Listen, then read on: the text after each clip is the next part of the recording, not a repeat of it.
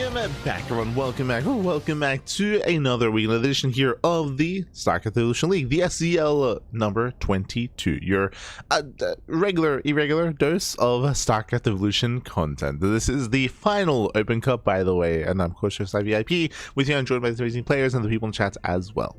Welcome and all. As I mentioned, this is the final Open Cup here of SEL, at least for the time or for the near future. They did announce, of course, that they were going to be stopping the Open Cups and starting up the main regular season. The main circuit, I should say. I believe they're planning to start up like a Code B, a Code A, a Code S iteration of the game. So they're able to have like a massive group stage into playoff bracket, or even group stage 1 into group stage 2 into playoffs as well. And they also have the SEL Ladder Invitational. So they're kind of like shifting Hyper 1 and those that work on SEL, they're shifting their focus into just a different kind of tournament format, which I think is going to be a good thing. The goal there would be to ideally force more games, like have more games and have a little bit more of like constructive feedback in regards to certain metas, in regards to what works and what doesn't work. I think it will provide for a better experience overall, specifically in regards to their balancing and their adjustments of the game itself. I kind of got ahead of myself. This is going to be, of course, StarCraft Evolution. SC Evo. SC Evo is a unique game mode which does pit together Brood War versus SC2. So again, it is a custom mode. It is a lot of fun, of course. Very different kind of meta, very different kind of style. And of course, the people working behind the scenes do work diligently to attempt to try to bring it together, balance it, of course, and try to bring it in line with Brood War and with SC2 as much as they can. Oh boy. But we are jumping into SEL number 22. We're going to be jumping into the quarterfinals. First, we do have Classic versus Hon Mono. Let's go. Let us go. Now, we have been seeing a shift in the meta as of late. We did discuss this last night during the podcast, referring to how very often in PvX matchups, it would be Robo openers. Robo into Reaver drops, into Reaver shuttle drops specifically. That was the go-to, but in recent times, that has been dying off a little bit here. We've been seeing more Gateway and more Stargate play instead, due to certain buffs, due to certain nerfs as well. We'll get into it. So for now, though, we're going to be jumping into our first series, jumping into game 1 between Hon Mono and Classic. Let's go.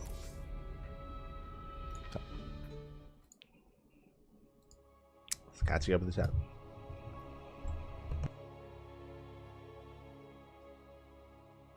Yeah. Oh, the nostalgia theme song. True. It's a Solaine's vibe. Sounds going to sound like 10 days if anyone wants to play in the new ones. Oh, there you go. There you go. Are you in reference to the new SEL League, I'm assuming? But regardless, we'll begin. And spawning in the bottom right hand corner of Ruby Rock, we have the South Korean Terran player. We have the blue Terran. It is Hon Mono. Yeah, okay. Oh good. So we do have the new league getting open, and spawning in the top left hand corner, we have the South Korean Protoss player. We have the red Protoss representing Protoss Pro. It is Classic. We go. Welcome on all to Ruby Rock, as we are jumping into our fresh best of 3, and we have the SC2 Protoss up against the Brood War Terran. Now, Hon Mono, he's very well versed when it comes to the SC Evo mod. Classic coming in as the best Protoss player in the mod. Is he? Would I categorize him as just the best player period in StarCraft Evolution? It's hard to say. I do know that we recently had a show match between Classic and SHIN, between Classic and Solar, but between Classic, SHIN, and ByuN, I mean, I would say they're the top 3 players of their respective races. Hard to really place them amongst each other, at least at the moment, especially with all the changes that have been happening with the shifts in the meta as well. So I'm curious, I'm excited to see how our players do compared to each other. Likewise, Hon Mono, how he does stand up to Classic. Let's go. Let's go. For now, we're just going for our initial CC first opener out of Hon Mono. CC first on the ground into our Rax follow-up. So far, so good. I mentioned earlier that we've been seeing a lot more Stargate play and Stargate openers out of Protoss. A lot more Stargate play, a lot more Gateway, heavy aggression as well. We'll see that trend continues here in PvT. I'm mainly basing that off of his series against Solar in that best of 7. So we'll see how Classy does approach our PvT matchup as well. We'll see. Ooh, as behind this, CC first into 3 racks follow-up. Okay, so a very aggressive follow-up here by Hon Mono. We'll see if he can throw down extra racks behind this as well, as we do throw down some, as we do spray the ground, throw down some cheese. Let's go. It's going to be on Classic to rescout and go back into the main base. So far, Classic has seen 2 Raxes, and it looks like he will confirm a 3rd Rax as well. So nice rescout here by Classic. He's fully aware as to what Homeowner is up to. What everything is up to. Does rescout. Please just go vultures. I don't know if I've seen Homeowner play mech before. Like, he's usually very bio-aggressive and very all-in as a result of that. I'm sure he's maybe played mech before, but I would not expect vultures out of Homeowner anytime soon. At least on this game. For now, Academy is being thrown down. Again, that's going to be for Stim, for medic production as well. The iconic sound. So eventually our Stim time. So again, 3x Stim here by Homeowner. He's going to be massing up. It's going to be on Classic here to attempt to slow this down. Behind this, going for a Twilight Council opener into Blink. From here, we should be throwing down extra gateways. We're imagining 3-gate Blink into a Robo before the 3rd. It will be a very safe way to approach this. The other option actually is to go up to 4 gateways as well and be even more aggressive and assertive. So far, we have 3 gateways in the main. So again, a very safe way to open up. This allows for excess stalkers. It allows you to build up an army, to build up a force early on, and to, more importantly, slow down the push and ideally force stims. Remember, there's no metamac, or there's no medics currently. There should be soon. True. My brain was locked into regular SE2 3x timings. But there's a difference, of course. Because you don't need a starport for supportive units, this should be hitting with some medics. And there we go. We already have 1 medic here on the ground. That's the power, the strength of something like a 3x, is you do get that supportive medic so much earlier here compared to SE2. Oh, that is a Temple Archives instead of the Robo. Okay. You have my attention. As we unsub Classic to slow this down. Does nibble away at the army. There's the first Stim. Yeah, Blink is done. Blink is not done. Catching a 1, 2 Stalkers go down. Some heavy losses there for Classic. Homeowner, he commits. Back across the map, we're throwing down a wall of batteries. We have 3 batteries on the way, 1 sentry. We have a couple of force fields as well. We need extra warp ins. And Blink will be ready in time for the push. But here come the boys. Yeah, here come the boys. 2 base all in here by Homeowner. It's like he's playing SE2. It's like, true. The most honorable of honorables as he does commit in. Yeah, it does commit in. The batteries are still not yet done. Yeah, the probes are being pulled as well. Stalkers, they blink back. A sentry goes down. Down to 5 Stalkers and Marines. Can we get on top of them? I mean, so far, nice stellar stepping. We do break through the entire mineral line. Every probe is going down. We do get one of the Stalkers. There's still 5 Stalkers left. Now up to 7. And a Classic microing his heart out. Does cut back. Homeowner sims in. Oof. Force field a little bit misplaced. Marines, they still get through. Yeah, they get through. Our Toast Island goes down. Depowers everything. And what you see is what you get. These are the final Stalkers. We have 7 Stalkers left. Marines, the probes, they tank well. They tank well. And Classic holds. Classic does hold on down to 6 Stalkers. He cleans up the army. He will catch out the reinforcements. And where exactly are we? Homeowner, he's down to 14 workers. Classic down to 15 probes. And remember, Homeowner does not have mules. He does not have mules, of course. This is Brood War Terran, so no mules available. Less of a comeback mechanic here when it comes to his economy. And Homeowner's hurting. He was close. He was very close to breaking Classic. Had pushed all the way up into the main base. Depowered all the production buildings. But the Stalkers, they survived. They survived. They made it through. Won't quite be able to break the natural base here. We have plenty of reinforcements. Homeowner, he's holding on. He's holding back.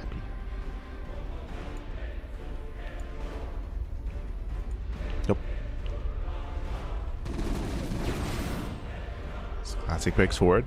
Behind this, Classic is rebuilding. He's remaxing. Building up his probe counts. And Homeowner should be gearing up for a second wave. That's typically how Homeowner approaches this, where if the first all-in fails, then we just pull the boys for a second time. Yep, there we go. This time he pulls all the boys in the main base as well. So the second wave, the second all-in. When he commits, so far the Stalkers, they hold their own, just barely. Very low. Very low on HP. We're pulling back. There are 3 batteries still at the natural base. Ay, ay, ay. It's a lot of batteries. So far, decent kiting. Catching out 8 SCVs. 8 workers go down. We pull back to all the batteries. Marines, they sim in, warping in 4 stalkers at a time. There's the NG overcharge. And we're running out of SCVs. We're running out of SCVs here. Now it's just pure Marine. Probes being pulled. All the probes will go down, but Marines are falling.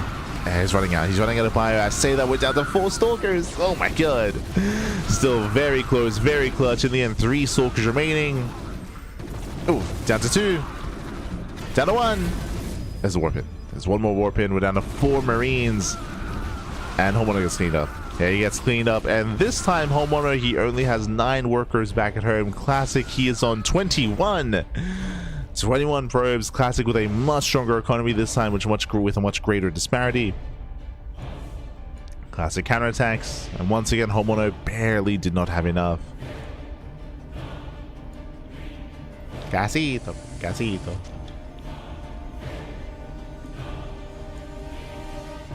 With 4 stalkers, Classic survives.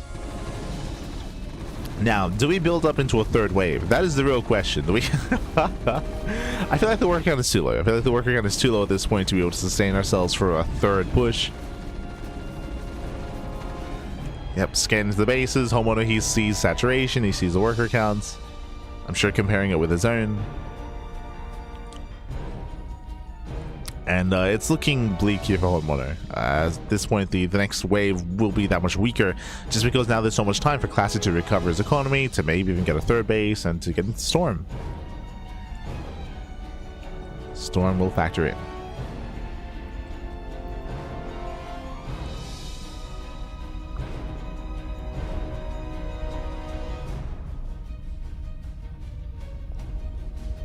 Vultures are an animal, but not animal enough for Homeowner. You're not wrong.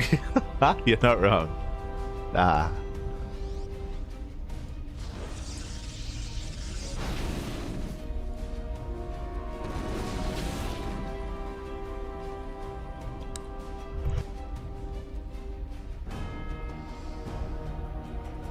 Premier Storm is finishing, getting into charge, resaturating 2 bases. Clash is just chilling. I was gonna say there's maybe a chance that Homeowner can try to sneak up when it comes to tech, but the reality is Homeowner, he's just sticking to his guns. That's all he can do. So just committing here into just rebuilding his bio army. But as we mentioned, at this point, because Classic was remaining so with so many more workers, like I don't really see this working anywhere near as well. But here we go, 3rd wave. The 3rd wave, happy. All the boys are pulled from the natural and from the main base as well. We leave, what, 2 workers mining. Let's go. I mean, there's a lot of SCVs, to be fair. What do we have? We have Storm. That's easier. There's a scan. He sees the Storm. He sees.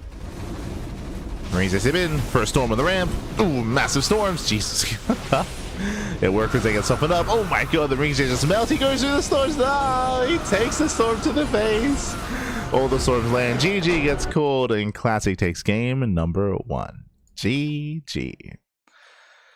Whew. GG, well played. Classic will take a lead in the series, and again, Homeowner, he definitely did damage. Of course, he was definitely breaking through. He gained a lot of ground, and hey, give Homeowner lesser opponents, and they died then and there. Classic, he was barely holding on with a handful of workers, with a handful of stalkers each time, at least for the first 2 waves, but did hold, right? Did end up holding, and with that, Classic just outscaled Homeowner. GG. The all-ins did fail, and with that, we're getting into game number 2. A big part of this as well, of course, I should wind out a little bit further back, is that remember, Classic scouted. Classic, he was able to scout, he was able to confirm the 3-act stim timing that was coming his way, and able to prepare in time. Once he saw the all-in, he was able to get 3 batteries back at home. He had the extra gateways as well, just to be safe. I would say he was maybe a little bit greedy to go for the earlier Templar archives, which eventually came into play later down the line, but that wasn't really impactful when it came to the first 2 all-ins and the first 2 waves, but was still able to hold on regardless. GG. GG, all played. Without going to be loading into game 2, going to be loading into Keris Passage. One of the more interesting maps in the map pool.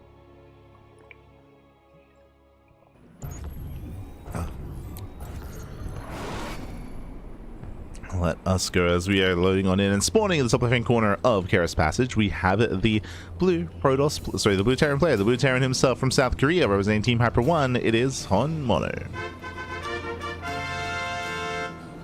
And spawning in the bottom right-hand corner, we have as a bottom, we have the red Protoss, representing Team Protoss Pro. It is Classic. Let's go. Let us go.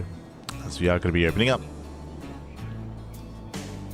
And talking about Karis Passage, I believe is a map that never made it into any ladder map pools, but is a much older TLMC map instead, from like TLMC 17 or something. It's been a while. So it's an interesting pick here from Hyper 1 to kind of update the map and bring it forward here into StarCraft Evolution League. Has some interesting features. We have some goal bases here on the top side, which we have seen Zerg players rush into in the past. We have some choke points here in the center, which can be opened up by knocking down these trucks. Oh, hello. As we're not really going to experience a longer and later game, to be fair, because it's Hon Mono, so we're opening up with 2 Raxes. Let's go. 2 Rax opener out of our Terran, and we'll see if we commit into a 1-base all-in. I would not put it past him.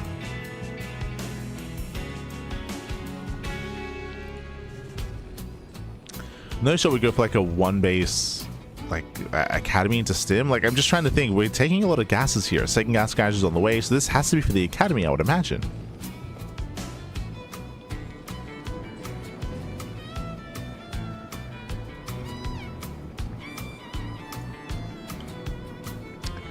Hon Mono, he does pull back, just getting a little bit of vision out on the map. Yep, there it is. Academy is going to be on the way. Checking Classic's vision, he did not get into the main base. So Classic, he saw 2 Raxes. He has not seen much more than that. He's not aware the gas guys is being taken. It is going to be a 1-base all-in. So 1-base all-in at a Hon Mono. Back at home, Classic, he's just opening up in a much more standard fashion. The pressure is going to be on Classic to confirm how aggressive Hon Mono is being.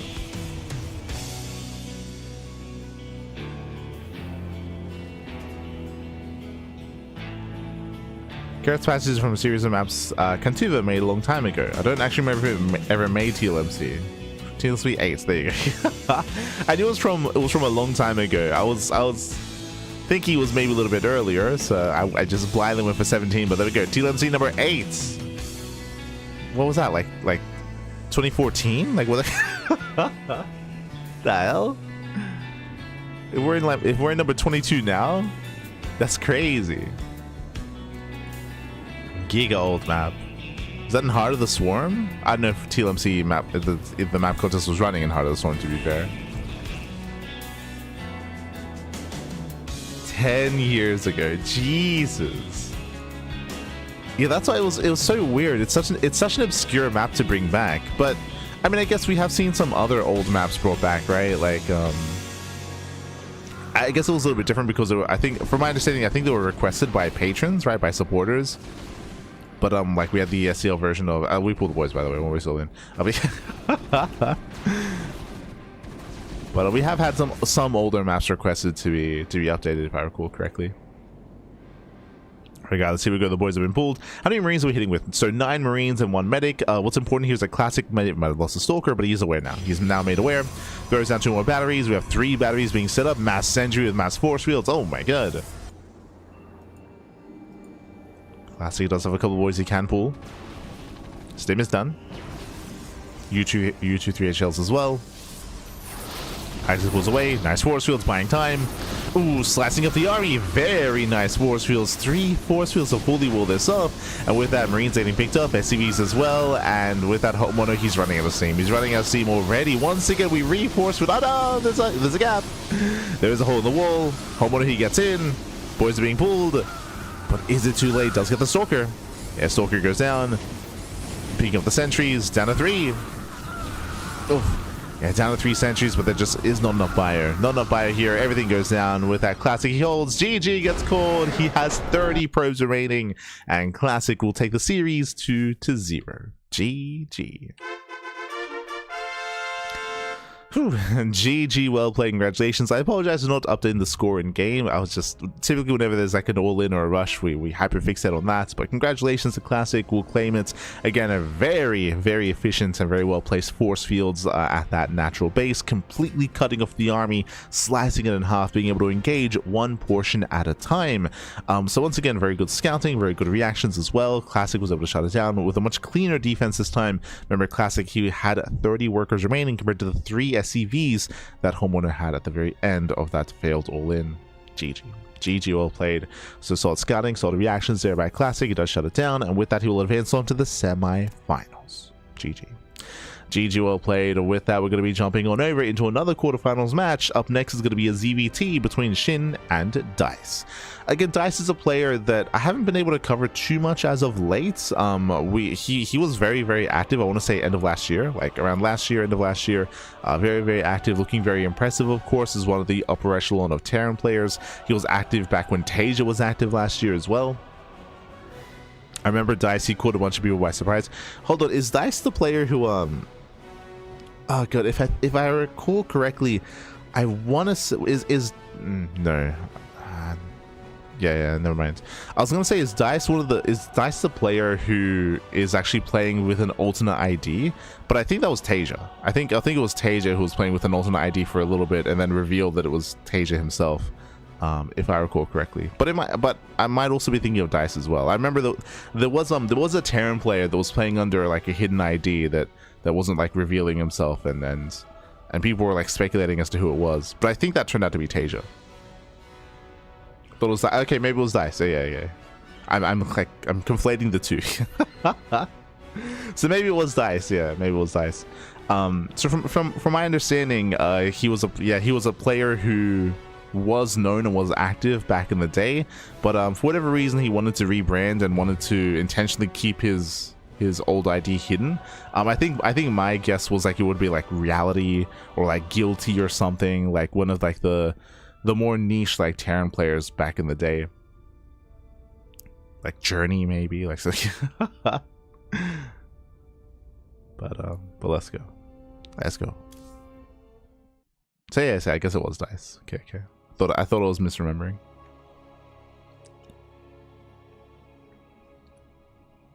From my understanding, I believe yeah, there was some speculation as to who he was.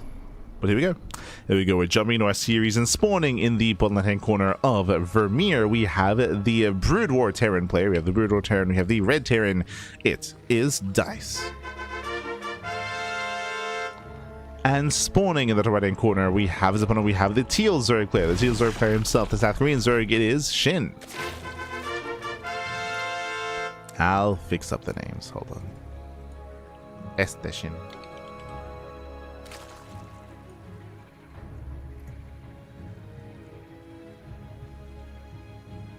Gotta get my teal going. Beautiful. And here we go. We're getting to our fresh series here. Again, welcome to Vermeer. Vermeer is a 4-player spawn map. You can spawn in top right, top left, and bottom right as well. Checking our spawn locations, Dice, he's aware of 2 locations here on the right-hand side of the map. SHIN is aware of the likewise same locations as well. SHIN opening up with a cross-spawn scout with his drone. Meanwhile, Dice has yet to move out with any worker, just going CC first. So a bit of a greedier build here, which is more common on these larger maps. Much more common. I mean, hey, we saw Homeowner go CC first as well. Dice doing the same here. Does CC first. Behind this, again, it's still quite common, still quite meta to go into 3-rack stim timing, so we'll see if that is going to be the case here. If we go for extra racks, there we go. We have a 2nd racks, and we're leaning towards a 3rd racks as well. We were discussing how there has been a bit of a shift in the meta when it comes to Brood War Protoss kind of openers and builds, and how we've been seeing some more gateway play. When it comes to Terran, it's been the case for like 2 years now, but yeah, still the case. 3-rack stim, let's go. Let's always and forever, pappy. Of course, has been announced in the PTR that some of the production of Terran is going to be changed and adjusted and ideally improved for Brood War Terran coming into the mid to late game. But that'll be showcased sometime in the future in the PTR events, which we'll most likely cover ourselves. We'll cover them.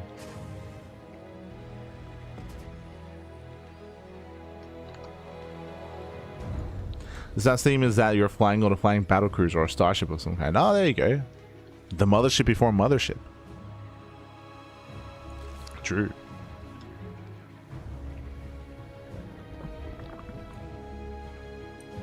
Huh. As Dice now does move out with his first scatter across the map, back at home, just hatch gas pool into it. Sorry. Say hatch gas pool. Gases open out of SHIN, very greedy, going gasless, going into late gases himself. This typically does mean that we're going into either heavy roach play or potentially even skipping into lair tech into mutas. The reason for this is because your gases are so late, you just skip link speed. You skip link speed, and to be safe, especially against a 3x sim timing, we're leaning more towards taking gases and going for a roach one into a roach heavy style, and that can obviously snowball out control, leading into ultra tech down the line. So there's that roach one. Again, this is just a very SE2 coded opener here from SHIN. Going for his gas. Going for his roach horn.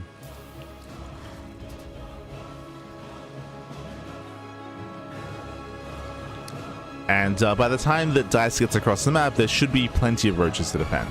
Should be.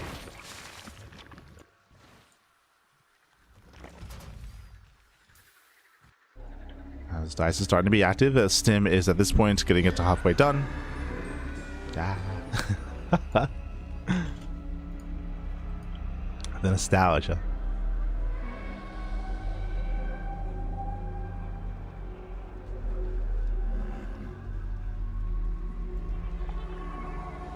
As Dice commits, he gets spotted by the Overlord. SHIN back at home is getting ready. Roaches are amassing. The creep is a little bit lacking here, connecting the bases, but regardless, there's going to be plenty of roaches here. We have the lair on the way. That'll be for roach speed. And there are 5, soon to be 7 roaches and 2 queens to defend. Dice still looking for a way in.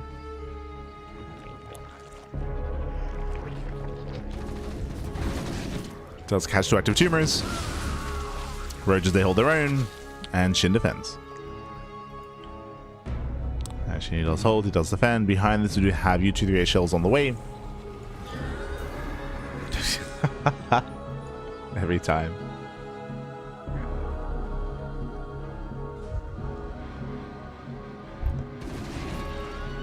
Oh no, Dice, no! What have you done? Smooch, papi, smooch. I was gonna say that that the armory sound, it elicits it sparks joy.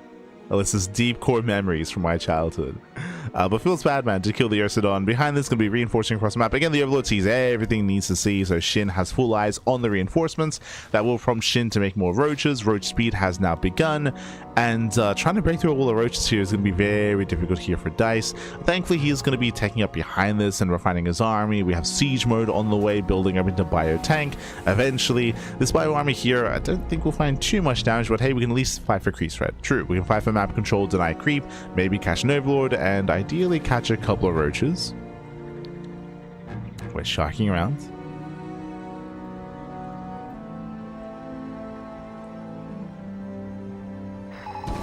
Oh.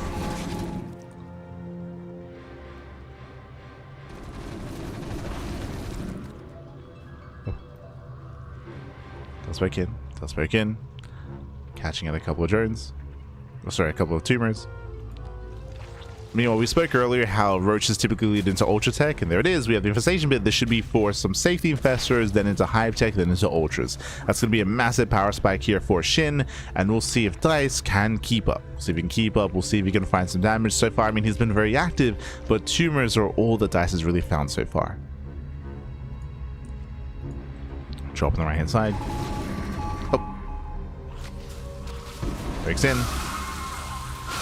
Oof. Yeah, nice big ups here. Catching our Marines, catching our medics as well. Yeah, very nice catch out of SHIN. Does give chase. At the same time, we have the drop moving forward, trying to find some damage. But these are some heavy losses here for Dice, losing all the medics. Back at home, there are some lingering reinforcements. The slow things, let's go. Just in the air, we have the slow things to defend. They're in position. Do we force a pickup? We do. As Marines are being cleaned up, they get dealt with. Yo, slowlings, they're cracked, man. They're cracked. There's that hive on the way. So we have 3 safety infestors into hive tech, into ultras. And Dice is still trying to build up here. Claiming his third, building up his tank counts. But we're a ways away from really securing this position. Oh, researching spider mines. I'm still on the I'm still on the fence when it comes to some of the new art. I think this was added relatively recently. Some of the new upgrade art.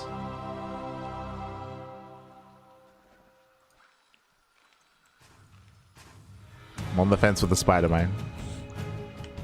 Ah.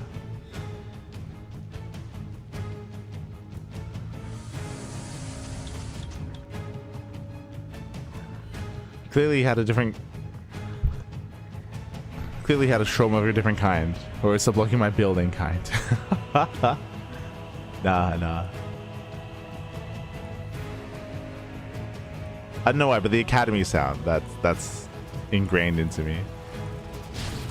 I mean, there's a lot of really iconic sounds from it. We speak about this every... I feel like we speak about this every time we talk about SC Evo, but for whatever reason, like a lot of the... At least personally, I feel like a lot of the sounds used, whether it's sound effects or whether it's voice lines, like feel a little more memorable to me than in SC2. A little more iconic. Maybe it's partially because like it was exposed to me at a younger age, so that like that hit a little bit harder, or maybe something else.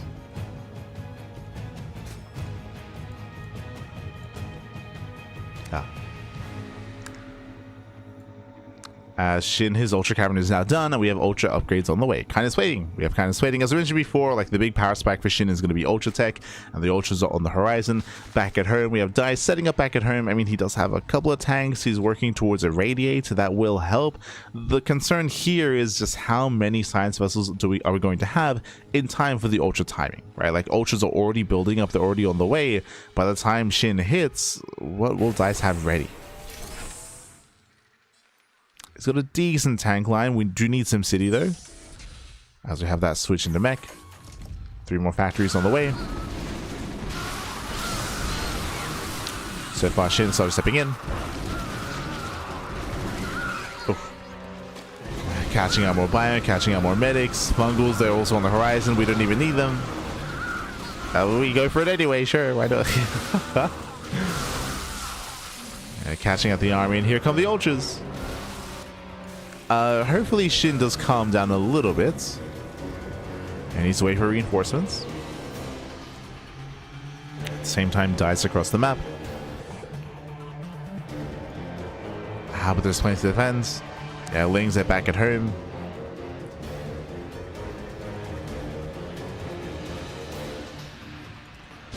I will say the siege line here is looking quite solid. We have, what, 6 tanks? 6 tanks. Some okay SimCity, creating some choke points.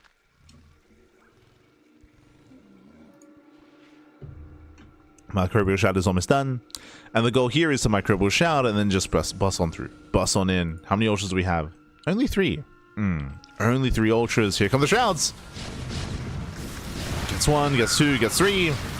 Yeah, throws down all the Shrouds. Ultras, they try to bust in. But once again, there's only 3 Ultras, and we're stuck with aim of attacking buildings. SHIN. SHIN, we gotta go. We're running out the Shrouds. Yeah, it's a little bit of awkward execution there at the SHIN, but he still breaks through the first tank line. Oh my god. Cleans up most of the bio. Yeah, bunkers are going down with that. The Marines have been broken. We do still have 2 tanks here at the natural. At the same time, Dice does counterattack, but only with a handful of Marines. Yeah, there's only a handful across the map. Ultras are still wreaking havoc. They bust into the mineral line. SCVs are finally start going down.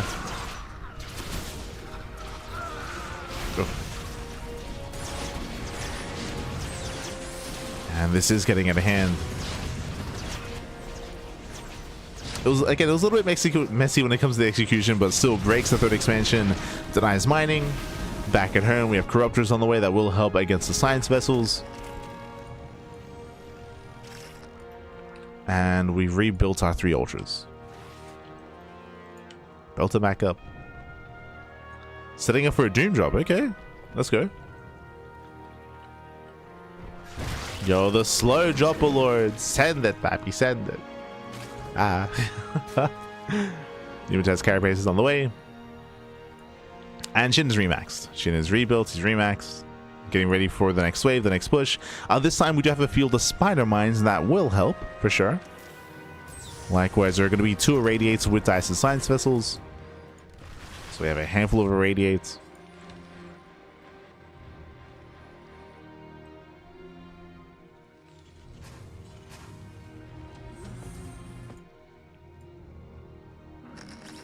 Oh, Jesus. The spider mines. Looks like a fly. I think for me, the upgrade visual use of the spider mine, it just looks a little bit too round, like a little bit too bulbous. That's what I'm used to. I could be misremembering, but I believe like in Brood War it's just a little bit thinner. But here we go. We do smash in, irradiate here on the corruptors. Despite that, Banelings, they did connect. Still a better trade for SHIN. That was our trade. Again, we have our attempted mech transition. Oh god, and here comes that Doom drop. A drop. There's not that much left. No! The Ultra does not land. Does not unload. Some expensive losses here for SHIN. This job was not worth it.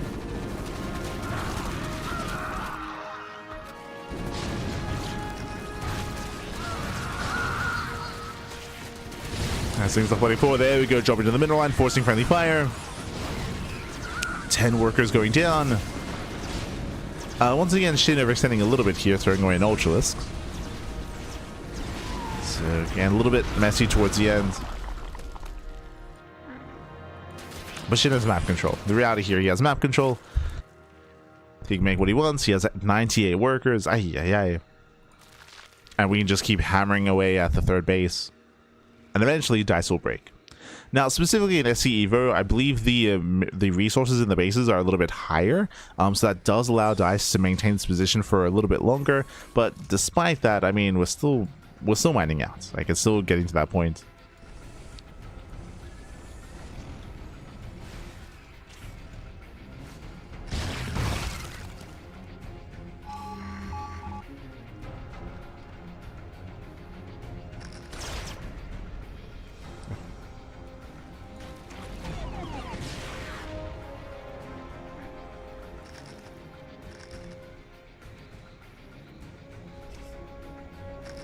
SHIN is baiting out as many mine shots as he can.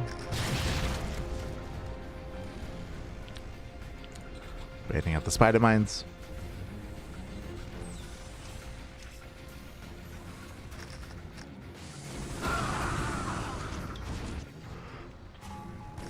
And now we commit. We'll lapse in. We do have a couple of microbial shrouds. Yeah, the Ultra pushes forward to have the irradiate at least. And the Ultras will eventually go down. So nice use of irradiates. Oof. Once again, the Marines, they do fall. Vultures, they hold their own. And do we get into the mineral line? We try to get in. But not this time. Oof. Gee, oh my god. Yeah, not this time as Dicey is holding. A decent defense out of Dice, to be honest. Losing only 9 SCVs.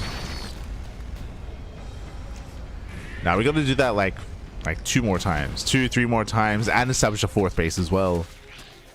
Which again is easier said than done.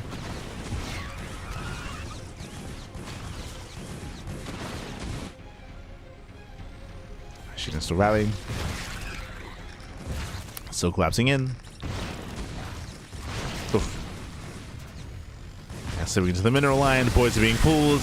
Workers that cannot be lost here. Yeah, some brutal losses for Dice. He'll lose every single SCV. 30, 26, 7, 8, 9, 30 SCV kills. Crazy damage here at the 4. GG gets called. And SHIN takes game number 1. GG. Whew. GG, well played. SHIN looking very comfortable. Looking very comfortable here in game 1. Winding it back a little bit here. SHIN went for a gas-less opener into a roach-heavy start. followed by, of course, taking up into Hive Tech, into Infestors, into Ultras, and then he snowballed out of control with his Ultra Tech. Our concerns were valid in the sense that I was concerned that the Dice wouldn't really have defense available in time to defend against the Ultras, and we saw with that microbial shot timing that SHIN, he broke through the defensive line. He broke through the defenses, he broke through the economy as well. Might not have killed Dice, but did cripple him to the point where Dice could never quite recover and keep up and have any presence on the map. I do appreciate the Dice did have some drops active, like every now and then there were medevacs or dropships across the map. They were distracting, doing some counter damage, but it was not enough. GG, well played. With that, we're getting into game number 2. Going to be loading into Golden Wall. Let's go. One of the other older maps of the map pool from like 2020. It's been a good amount of years. It's crazy. It's been quite some time. Let's go. Spawning in the bottom hand corner of Golden Wall, we have the red Terran player, the red Terran himself. We have the South Green Terran. It is Dice. And spawning in the bottom right hand corner, bottom right hand corner, we have the opponent. We have the blue Zerg player, the blue Zerg player himself. It is SHIN. I'll fix up his color. Here we go as we are getting into game number 2 here. Welcome to Golden Wall. Golden Wall was one of the first maps that had this specific kind of feature to it, which was cutting the map in half with mineral patches. We saw this later on in El Dorado. We saw this later on in Alkione in more recent years and more recent times. But from my recollection, this is kind of where it began, where the map has two halves, two sides, if you will. We have the top side and the southern half instead, all cut off via the Golden Wall. So we have these golden mineral patches here throughout the center of the map. They can eventually be mined out and opened up, of course, and you can choose to expand either here on the top side or open up this Golden Wall here and expand on the bottom side instead. If we both expand on the bottom side, the rushes and spy ground is very short, very short, and there has also been some cheeses and some rushes where you can mine through these patches, take the gas geyser across the map, open up this wall, and then flood in with like a link flood or with some kind of all-in. There were some niche builds which did make use of that. Likewise, because the goal base is so close, we did see a lot of Gangnam Terran back in the day as well.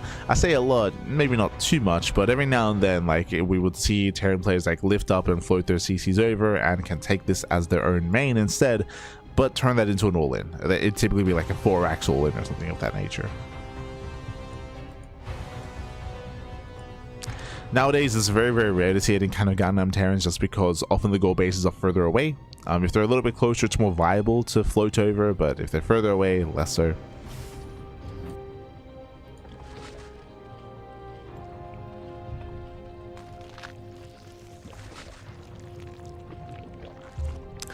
But we'll see how Dice will change his approach, as this time it is Dice playing SE2. He's the SE2 Terran. Mining through that southern half, going for the CC. It looks like he wants to go for the lower expansions.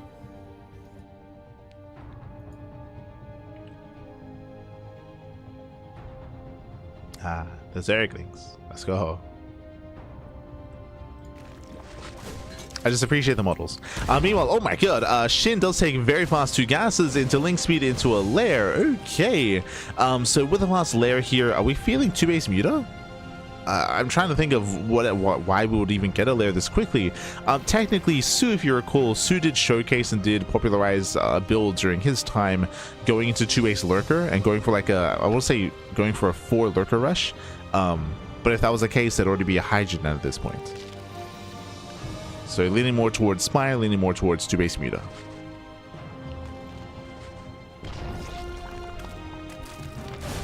The Reapers, they will threaten the mineral line, denying any kind of mining. Lings, they're coming from behind, but no surround. Oof. Yeah, no surround yet. Oh my god. I spoke too soon.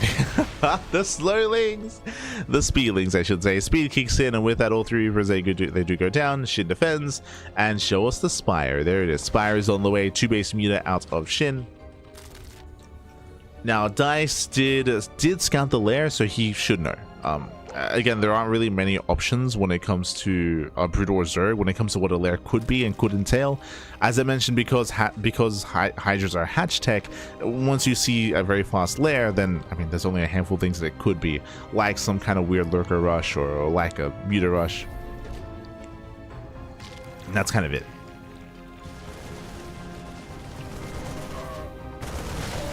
Oof. As things they collapse in.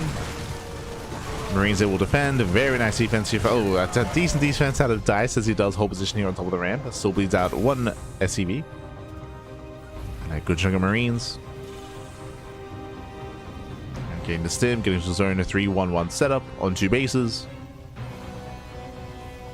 Dice is building up.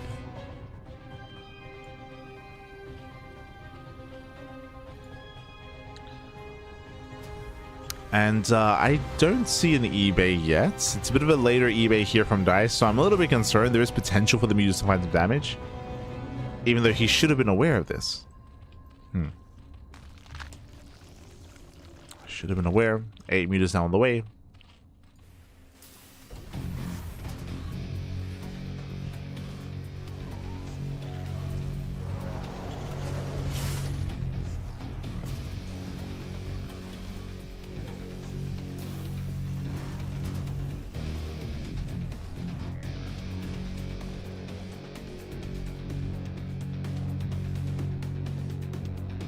So we got, I believe, 8. Yeah, so we have 8 Mutas moving out. SHIN has potential with this, as turrets are still not yet done. Remember, the eBay was delayed. Right, catching 1. Catching 2. 2 SV kills, and likewise nibbling with the Marines. It does just overwhelm. Oh my god, no turret! Yeah, no turret. Just now finishing. And Dice should hold. Dice should hold on. Despite that, though, 5 SCV kills. Very nice trades here out of SHIN, losing 1 Muta so far. He's been trading well. Catching one of mine. Oh, leads out a second Muta. Yeah, second Mutalist goes down. SHIN playing with fire here. Oh, losing a third Muta. Some expensive losses. Losing 3 Mutalists so far. Down to 5.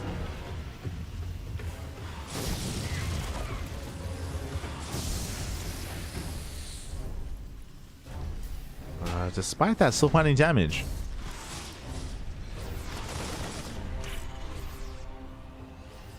Still able to. Likewise, we have capacity upgrades on the way. I believe that is... No, wait, no, so that'd be just numerous carapace. Okay, okay. No, I associated that with capacity. So numerous carapace, getting to Overlord speed. With this, we can try to work into Overlord, sorry, Job Lords. But Mutas are doing well for themselves. Getting over 4 SCVs. Can we get 5? Yep. Yeah, Zeiss is trying to break out. But again, if he were to, there'd be a backstab. Muta so far successfully containing Dice back at home. SHIN is droning. SHIN droning up his 3rd base. Getting it up and running. Oh! Mine shot does not connect. Dice does break out. Back at home, there's not much. There are links at the natural. Okay, here. There are links at the natural base. There are some defenses. Dice unloading early on. Maybe assuming that there's a base here on the southern half. And making that assumption.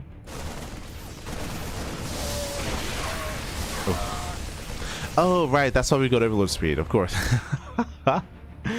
It's in my mind. It's been a while since we've casted Zerg and SC Evo as the mind shot goes off, but Overlords are detectors, of course, of course. The detectors back.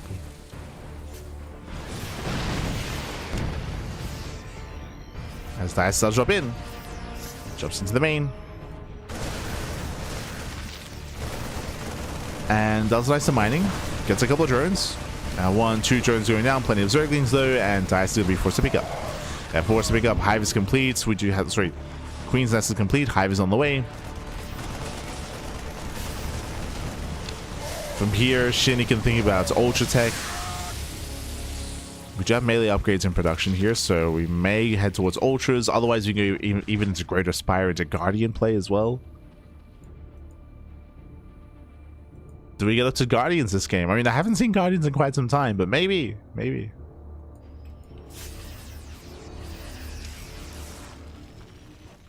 Oh, never mind. We just pull the boys. Okay, 2 base all in. Dicey does pull the boys, sending everything across the map. At the same time, Mutas will catch reinforcements. Nice catch.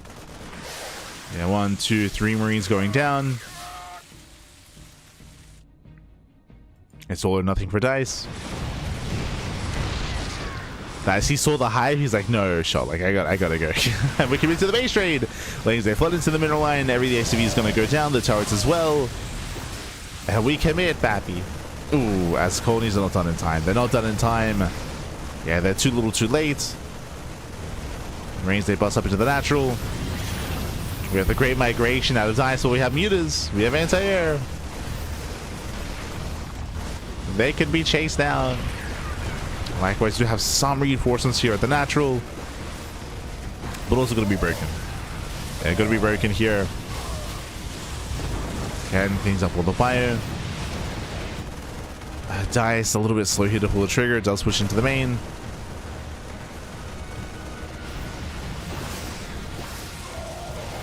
Pushing into the main base. Picking up a couple of mutas here with whatever he can. No, the attempted repairs. Not good enough. And the issue here is that SHIN, he still has all these other bases, and he has a wall of colonies. Oh my god, a wall of sunken colonies here at the northern expansions. SHIN is still mining.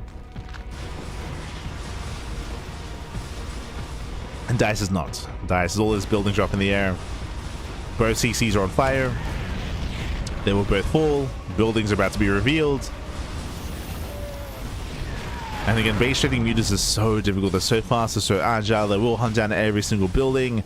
At this point, Dicey has to return to protect his buildings. There's no other way. And even then, he's racing back home. And he's racing back.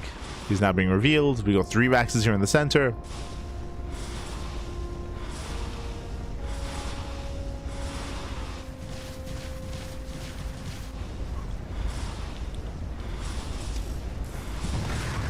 Chelsea's 3 Raxes remaining. That's all there is left. There's 0. Sorry, there are 14 SCVs remaining as well after attacking in the main, but there's no money for a CC. Oh, nice catch.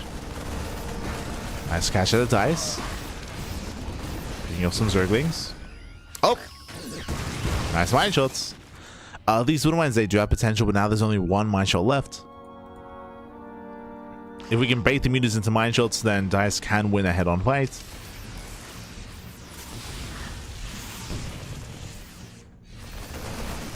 Dice is relying on that.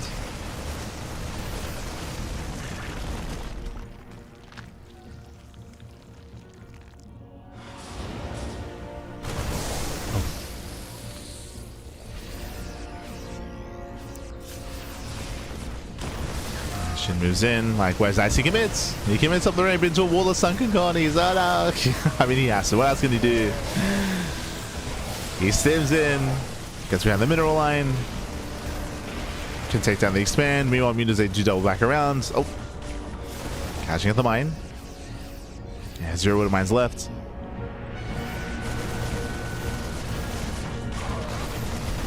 We got 13 Marines. Use that poking from behind. Oh, one of the Raxes does catch fire. 2 Raxes left. Down to 2 Raxes.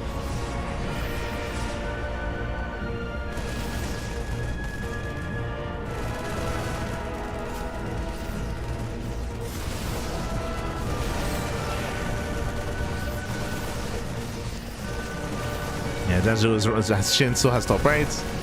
Still has base mining. Still has mining, Pappy. And yeah, Dice is he's just having a bit of copium here. I mean, as I mentioned earlier, there was a chance a couple of moments ago with his 3 Wooden Mines. If he could land those Wooden Mine connections, then he could overwhelm all the mutas and then break through. But here, like, there's just too much ground to cover, and there are just so many colonies. There's a world where maybe Dice can avoid those colonies and a hit top right instead, but he eventually has to deal with this. Eventually.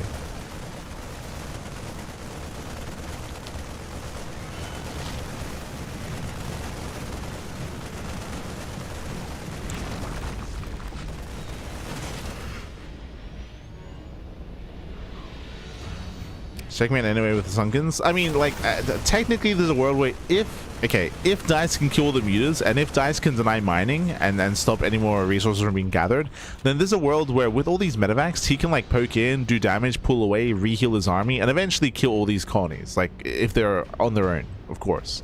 The issue right now is that because it's an economy, SHIN is still building lings. Like he's still making lings and still making an army. It's not just the colonies, it's not just the mutas, it's reinforcements as well.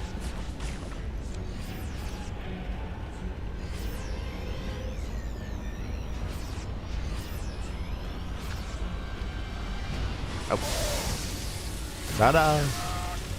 As lose another marine, down to 7. 7 marines left. GG. GG gets called, and SHIN, he will take game number, or he will take down DICE here in Golden Wall. Was this game 2? God, I'm just... GG. GG, well played. Yeah, as well as game 2. So 2-0 here in favor of SHIN. Right, of course, game 1 was on Vermeer. Game 1 was the Ultralist game, of course, of course. It's early in the morning, back early in the morning, but GG, well played. SHIN will claim the series 2-0. DICE, he was able to confirm the muta play, that is true, but I would say that he was a little bit greedy when it came to his eBay timing. Despite being aware of the mutas, his turrets were late, his eBay was late, so we saw that the initial mutas were doing decent amount of damage, of course, and eventually DICE was just forced into two base all in. He was just sustaining too many losses with his marines, his SCVs, and even widow mines at times as well.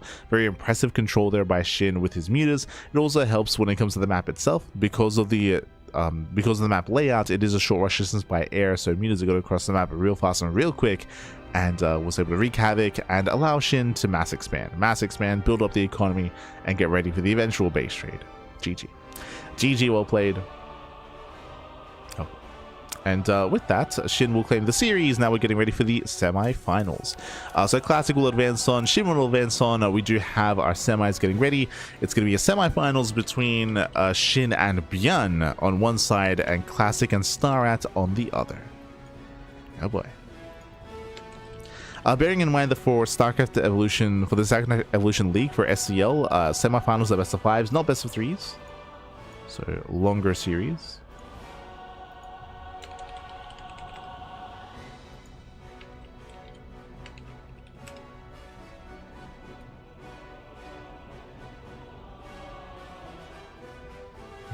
Go. Just need one momentum to set the players. Bam. Now we're jumping in. We're going to be jumping in game 1. Game 1 is going to be on Sylphid. Once again, Sylphid has been around since like the inception of SC Evo. It's been a while. I would hope to see some new maps added soon. I would hope to see. But here we go. Here we go. As spawning in the bottom left-hand corner of Sylphid, we have the South Korean Protoss player. We have the red Protoss representing Protoss Pro. It is Classic. And spawning in the bottom right-hand corner, we have the blue Protoss player. We have the Brutal Protoss representing open land of Taiwan. It is StarCraft. Let's go. Let us go. As we settle into our fresh best of 5. Meanwhile, a big shout out to Yommers in the chat. God, papi, God. Thank you so much. Thank you so much for subscribing to Twitch Prime for 6 months, half a year of support. Gracias, papi, gracias. Hope you enjoyed the content, the StarCraft, the casting, papi. Thank you so much. Thank you so much. Do appreciate it. Do you think that'll happen since Hyper got a new job? Oh, I mean, I can always dream, papi. I can always not saying it's a bad map. I should emphasize that as well. Like, I'm a fan of Sylphid, don't get me wrong. But I will say I feel like it's overstated. It's becoming like the new Overgrowth, right? It's where Overgrowth was around for like 2 years or something, like for an obscene amount of time. I feel like Sylphid again has been in the map pool since, I want to say, the beginning, or almost the beginning. It's been a while. I feel like if we're not able to make any new Evo maps, I would hope to rotate them, I suppose. Like, there are a decent chunk of Evo maps made.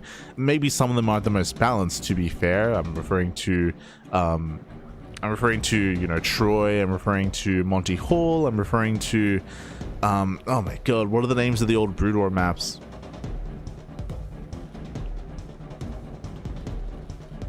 Python, that's it. Actually. I was trying to remember, but there are a lot of like SEV maps that have been made. Obviously, again, some of the maps are maybe less than ideal, but having at least rotating between them every season or so would be nice. I say that I guess Karis Passage is one of the newer maps, but yeah, would be nice to have some kind of rotation between them if we're not adding new maps. Did Match Point ever get played? Because that's ported. I don't think we've ever had a series on Match Point. It's possible that maybe it was a part of a map pool at one point or another, but just never made it through the veto process. But I have never cast on Match Point.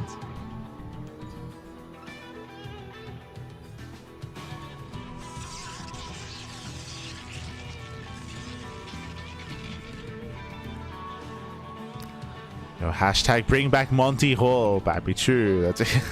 Ah. I keep hearing you saying bring back.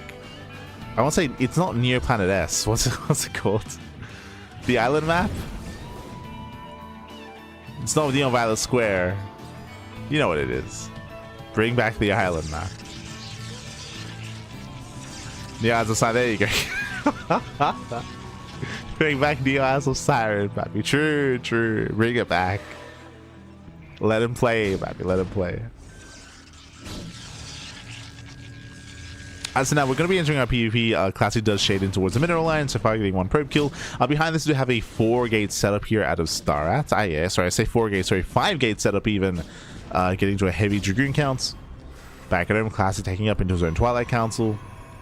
Now, typically when it comes to PvP, it's a mirror matchup in name only because Dragoons are so prevalent from one side of the aisle. Typically, we do see a lot of Robo heavy and Immortal heavy play from the other, but we'll see if that trend continues as we do catch out one of the Dragoons. Not bad. Gets one. Does catch a Dragoon. And it's canceling the 5th gateway. It does cancel, but oh, the wall thankfully does close up in time. Yeah, Star actually does close up the wall. Match Apologies will picks up the player names. Will fix it up.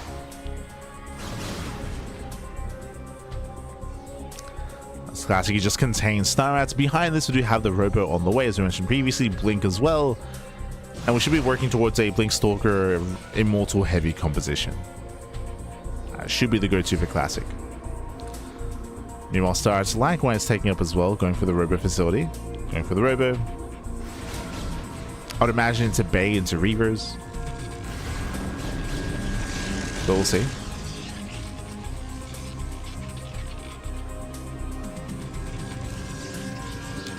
As it feels like PvP hasn't changed too much here. As the upside do shade in, they manage to get it. No! Shades into the middle line. Probe's going to be going down, getting 1, 2, 3, getting to 4 probe kills. Did I say 4? Getting up to 6 as we have more adepts in the main. 6, 7, 8, 9 probes, getting up to almost 10. Oh my god, 10 probes go down. Critical damage early on. This is too much. This is far too much here. 11 probes falling. And back at home, I assumed it was going to be Immortal, but no, we're going for the Bay. We're going straight for Disruptors. Okay. Classic cutting corners, being a little bit greedy here. He's being greedy. Start, his hand is being forced. He's rushing across the map. He's down to 28 workers. Again, barely an economy. Start, he has to commit.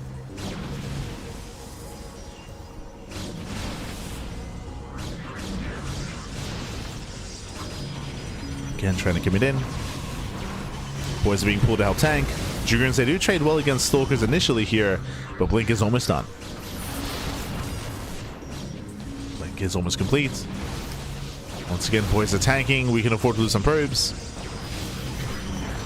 Catching on one of the Dragoons. Disruptors on the way. And remember, Dragoons, they can't blink. They cannot blink away, but they are gaining ground. They have more Stalkers falling. We have to buy a little bit more time. And likewise, Classic cannot waste his shots. He cannot waste it.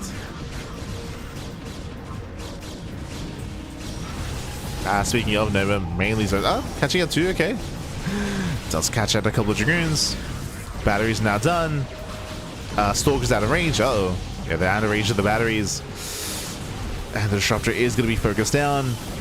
But there we go, does cat back to the surround. He gets fully surrounded, the boys are being pulled, and with that there's no escaping this. Every Dragoon will fall, there's no kiting potential, and he's going to be chased down, losing every Dragoon. StarCraft, he got baited in, he got surrounded. May have killed the Disruptor, but it was not worth it. It was not worth it. StarCraft, he will lose everything, and behind this StarCraft, he was all in. He had no economy, he had no third base behind this either. He's trying to rebuild, now taking up. Yeah, the Bay is on the way for StarCraft. But he has lost his momentum.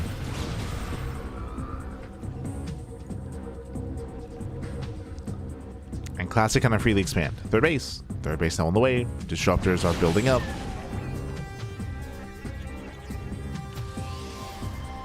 He's getting to his own Disruptor count.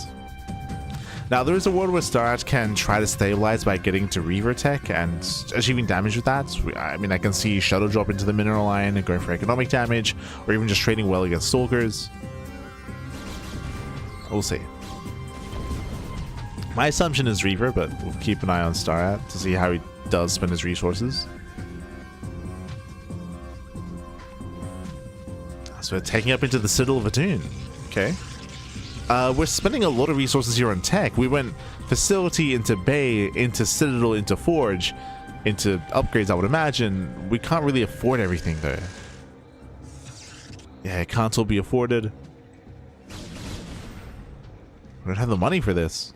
For everything at once, I mean.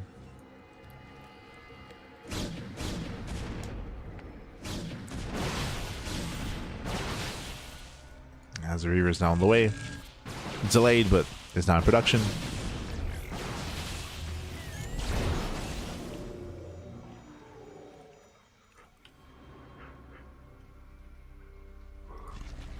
The game is slowing down.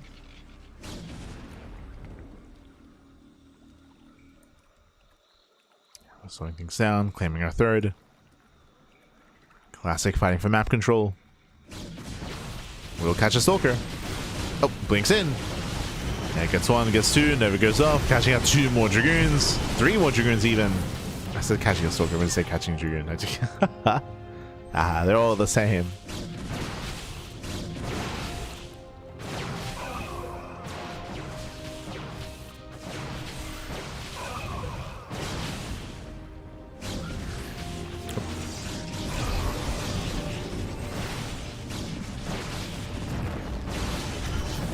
Classic does make in, catching another Dragoon.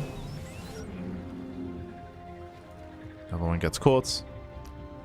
Would you bleed out a good amount of Stalkers? We just back off. We back off. We build up more of our Disruptors. Just reinforce and keep out trading.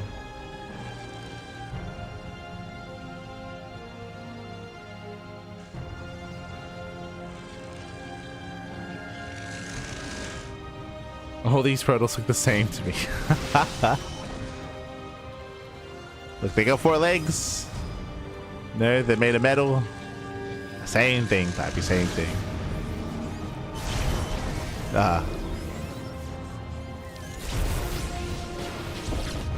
Kappa.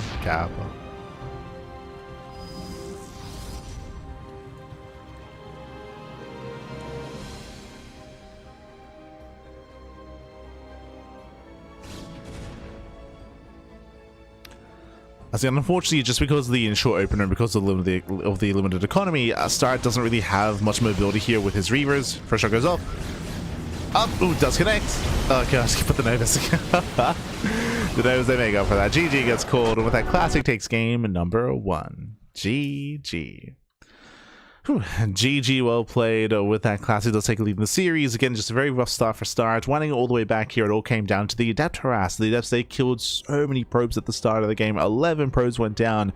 With that forced StarCraft to commit, that forced him into essentially a 2-base all-in. That's why the third was so late, because it was all or nothing there for StarCraft, and in the end, the all-in failed. The all-in did fail.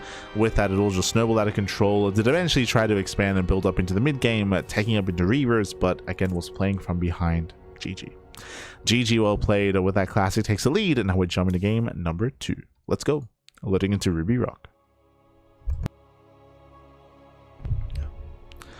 Gonna be jumping in game 2, gonna be loading into a much smaller map in the map pool. Shorter rush distance by ground. Aggression here is favored, and we'll see how aggressive we plan on being. As spawning in the top left hand corner of Ruby Rock, we have the South Korean Protoss player. We have the red Protoss, the Brood War Protoss. It is classic. And spawning in the bottom right hand corner, we have the Taiwanese Protoss player, the SE2 Protoss. It is StarCraft. Let's go. Let's go.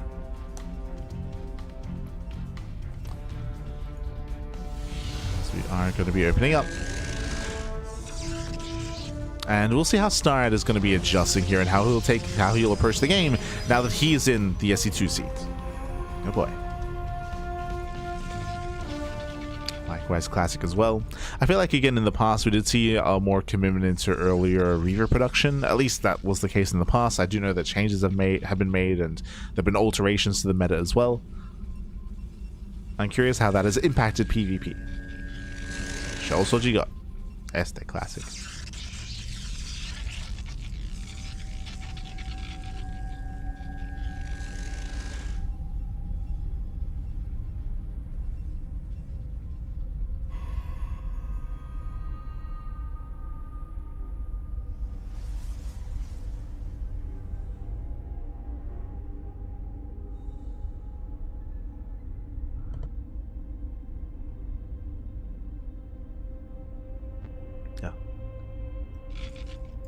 As classic does set up a proxy in the center. Okay, let's go.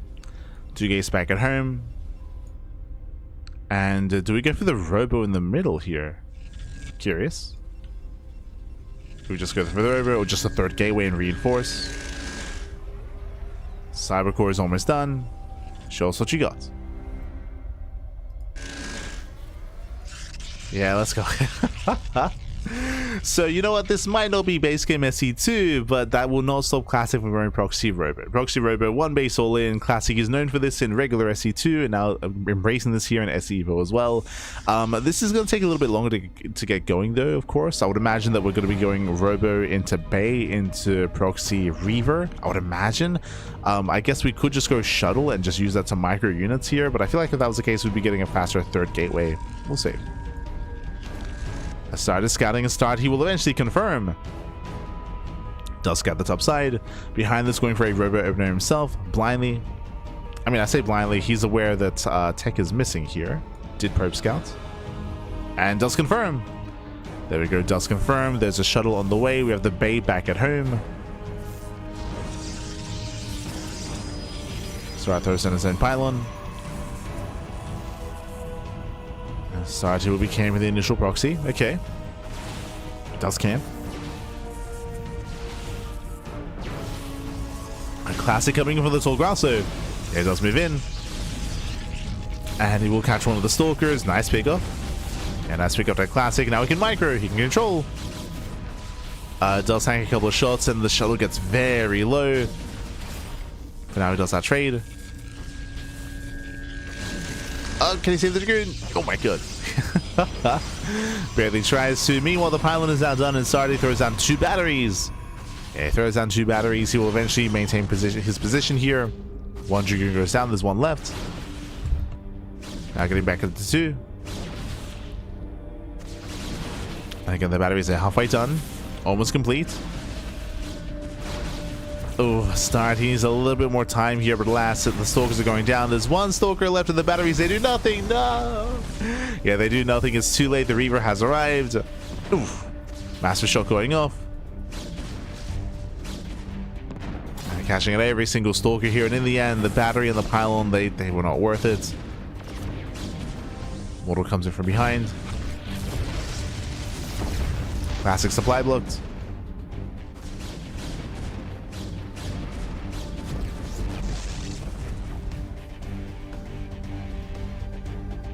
Now breaking 3.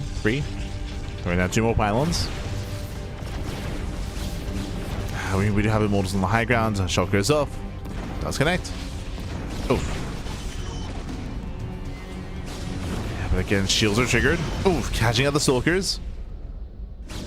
Again, better shots out of classic. Another one connects. And with that classic, he will clean up. Yeah, he will clean this up here. Massive Reaver shots going off. The Scarabs, they connected with that classic. He overwhelms. He overwhelms the army, takes down both Immortals. He can just keep on pushing. And Starrat, he is in trouble.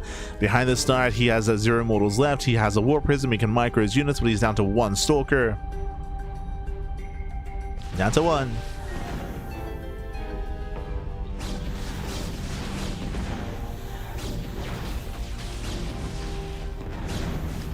And we are wasting Scarab shots at least. True. Wasting some shots.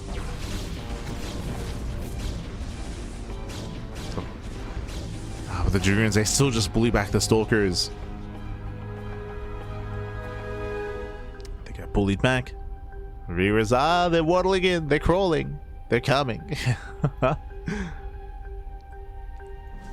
Slowly pushing forward. Oh. Shots going over the Immortal.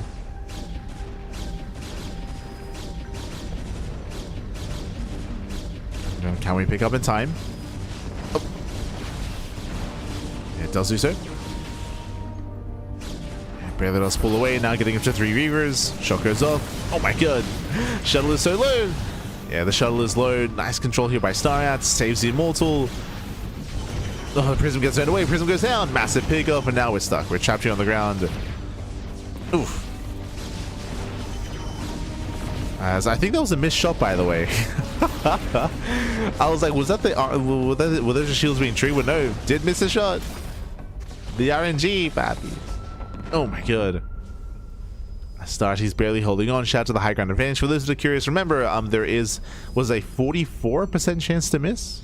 It's like just under 50% when attacking up a ramp.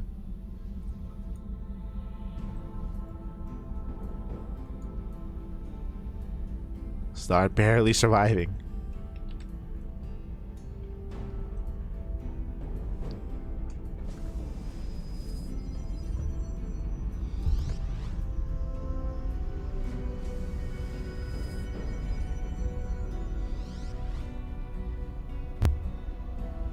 So Classic has to rebuild that shuttle.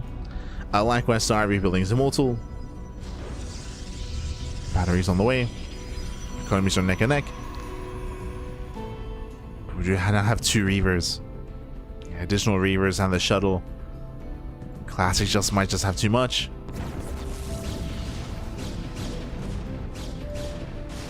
They're going for the Immortal. Oh my god. Massive connections. Oh my god. The Immortal goes down. GG gets called. And with that, we overwhelm. And Classic, he will take game number 2, taking a 2-0 lead in the series. GG. Whew. GG, well played, does take it to a lead, bearing in mind, of course, that we do have a best of 5 ahead of us here. Best of 5, not a best of 3, so we do have at least 1 more game ahead of us. We'll see if Start can bring us back. Can he bring us back here? It's going to be Start's map of choice. Sorry, it's going to be his race of choice. Does he commit to SC2 or switch back to Brood War? Let's go. Let's jump into Vermeer.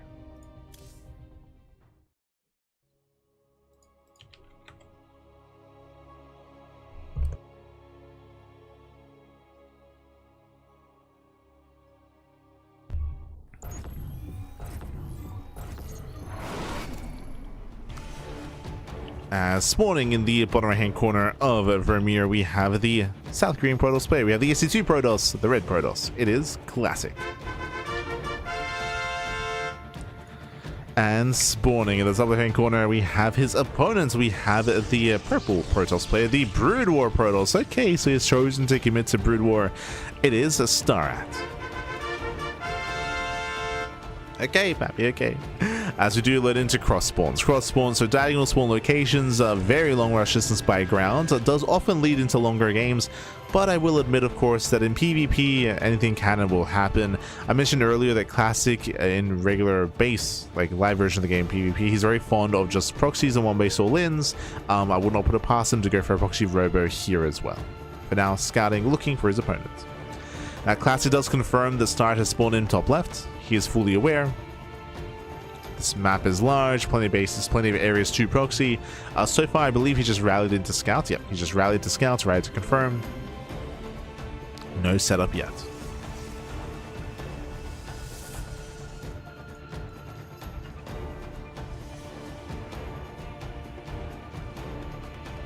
And this does look more and more like an economic opener. Yep, there we go. I did notice here only one gas. Only one gas taken, so it's going to be a gate expand before the Cybercore. Hyper greed at a classic. But that's what we expect on these larger maps.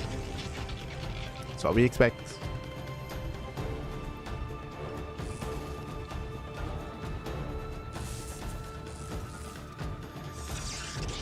Hola, bienvenidos. Este León. Bienvenidos.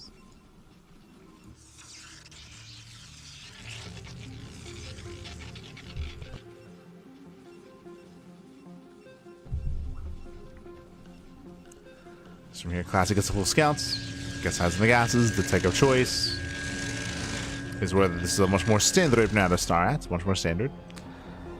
And we'll see if classic can get eyes on the tech of choice as well, whether we open Stargate or Robo.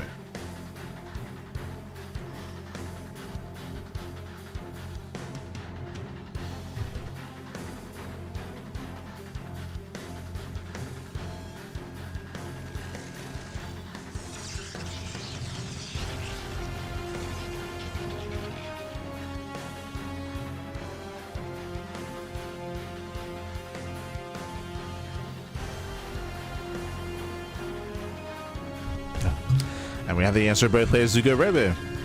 Roblox facility here for Starats, likewise for Classic as well. And we're expecting Reaver play, right? We're expecting Reavers here from our Brood or Protoss player Classic. Likewise, we're expecting either Prism first or just Safety Observers into Immortal production. A much more defensive start. This can eventually lead into a 2-base all-in with Glaive Adepts, so we'll keep an eye on Classic to see if he does commit or just expand, get a 3rd base and build up into the mid-game. Oh. Start opening up the observatory, getting vision. Does scout his opponent's location. Some observers are on the way. For those that are curious, you do require an extra tech building to actually unlock observer production. Need that observatory. And, oh, Classic going straight for the Bay. Okay, once again, we're just skipping Immortals entirely, just like in Game 1, going straight for Disruptors.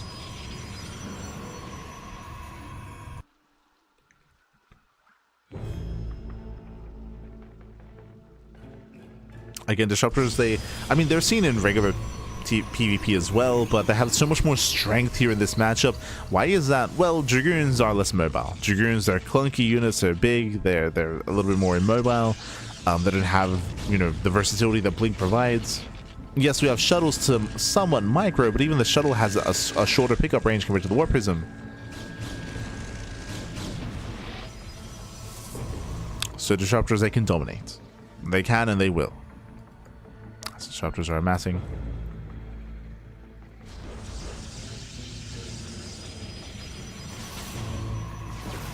When it comes to regular PvP, how would you counter them? Would you get into, well, you would get into your own Disruptors or go into Phoenixes. When it comes to the Brood War side of things, I don't know if there's any real good answer to Disruptor here. I mean, obviously Reavers, they can hold their own, for sure.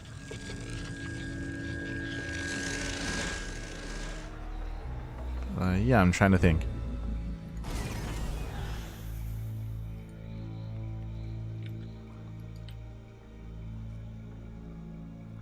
It is just hard to contest against this.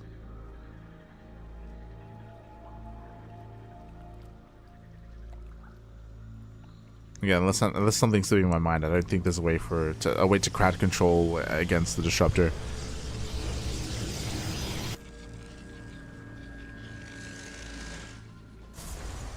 So let's go. From here we load up.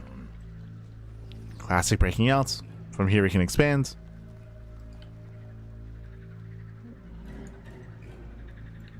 This is going for his drop. Let's go. Going for his Disruptor drop. Does find the Dragoons. That gets 1, gets 2. Picks up the Disruptors, pulls away. So nice trade so far here by Classic, distracting the main army. And it is going to be Stargate. Okay. I mean, this is a way to at least shut down the Warp Prism. True. Oh, Snovas are going up, catching out 2 more Dragoons. Again, just straight value here at a Classic.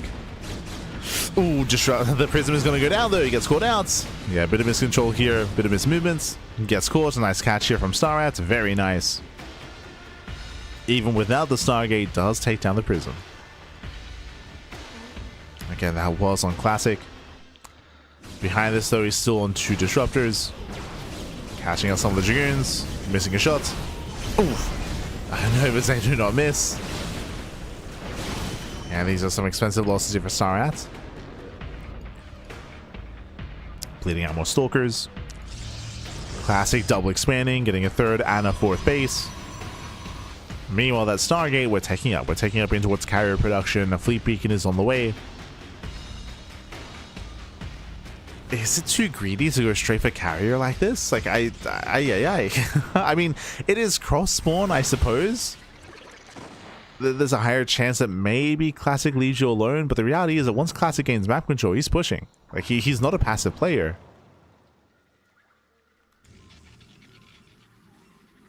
Oh boy. So we're throwing down 2 more Stargates. That's gonna be what, triple Stargate production. Classic still sharking around, getting a 2nd robo.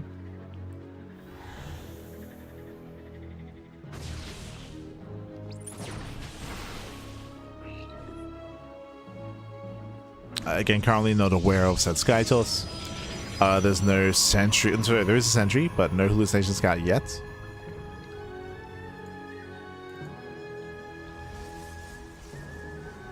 So he gets in.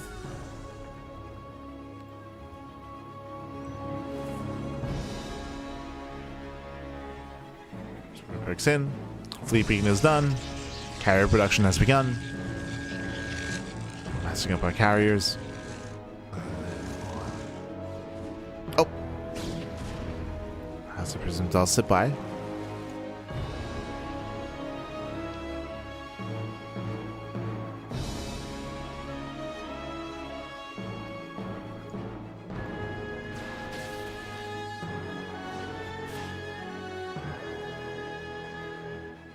You're making scouts? Okay.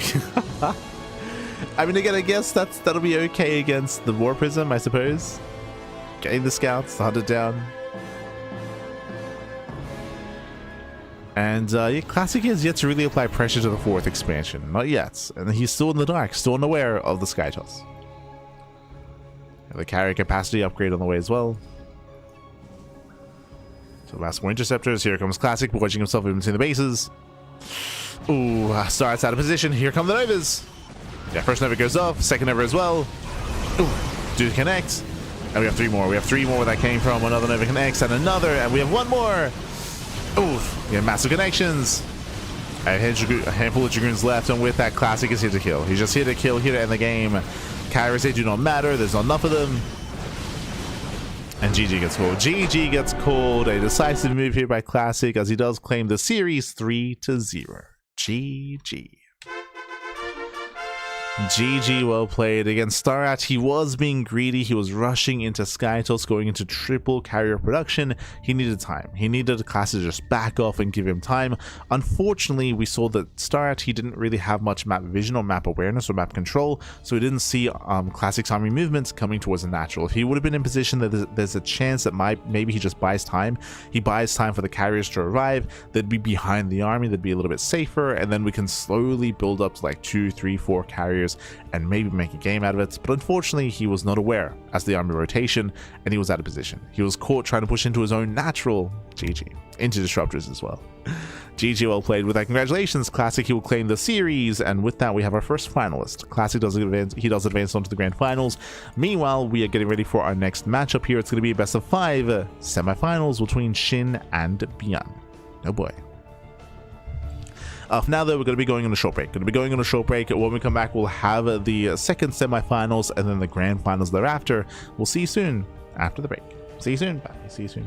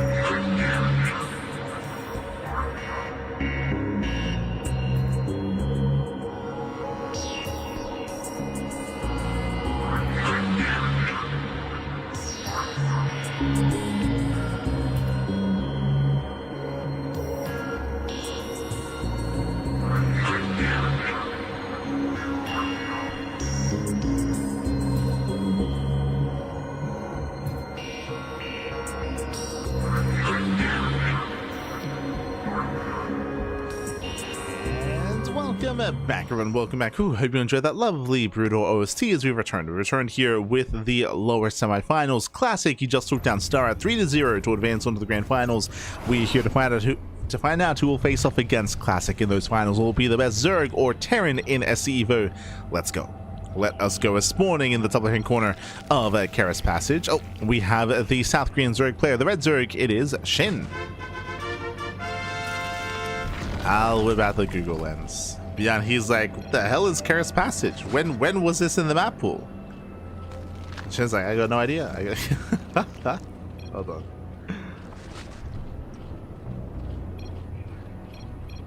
Jesus, that's speaking too quickly.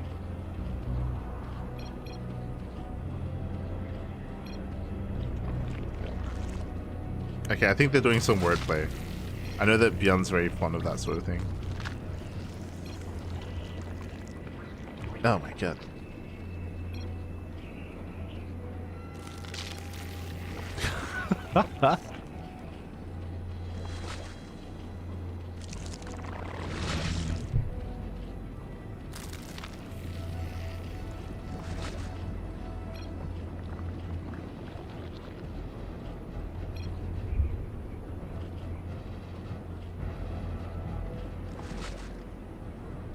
I want to say they're talking about the map. But yeah, big convo there between ByuN and SHIN. Spawning in the bottom right hand corner. We have the South Korean Terran player, we have the blue Terran for Shopify, it is ByuN. Like, I want to say that they were discussing the map itself, but I'm not entirely certain, just because the conversation took a weird turn.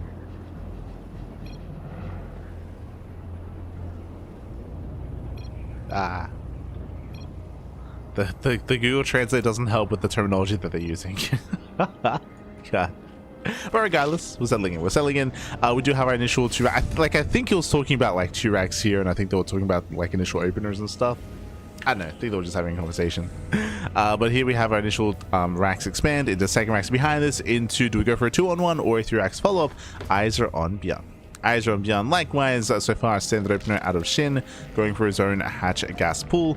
I say hatch gas pool. We do have Brood War Zerg out of SHIN. We have SC2 Terran out of ByuN.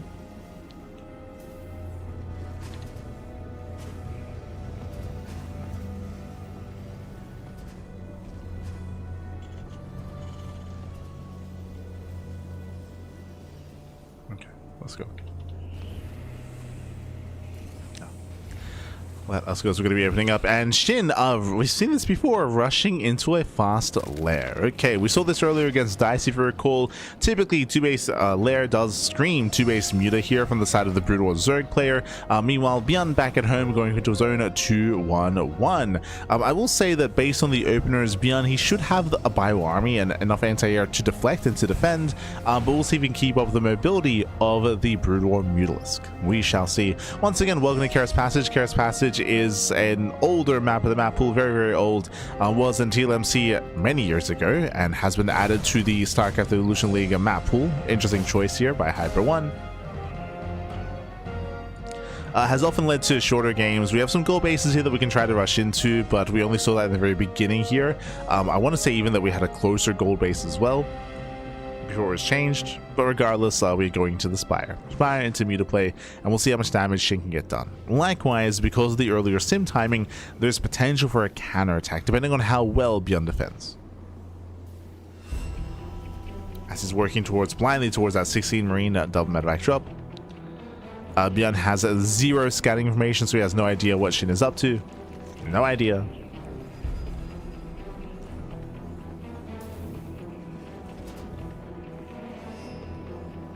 ByuN is amassing.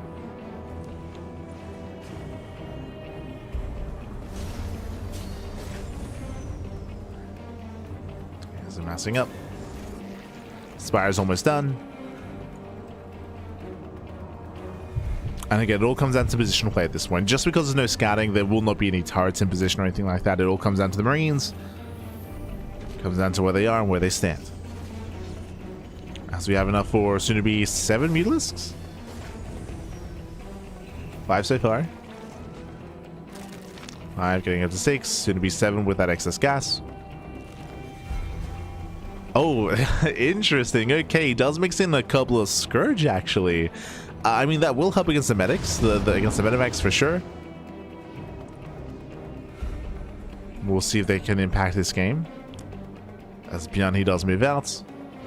SHIN, did he scout, by the way? He did. Okay, okay. SHIN's aware. Yeah, SHIN, he's aware of the double medevac drop coming his way. SHIN knows. And ByuN does not know what he's moving into. If SHIN can shut down this double drop, I mean, that could just be game. Where the Scourge? Yeah, for now, SHIN collapsing in. ByuN kites well. Yeah, it does kite well here. We do manage to focus on every single Marine. Yeah, every Marine does fall. With that SHIN, he can counterattack. ByuN, he plummets in supply. He does plummet. Wait, did we not make any Scourge? I guess we cancelled? Okay. I guess it was a mistake. SHIN did cancel the Scourge. And ByuN is stuck at home. He's stuck at home. The whole point of this build was to hit that sim timing. Ooh, does get one Mutalisk. Gets two. SHIN overextending. Oh my god. Yeah, they're start stepping though. The micro. The out control. And catching another Marine. Get very meticulous control here by SHIN. Camber the production of this one. There's only 3 Marines left. They're barely standing. One glaive is going to knock them all down. Oh no. As likewise going for combat shields. Oh. Vigor is denied. Massive pickup. Catching up more Marines as well. And this is getting out of hand. This is getting out of hand here. It's getting out of control. Going for more add-ons. Catching up more production. Free Widowmine. Free Medevac. The Marine kind of slowly amassing, thankfully, here for ByuN. Building up his bio. Oh, we commit in. Oh, SHIN commits. He'll bleed out some mutas. This was not worth it. Yeah, not worth it here towards the end. SHIN does overextend. Oof. Throwing away 7 mutas. SHIN, we gotta respect the Marine. Respect the Marine, Papi. Oh god, losing another. Another Mutalisk goes down. Again, we're getting a little bit messy here, but I think overall this is still better for SHIN. And GG. GG gets called. SHIN just gave the production, and SHIN takes game number 1. Whew. GG. GG, well played. As we are getting to game 2 here, he does take lead in the series. Again, as a reminder, winding all the way back, ByuN had no idea. Remember, ByuN, he did not scout. He did not scout what was going on. He blindly went for his 2-1-1, blindly moved that across the map, and he lost 16 Marines and 2 medevacs, and that was the beginning of the end. That from there on forward, we saw SHIN just snowball out of control, get across the map, overwhelm the army, overwhelm the reinforcements, as there was so little to defend, and just camp the production. Ensure that ByuN never built up a standing army. And that was game. That was game then and there. GG. GG, well played. With that, we're going to be getting into game number 2, loading into Holy World. Spawning in the top right-hand corner. In the top right-hand corner here of Holy World, we have the red Zerg player. We have the red Zerg player himself. We have the South Korean Zerg. Oh. Okay. Yeah, the South Korean Zerg player. The red Zerg, it is SHIN. Once again, rocking Brood War. And spawning in the bottom right-hand corner, choosing to stick with SE2, we have the South Korean Terran. For Shopify, it is a ByuN. And welcome to Holy World. This is a 4-player spawn map, and we do have close spawns this time. Close spawns, close vertical spawns here from our 2 players. Overlord will confirm ByuN as he is sent here towards the southern half of the map. Meanwhile, ByuN, he's aware that SHIN is either bottom left or top right. And we'll see if we go for an SCV scout this time. Okay, there was no worker scout.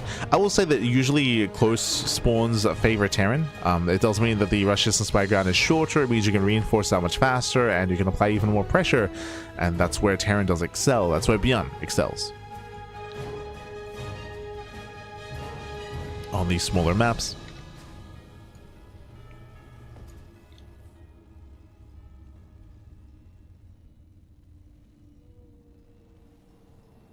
Classic on fire today. Classic popping up. Protoss of the past versus Protoss of the present. Ah, let's go. As this Classic is waiting the grand finals. I guess for some greater context when it comes to StarCraft Evolution, I mentioned this earlier, but I would say that both SHIN, well, I say both, SHIN, ByuN, and Classic, the three of them, they are the best players of their respective races. You could make an argument for Hero, but Hero has, he has only played a little bit of StarCraft Evolution, and what little we've seen from Hero has been impressive, that is true, but he doesn't really spend too much time in this mod. It's only here and there that he just signs up for fun. So Classic is the best Protoss player in StarCraft Evolution, ByuN being the Terran. For Zerg, you can make an argument for Solar, but based on recent performances, I would say SHIN above Solar at the moment. Based on the recent performances.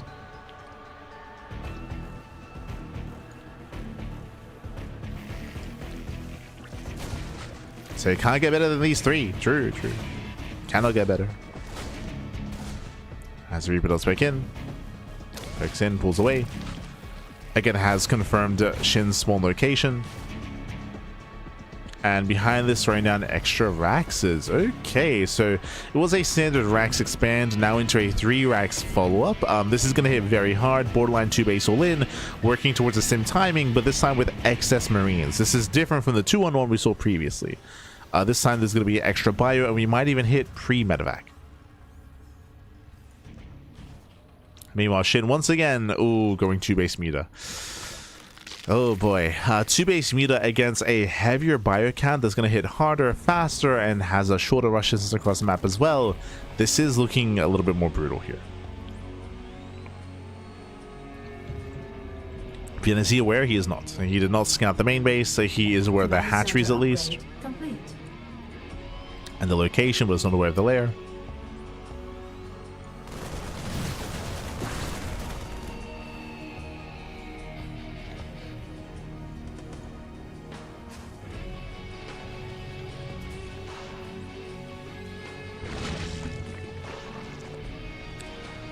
So here comes that Spire. As I mentioned before, again, we're going into 2 base meter. And SHIN, he excelled with it last game, that is true, but a lot of that came down to lack of vision, lack of scouting.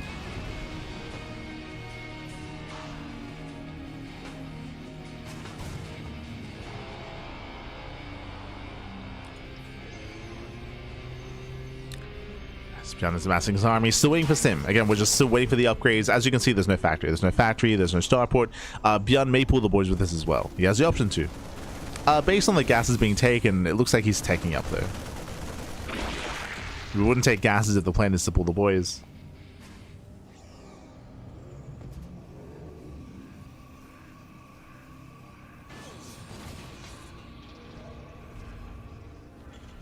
As ByuN does pull the trigger. He's sending it. He's sending it across the map.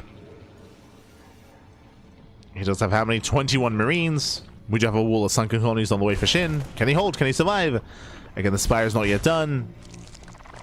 And SHIN is here to hold the line. Jesus, getting up to 6 colonies. That's a lot of colonies. And I don't see ByuN breaking this. Like, not anymore. The colonies are ready. Muta's now on the way. And ByuN, I mean, this is a strong timing, to get me wrong, but SHIN, he is more than ready for it. Ay, ay, ay. Getting a 4th expansion now. And do we have anything at home to defend, by the way? We have Marines at the natural, but nothing in the main. Mutas, they can just ignore this. They can just ignore the main army, head across the map, hit the main base, and start killing SCVs. What's the plan? I don't think it's wise for SHIN to try to surround this army and try to break out. There we go. As Mutas, they commit.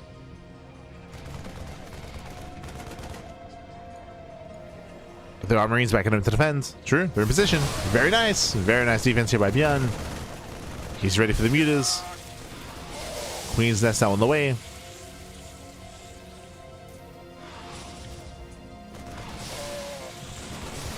As despite the Marines being able to, he's getting picked apart. He's getting picked apart here. They spread out. They go down one after the other. Turret barely does not finish. Barely will.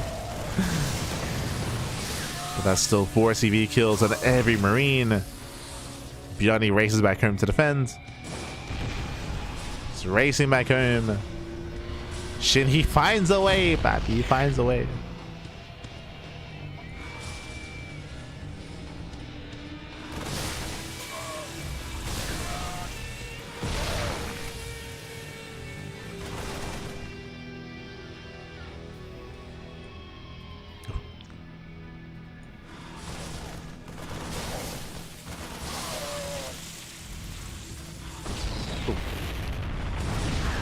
Music do deny the gas geyser. Miss Rally? No, SHIN! It's Miss Rallying in. Yeah, losing 2 drones. The rest say do rally back. Calm down, SHIN, calm down. And he's gone past like the biggest hurdle here. He's been able to build up into a 3-base economy at least, and now he's been building up his mass muta. 14 mutas so far. Preserving his army and keeping ByuN pinned. Now, what is the most scary though about this map and about the locations is that unlike on Kara's Passage, the Russia's background is still very short. So if SHIN takes one bad fight, if he takes one bad fight, takes a mine shot to the face, if he bleeds out too many stalkers, if he mass up too many marines, then ByuN's breakout is gonna hit very hard and very fast. Greater Spire on the way. Are we going Guardian? No shot. We have a hive? We do. Okay, rushing into hive, rushing into Greater Spire. I mean, there's potential based on the terrain here to lay siege upon the main base. Maybe. The temptation. I have not seen Guardians in StarCraft Evolution in a long time. It's been months. It's been a long time, Pappy. But it's happening. It's happening. For those that don't remember, so a Guardian is kind of like the Brood War. Sorry, the Brood War Brood Lord. That was a mouthful. It's similar to the Brood Lord, except it's kind of like a cross between a Brood Lord and a Tempest, I suppose. But it does only shoot down. It only shoots down, does not shoot up. And you create the Guardian by morphing in Mutalisks. Mutalisks, they can morph into 2 things. They can morph into Guardians or Devourers. Oh. Use they pivot back around. Oh, we split off. There we go. There we go. We have 4 Guardians morphing in. 6 Guardians now morphing in. The crabs of space. The space crabs are coming. And again, specifically the terrain on this map does allow for the main base to be exposed here to siege units.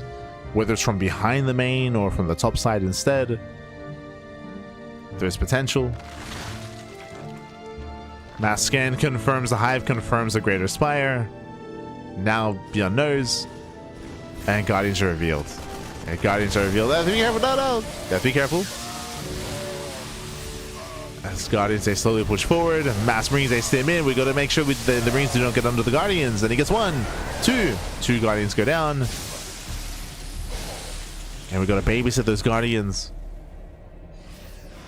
Gotta babysit.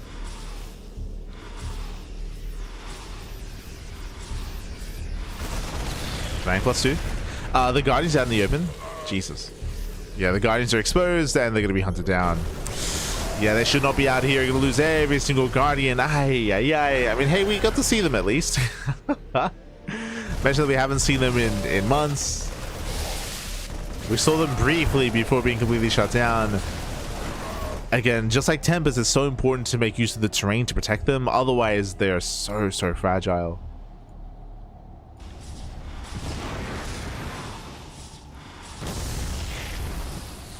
And here comes that counterattack. SHIN trying to counter the production, bleeds out some of the Mutalisks.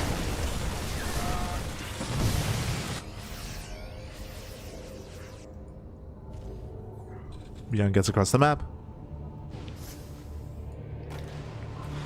Trying to jump into the main. Trying to.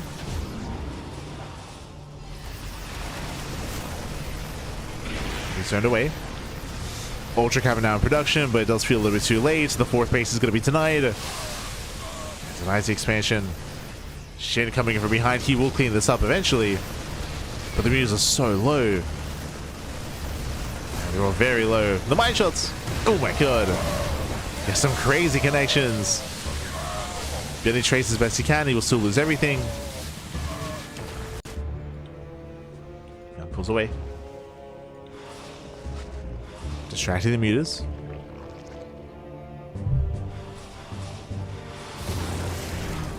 Causing a distraction. Again, Ultra Caverns are on the way. Working towards those upgrades, working towards that tech switch. And SHIN does try to regain map control. We do have another double jump moving out. Oh, Jesus. Crazy mind connection.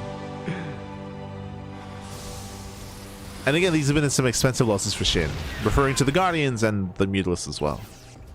Expensive losses. In the end, the Guardians weren't quite worth it. I do still believe that we could have made use of the terrain here and actually made use of the Guardians here on the right-hand side instead. Regardless, the Guardians have come and gone and drop into the fourth. Hatchery will fall. Denies any kind of mining. 8 drones go down. And SHIN is racing back.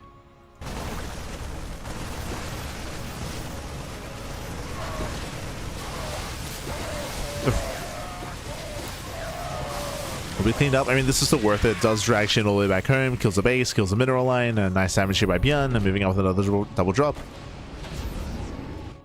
The ultras are coming. I guess that's kind of waiting. I guess. Assuming.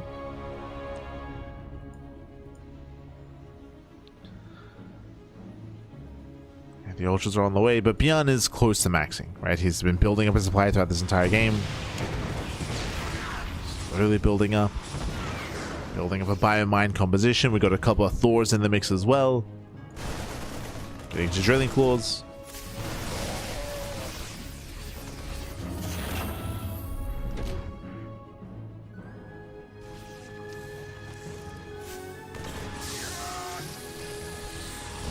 Oh.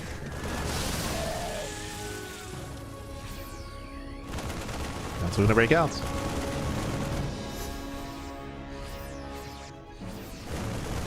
He turns around with his Zerglings. Turns around with everything, actually. Oh. And turns back around. We have more Guardians morphing in. This time a better position for the Guardians. There are 0 Vikings.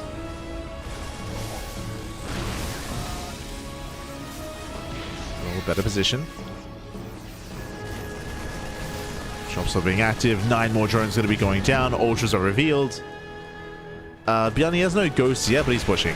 Yeah, he does break out. Nice catch on the Overlord. Supply blocking SHIN.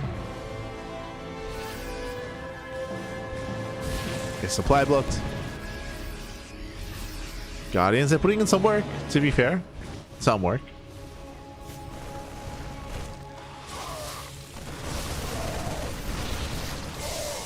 There are only how many? There are only 4 ultras. Can ByuN deal with this? Now distracted by the mutas.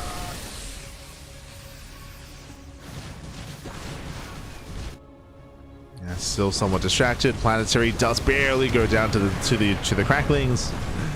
The adrenalings, they pop off. Again, there's that one Guardian left, but here come the Vikings. And I still favor ByuN when it comes to that main push. Like, that main fight still is looking terrifying. Oh. Defilers will help. Defilers are on the way. SHIN just trying to buy time. Kills 15 SCVs. I can sense the frustrations out of ByuN. He just wants to push. He just, just wants to move out. Wants to break free, man.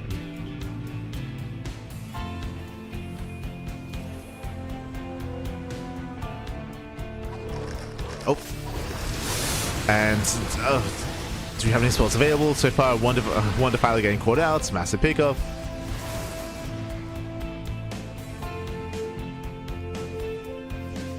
Defiler gets caught.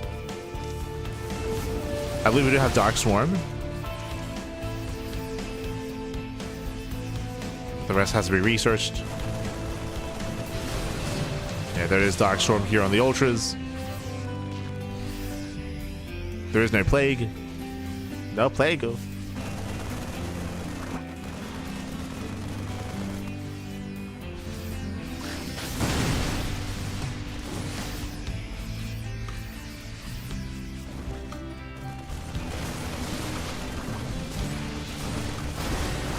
ByuN's trying to move in once again. Nice Dark Storm. The Ultras are getting on top of the army. He's getting there. We're just gonna keep working through the Dark Swarms. That's kind of gonna be on. He gets one of the Ultras. He gets one. He gets two. Oh my god, they just melt. Yeah, the Ultras, they melt. There's no Dark Swarm. Now being thrown down. Those are some hefty losses here for SHIN. Oof, losing another Ultra. And another. They go down so quickly. Yeah, so much more fragile. Expensive losses here for SHIN. ByuN giving chase. He wants those Defilers. He wants them. And Dark Swarm is going to run out. He's trapped. Trapped in the Dark Swarm.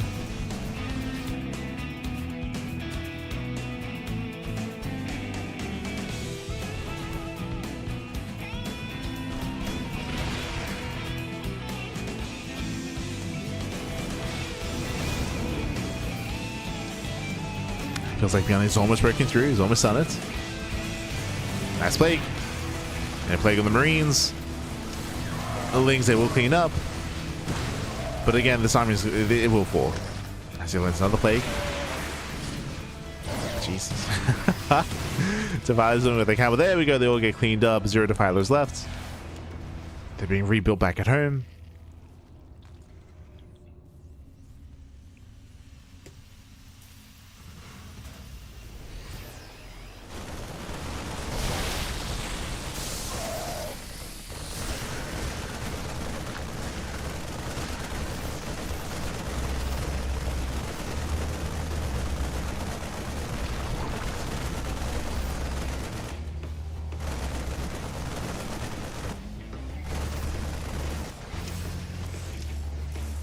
Yeah, SHIN is not running out of bases. Down to 3 expansions. Down to 3 bases left. Oof. Trying to move through. The minefield is brutal though. And the mine shot's going to be going off. We kite back against the Ultras, and the Ultras are very low. Okay, low does corner the army. Corners the army, gets into the mineral line. A nice drop here over the wall. And we focus on 1, 2, 3, almost 4 Ultras. Okay, that's hurting. I mean, both players are, right? SHIN lost his 4th. ByuN lost his 4th as well. Lost his 4th expansion.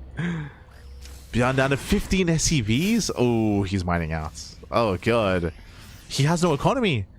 I didn't realize we had the main is mined out, so the 3rd, the natural. This is all the economy he has left. ByuN, he's out of money. He's broke. So is SHIN. I mean, SHIN is also mined out from his bases. But he still has mining here at his 3rd. So that's some mining.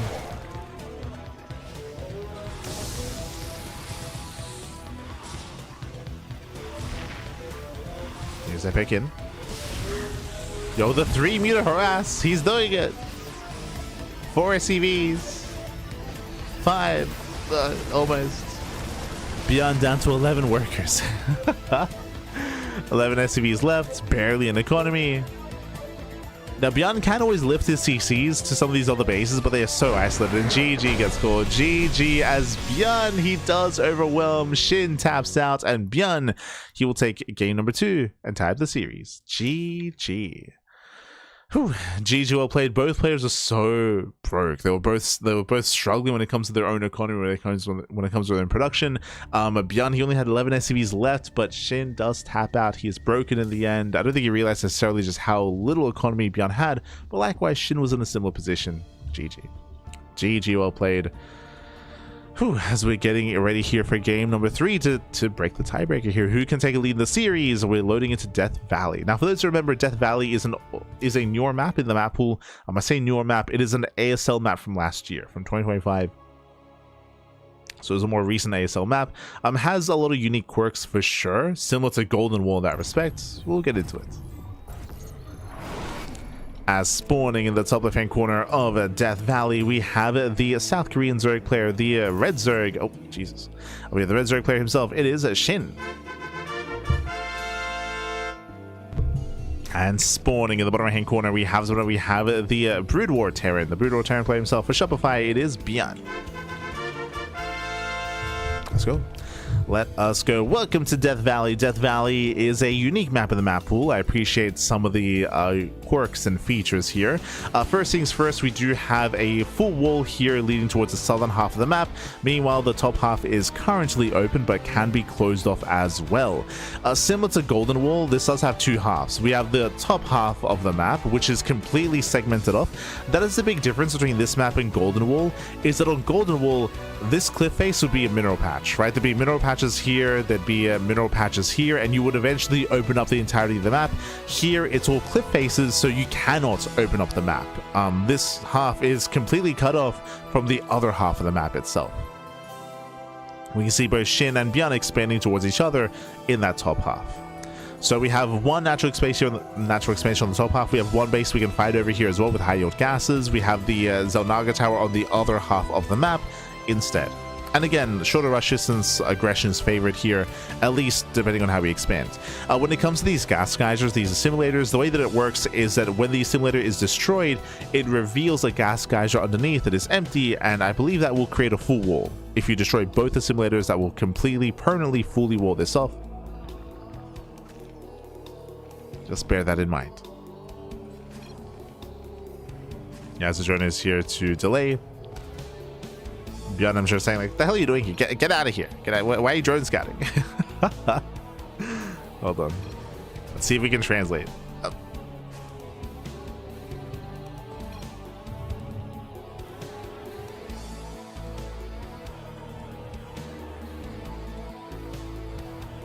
Yeah, ByuN, he's like, "What the hell are you doing?" so he was like, "Why are you drone scouting? What's going?" Drone scouting is non-existent at this level of play. And SHIN, he's like, "I'm feeling like a Protoss." Feeling it out.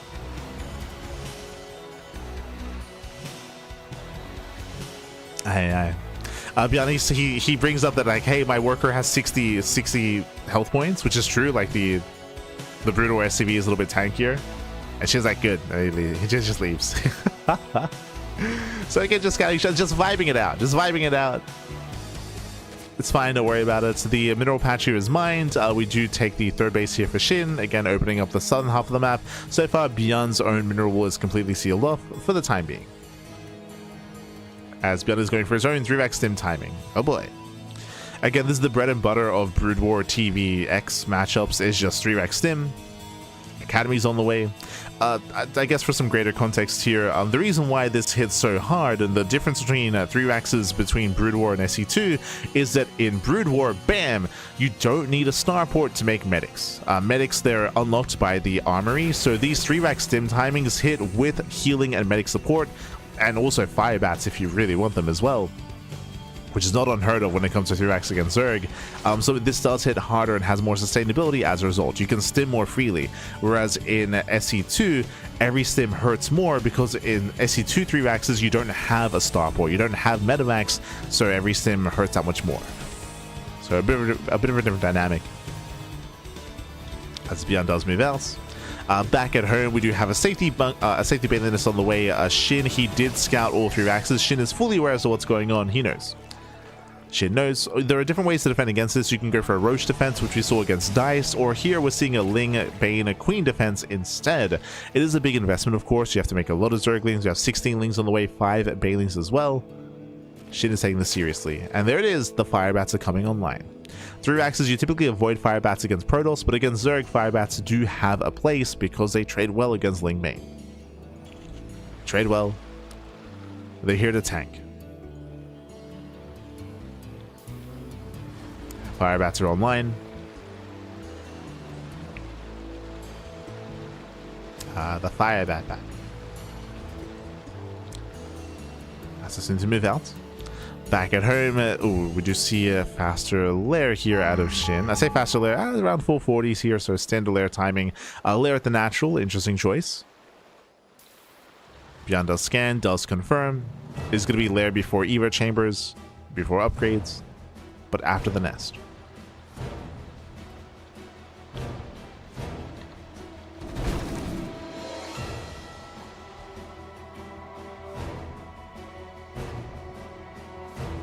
As ByuN, after scanning, and he saw the Baneling nest, ByuN doesn't go out. He does not push. He waits for more reinforcements. We have 2 more maxes on the way, getting to a 5-rack setup and a factory as well. ByuN is taking up. He's taking up. Looks like he does recognize that he cannot kill, but he'll still apply pressure. Can he catch a queen? Oh, barely not. There's the first stim.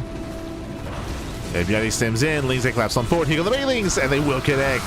Oof. Here they crash into the fire. Decent spread here by ByuN, but he will still lose everything, even connecting with the fire blast towards the end. But the fire blast, they survive. Fire blast, they get the hell out of here. They do manage to escape. They walk away. But SHIN holds. And behind this, SHIN again is droning. Saturating layer is now done. Bailing speed is on the way. Single Eva chamber for +1 in carapace. SHIN is stabilizing. ByuN behind this, we're waiting for a 3rd CC. He throws down 2 more Raxes, actually.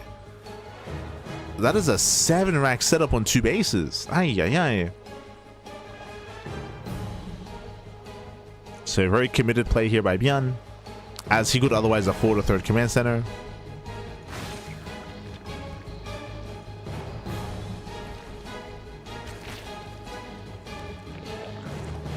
SHIN taking more bases, and ByuN is taking up even further on 2 bases here, going for the science facility. Now, I always have to bear in mind that in StarCraft Evolution, like, the economy is different, and you can sustain yourself on 2 bases longer than in regular SE2. Based on the fact that ByuN is mining this, it looks like he does plan to expand. So he should be expanding. Should on that one. So we have our Lingbane Hydra amassing here for SHIN. SHIN does take over both Zelnaga towers. Just catching up.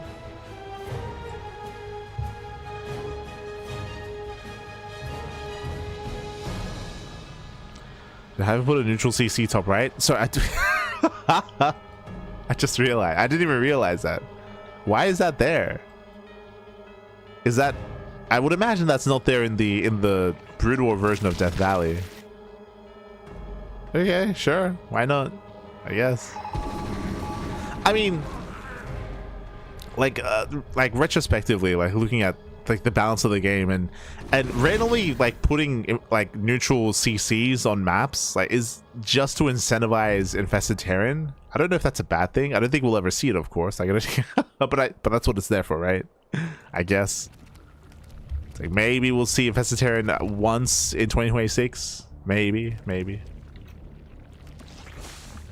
Smooch. It's just so niche. So niche.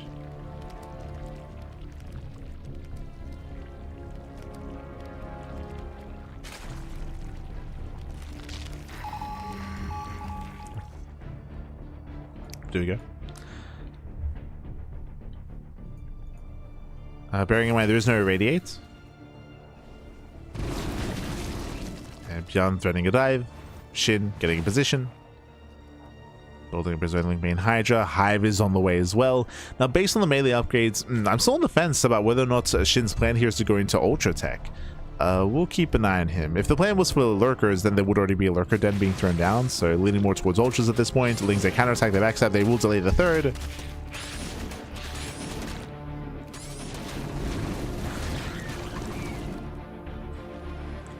Like Holy War. Oh, so you're saying that on Holy War, the neutral CC doesn't exist in the Brood War version? I just assumed it did. Like I just, but okay, interesting.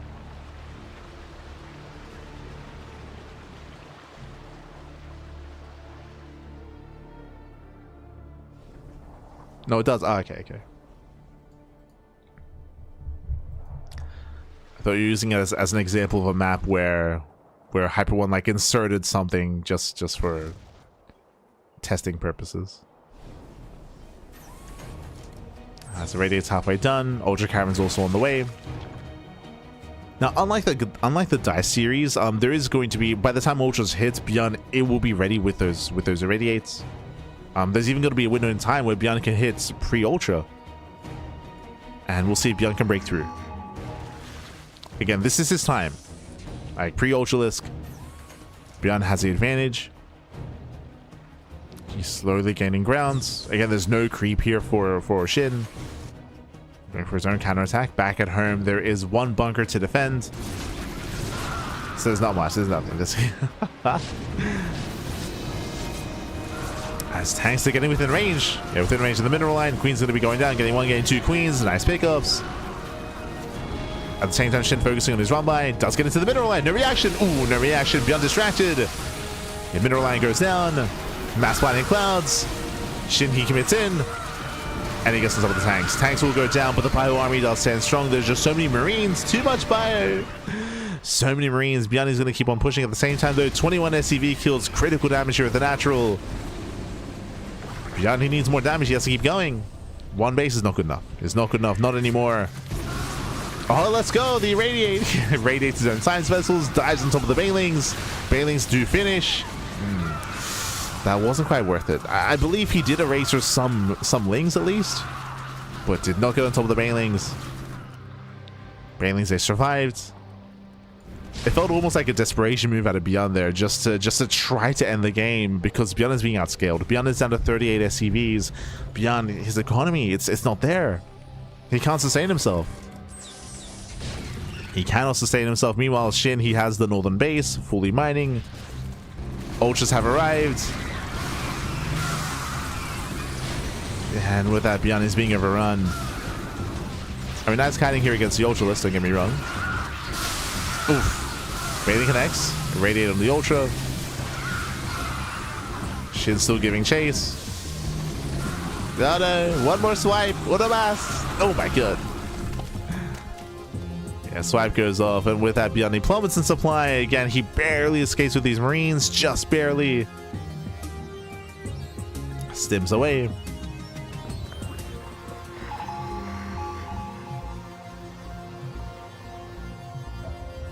And again, ByuN is desperate for damage. Shin catching the army. Does find it. ByuN will find himself on top of the high ground here, but we do have Ultras coming in. Shin's army just is a little bit scattered. It is scattered. A bit of a messy engage here from Shin. Science Vessel goes down. We got one Ultra. And Shin, he's just trickling units in. Yeah, trickling in units, Lings, Hydras are just being thrown away.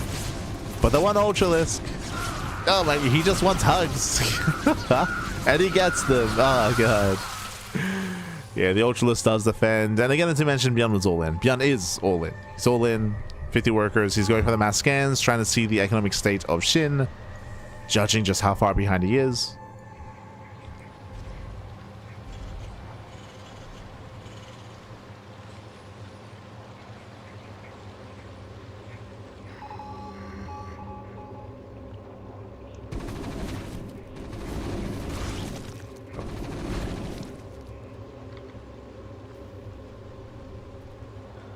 See Leaf in the chats. The second one version, yeah, GG.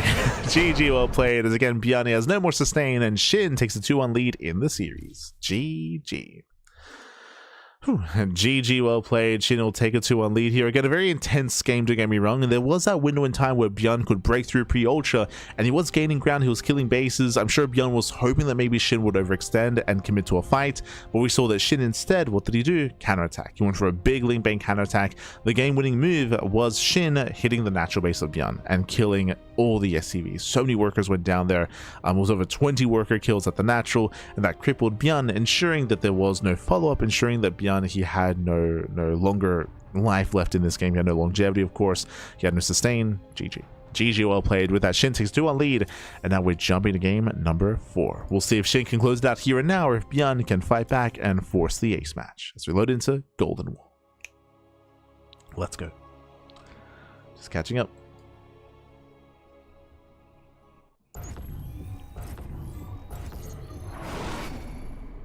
Infested and super niche units, didn't see any Evo Brutal Zerg player pulling up an Infested CC.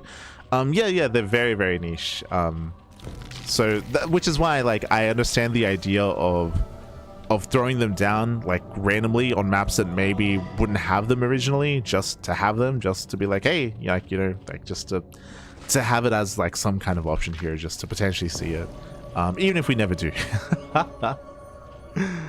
But regardless, here we go. Spawning in the bottom right-hand corner of a Golden Wall, we have the South Korean Zerg player. We have the Red Zerg leading the series 2-1, but now playing the Brood War side of things. It is Shin. and spawning in the top left-hand corner, as I do have to fix up the names. Un momento. God damn it. In the bottom left-hand corner, we have the South Korean Terran player. We have the blue Terran. It is ByuN for Shopify. Hold on, I got you.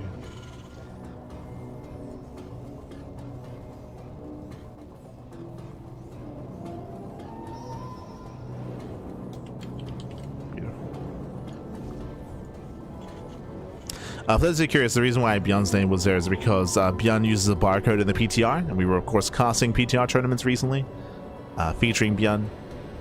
He's on a barcode. It's all good. Here we go. We're loading into Golden. Well, again, one of the older maps of the map pool from back in around 2020 era of StarCraft. It's been quite some time. ByuN, interesting. Going for a faster command center. CC first into an extra couple of racks. We'll see if it's CC first into 2-on-1 or into another 3 racks. Eyes are on ByuN. Flip side of things, SHIN does go for his own standard opener, not gasless. He's going hatch gas pool. Link speed is on the way. SHIN does stay in gas. And what has SHIN done every time he plays Brood or Zerg? 2 base muta. Fast lair, fast spire, 2 base muta has been the name of the game for SHIN time and time again. We do notice, of course, that here on this map, it is a short rush distance by air. True, short rush distance by air. So muta play can be effective here. My concern, though, is that are we going too hard with the muta play? Like, are we becoming a little bit too obvious, a little bit too predictable? I would imagine that ByuN is going to be a little bit better mentally prepared for this, as yep, there it is. Lair is on the way. So 225 lair timing here out of SHIN. We've been seeing this a lot. So far, this is the 3rd time, I believe, this series. 3rd time.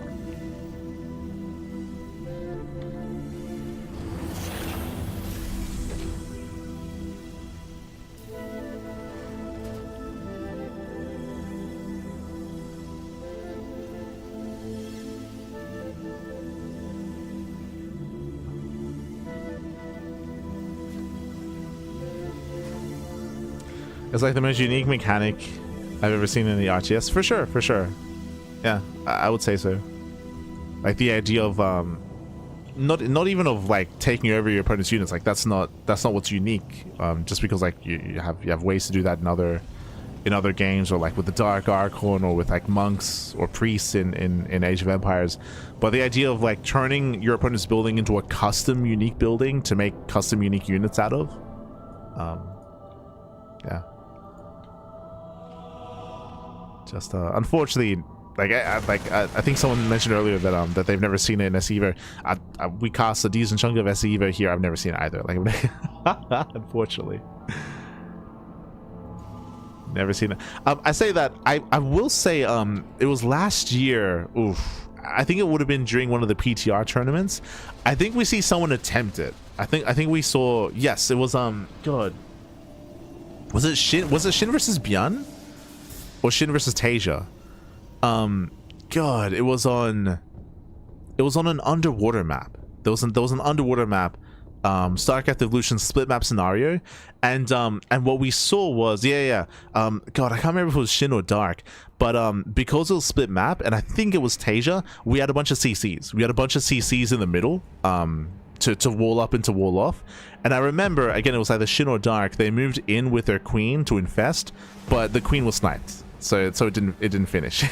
but I did see an attempted infest. This was last year, and again, it was last year, maybe halfway through the year. I don't know if Avex can remember it.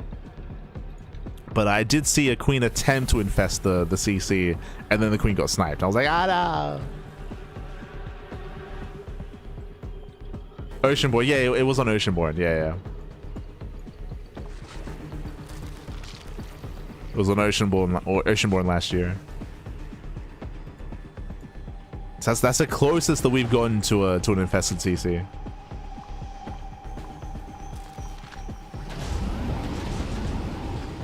We'll split map on Oceanborn. Oh, where did it go? From here, we just see ByuN did turn this into a 2-1-1, or sorry, a 3-1-1 variation. So far, keeping the units back at home. SHIN coming from behind though. Oh, can he surround? Yeah, wants to catch this army. Has to be careful. We have 8 Mutalisks. And ByuN, he will drop over the wall. Very nice. He will avoid the Zerglings. Can we get the medevac though? Ooh, we cannot. Yeah, Medevac does unload. Mutas, they do focus on the Marines one after the other. And ByuN will lose everything. He will lose everything here. Every Marine goes down. The Medevacs as well. Some heavy losses here for ByuN. He does at least buy some time back at home, getting into his own 2-base economy and into his own bio mine. Trying to at least, but he will lose map control. Yeah, he'll lose map control. He's like, leave me alone, papi. Por favor. Ah. Oh, no. Hold on. We'll translate. We'll translate.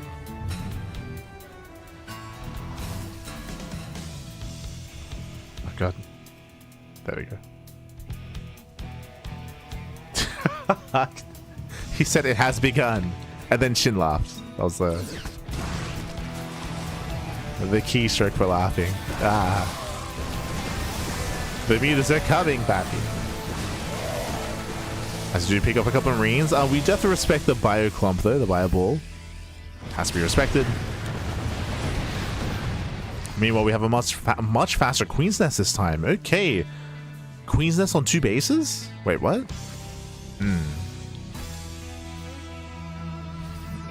They're quite greedy here by SHIN. Quite greedy. Are we going to try to rush Hive and rush Greater Spire, or just go Queen? I mean, Queens, like, they can be a good supportive unit for sure with Ensnare. What's the plan? Hive or Queen?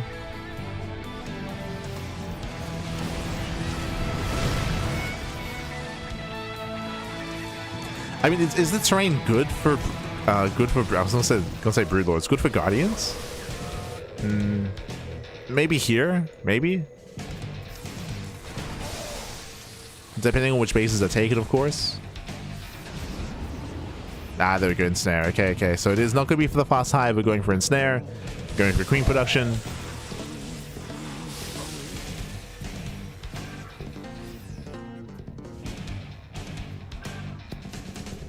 SHIN is trying to contain.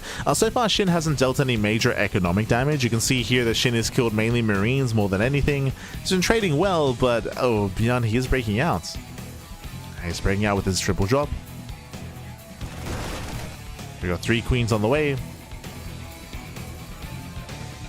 I'm still very much on the fence about Ensnare. Like, Ensnare is useful, but I mean, like, on paper it's useful, but I feel like in the past year of play, especially with, like, I know there were a bunch of changes to Ensnare. I know that they now have it behind an upgrade. Before it wasn't behind an upgrade either. But very often we see, like, an Ensnare used and the Terran player just tanks the Ensnare anyway, and they just commit, and then Ensnare runs out and they just keep going. Like, I don't know. I've seen many a Terran just tank an Ensnare and just win a fight anyway.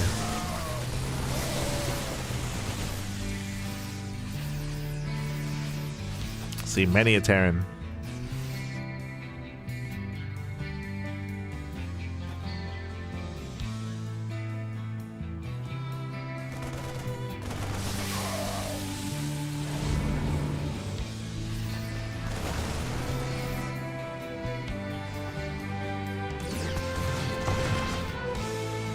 But I do agree it's like a useful tool just to buy time.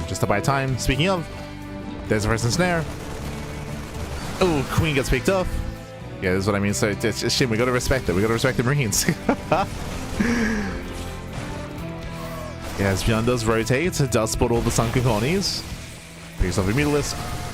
Rotates to the top side. ByuN does hit the third, and the third is gonna go down.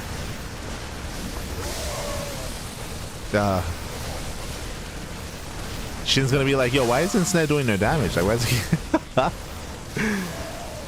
Yeah, this is more of like what we've seen so far from Ensnare, is that we Ensnare and then the Terran army just tanks it and we just kill bases. Punish the army.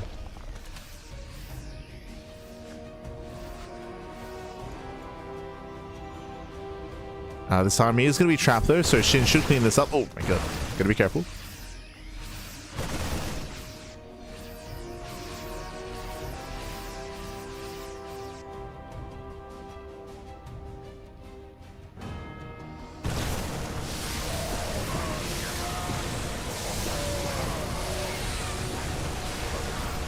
Yeah, ByuN trades well. He will be cleaned up. Back at him, ninja bases. Let's go.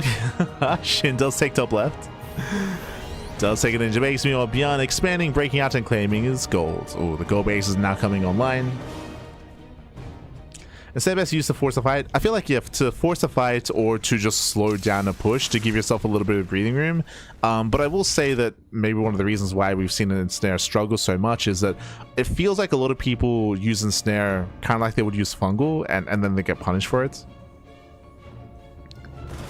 I think an example of that is that when we saw these Ensnares here, SHIN, he dove in, but he could not fight head on, like no shot. Like if the goal there was to force a fight, then that's what ByuN wants. Like ByuN, he wants to fight there. So yeah, I feel like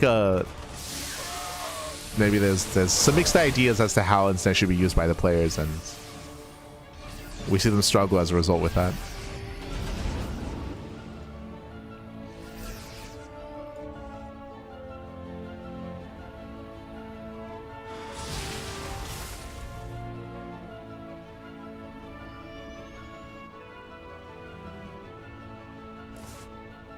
SHIN has his gold up and running.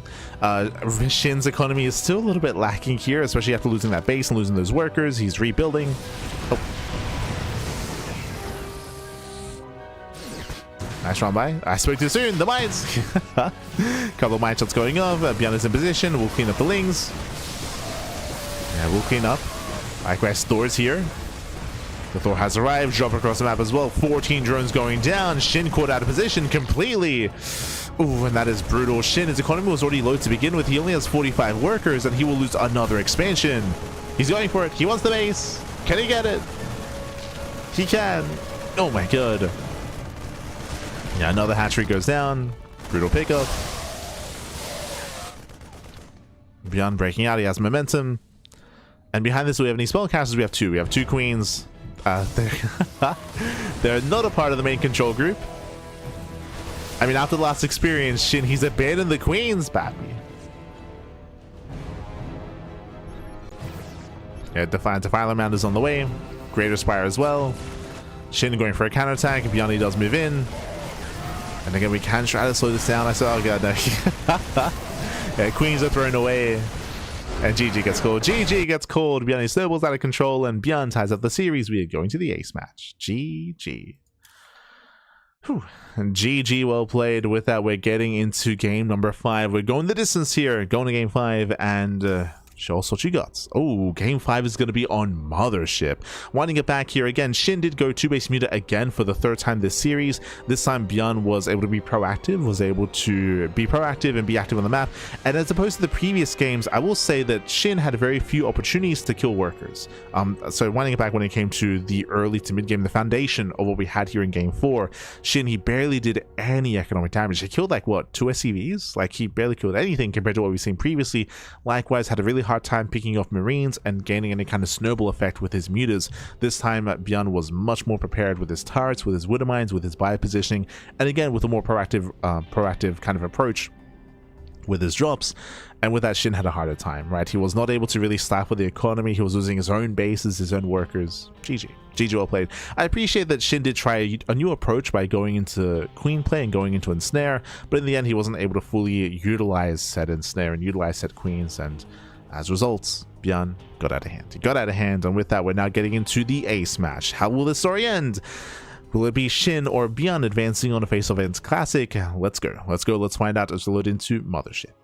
Let's go. Those mutas look so weak. I mean, the mutas in the live version also look weak as well. They're not built to fight head on. They're built to counterattack. That game is not representative as to how powerful mutas can be, because we have seen mutas excel and win SHIN games earlier in this very series. Bear that in mind. That's why we try to emphasize that a lot of this came down to the fact that this time SHIN did not deal economic damage. This time he was not came with the production. This time he was not able to gain those little pickoffs that add up over time and start that domino effect. That was not the case here in game 4. But here we go, spawning in the bottom side of Mothership. We have the South Korean Zerg player. We have the Red Zerg. Oh, the Red Zerg himself being forced into the ace match. It is SHIN. And spawning in the top left-hand corner, we have his opponents. We have the blue Terran player. We have the Brood War Terran representing Shopify. It is a ByuN. Let's go. Let us go. They're trying to replace Fungal with Ensnare, but it's not the same thing, and its use cases are not the same. Yeah, I agree. I do agree with that. It just takes a little bit more like practice with the units and with the spell itself to get a better concept as to how it should be utilized. For sure. But here we go. Welcome to Mothership, a 3-player spawn map. SHIN, he will scout ByuN immediately with his drone scout, actually. CC first. CC first out of ByuN. Again, this is very common on Mothership, very common on 3 and 4-player spawn maps. Greedier build out of ByuN. And SHIN is here to disrupt, to be annoying. Back at home, hatch gas pool, standard opener. Again, SHIN is playing SE2 Zerg this time, so we don't have to see 2 base muta. Every time that SHIN has embraced Brood War Zerg, it's been 2 base muta time and time and time again. Does scout, does confirm the 3x follow-up as well. So CC first into 3x stim timing out of ByuN. SHIN is aware. And we'll see if SHIN goes for a Roach defense or a Baneling defense. We've seen both work. It depends on the direction that SHIN wants to take us down. If it's going to be Roaches, then I feel like we would have seen a Gaseous opener if that was the case. We'll see. We're leaning more towards Link Bane for the time being.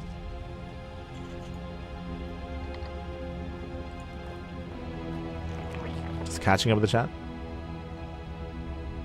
Sorry for missing the comment earlier. What is StarCraft Dilution? What a fun game. So SE Evo is a mod. It's a game mod. I mean, there's chats and microfields for responding in the chat.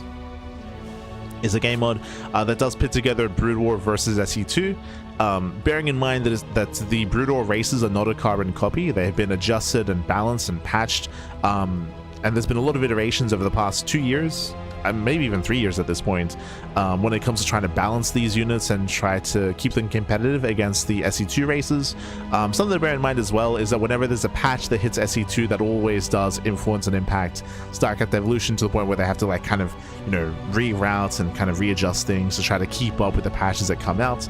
They only come out on a yearly basis, but that does happen every time.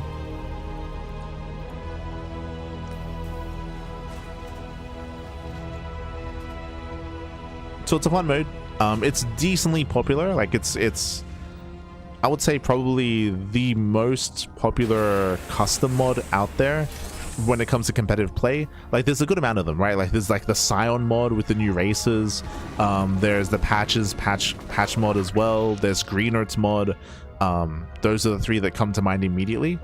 So there's a good amount of like custom mods with custom game modes that have their own competitive scene, but I would say that StarCraft Evolution has been able to reach a bit of a larger audience compared to the others, partially because of nostalgia, of course, and does cater towards a more like Korean heavy base as a result of that. Less so Foreigner, right? Like as you can see here, like in the finals and in the semis, like we have a lot of Koreans.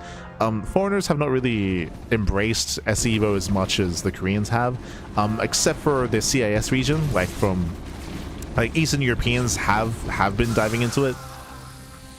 There's been like a lot of Russian players competing in Evo events.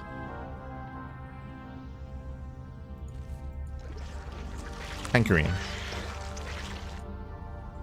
But the other foreigners, like the Europeans, the Americans, like they've been less interested.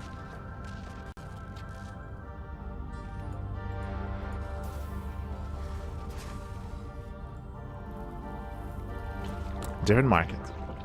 But now though, it was going to be a Roach defense, so we did have the Roach Horn thrown down. With that, the initial 3x is deflected. SHIN, he's building up, taking up. Lair is on the way, droning at the 3rd expansion as well. Sorry, we'll just get into it. ByuN, he didn't overcommit, thankfully, with his first push, where he does reinforce, and he is still looking for damage. We'll see if he can deny some creep, or maybe even catch a Queen. Speaking of, oh, Queen does pull away.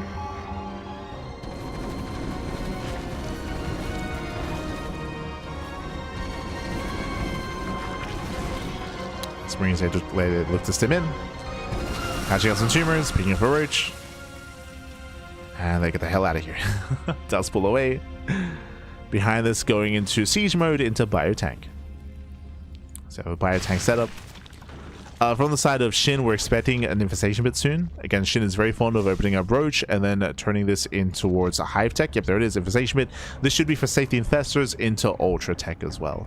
I do worry here that, I mean, we've been here before when it comes to the Dice series. But SHIN, like, he has a very big power spike when it comes to the Ultras.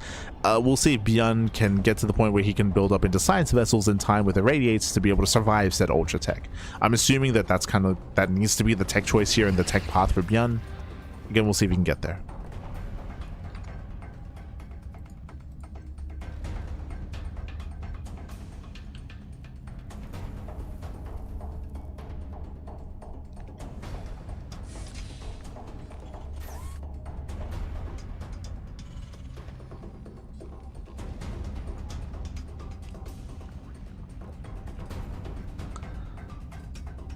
So here we go. We do have the safety infestor. Infestor's on the way. Hive has now begun.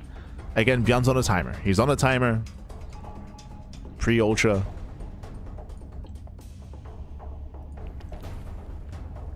As ByuN is trying to be active.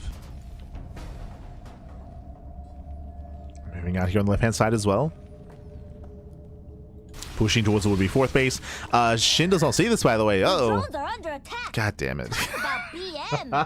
God damn it, SHIN. Every time. I can't look at his POV.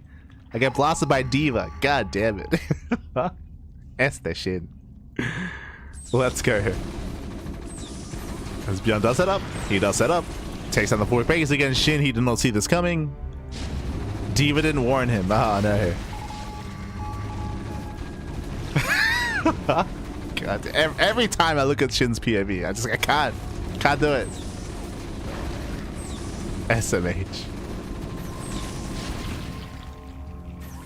Here we go. Here we go. Fourth base, let's go down.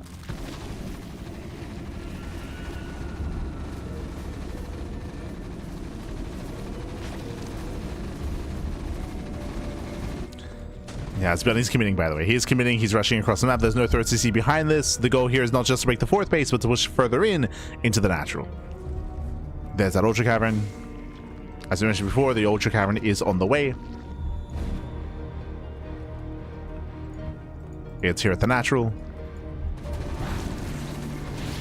Meanwhile, Irradiate has begun here for ByuN. Getting to Irradiate. Oh. Still on two bases, by the way, which SHIN is confirming. Setting up for a link counterattack. Once again, just trying to buy some time. ByuN rotating towards that center expand. That's a lot of reinforcements. Here comes the second wave. Oh. The second wave is moving in. The expansion is exposed. And ByuN, can he force a cancel?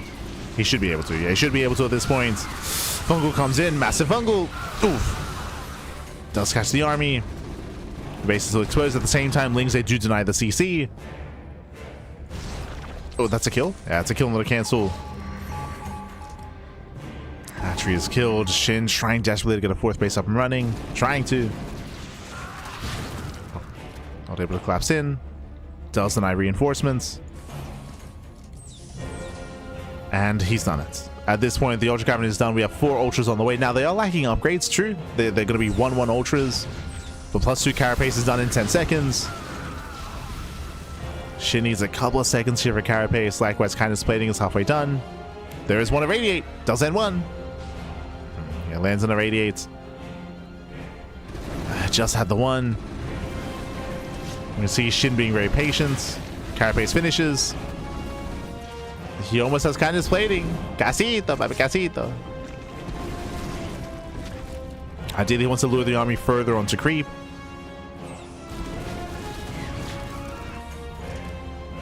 Tanks do siege. Tanks, they siege up, and there we go. 7 seconds away. 6, 5. And now we commit. Now we commit. There's no Irradiate available, by the way. There was only one Science Vessel with the main army. Now we commit in.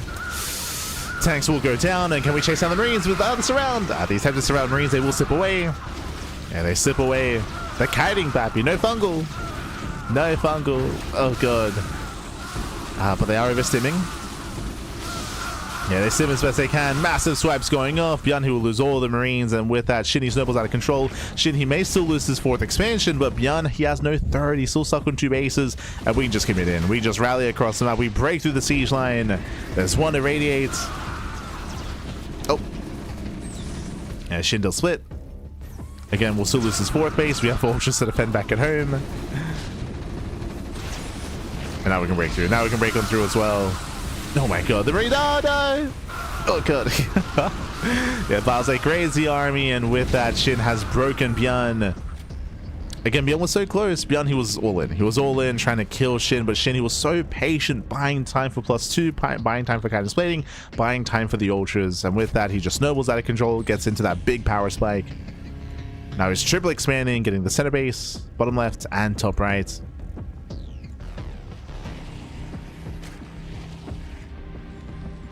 At this point, SHIN has done it. ByuN, he can try to build up into like a 2nd wave and a 2nd all-in, but at this point, now we have plenty of Ultras. How many do we have? Soon to be 6. 6 Ultralisks, a couple of Vipers as well.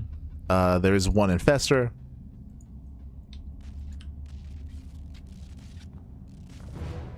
And SHIN this time should finally be able to establish a 4th base. Should be able to. At least one of these bases should become a 4th. Oh, Shema, Papi Shema. Almost 5 a.m. You're in anda mimir, Papi. Go to sleep. Oh no. Esther 36.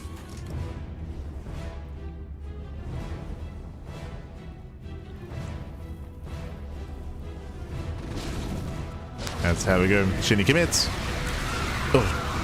Again, nice irradiate here on the Vipers. Despite that blinding clouds, the Ultras, they break on through. There's 6 Ultras. Oh god, down to 5, and they're still breaking through anyway.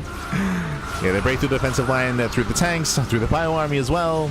Irradiate does do damage here to the Marines, and GG gets called. With that, SHIN, he will overwhelm. He will claim the series 3-2, advancing on to the grand finals. GG. GG, well played. SHIN, he will overwhelm. Again, ByuN, he had potential for sure. ByuN, he was gaining ground. He was knocking down 4th base after 4th base. But what mattered was the natural. What mattered was that throughout that entire time, SHIN was being very patient, just teching up, building up, embracing his end goal, of course, his win condition of Ultras, and he got there in the end. GG. GG, well played. It did get there, and with that, SHIN does overwhelm, and with that, we have our grand finals. It is going to be a best of 5 between SHIN and Classic. Let's go. Let us go. It is going to be a best of 5. Classic, of course, patiently waiting for his moment, for his turn. And shout out to ByuN as well. ByuN for making it all the way to the ace match, of course, for having that back and forth against SHIN. Went all the way to game 5. I would not have wanted any kind of other way there. Regardless of who wins, whether it would have been SHIN or ByuN, they at least made it to the ace match. And we'll see if Classic and SHIN can likewise replicate that and kind of bring us and take us, go the distance. There we go. Can we go the distance, as we're going to be loading into Radion for the first time tonight? Okay, it's been vetoed up until this point. It's one of the newer maps added to the map pool. I think it's been around for a couple of months, but I don't really get to cast too much of it on it. Let's go. Loading into Radion. And spawning in the top left-hand corner of Radion, we have the South Korean Zerg player. We have the Red Zerg, the Red Zerg player himself. It is SHIN. I'll fix up the names. And spawning in the top right-hand corner, we have the purple Protoss player, the South Korean Protoss, representing Virtus Pro. It is a Classic. Let's go. Let us go. Jewish Decree will be fixed. Yes, I believe the tile set underneath is like bleeding through or something. Like I'm not too certain.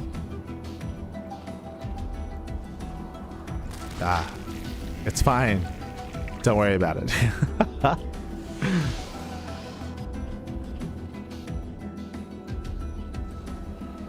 As for now, we do have our 4 spawn locations. We have top left, top right, and bottom right as well. And Classic will find SHIN immediately. Okay, a very fast scout. It does confirm and will even delay the expand. Does force out the gas geyser and the spawning pool. So a very nice start for Classic. does force some inefficiencies, as we do have close by ground spawns and close by air, just close spawns in general here. Ay, ay, ay. So we have our close spawns. Shin's opener is delayed, and Classic does gain some momentum early on. Just some old creep settings from like a year and a half ago. I see, I see. One day, papi, one day.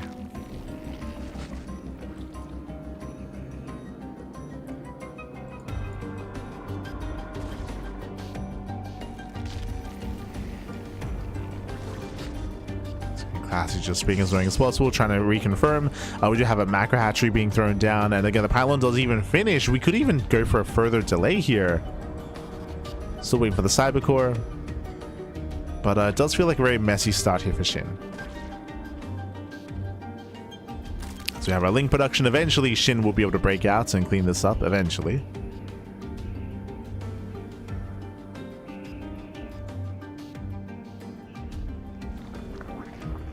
So your links to arrive. Classic will back off. Behind this we can get into adept production and get across the map. There it is, cornering out the adept. I was about to say, do we go for the cyber core? We are going for the extra cyber core as well. Now the goal here is to deny this natural entirely. With the cyber core, it's also going to be blocking the expand, of course. The adept is going to be coming in, and we'll see if we can focus on the drone. Can we get on top of the drone? Or is it too late?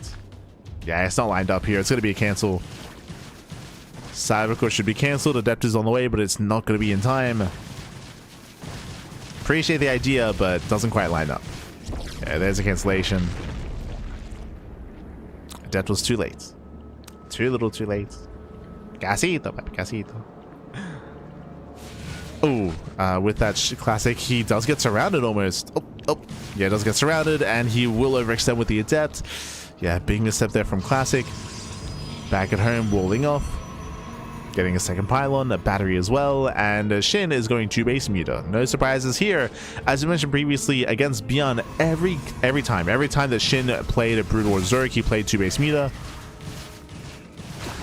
Nice control with the links, getting into the pylon. And the pylon is going to go down. Classic does recognize that, does re-wall. And Classic holds. Classic, he does hold on. Show us the Spire. Show us the meters. There we go. Spire is on the way. Now, the question becomes, will Shin also play 2 base meter every game against Protoss? Whenever he plays Brood or Zerg? We'll see. We'll see. But it has been his go-to.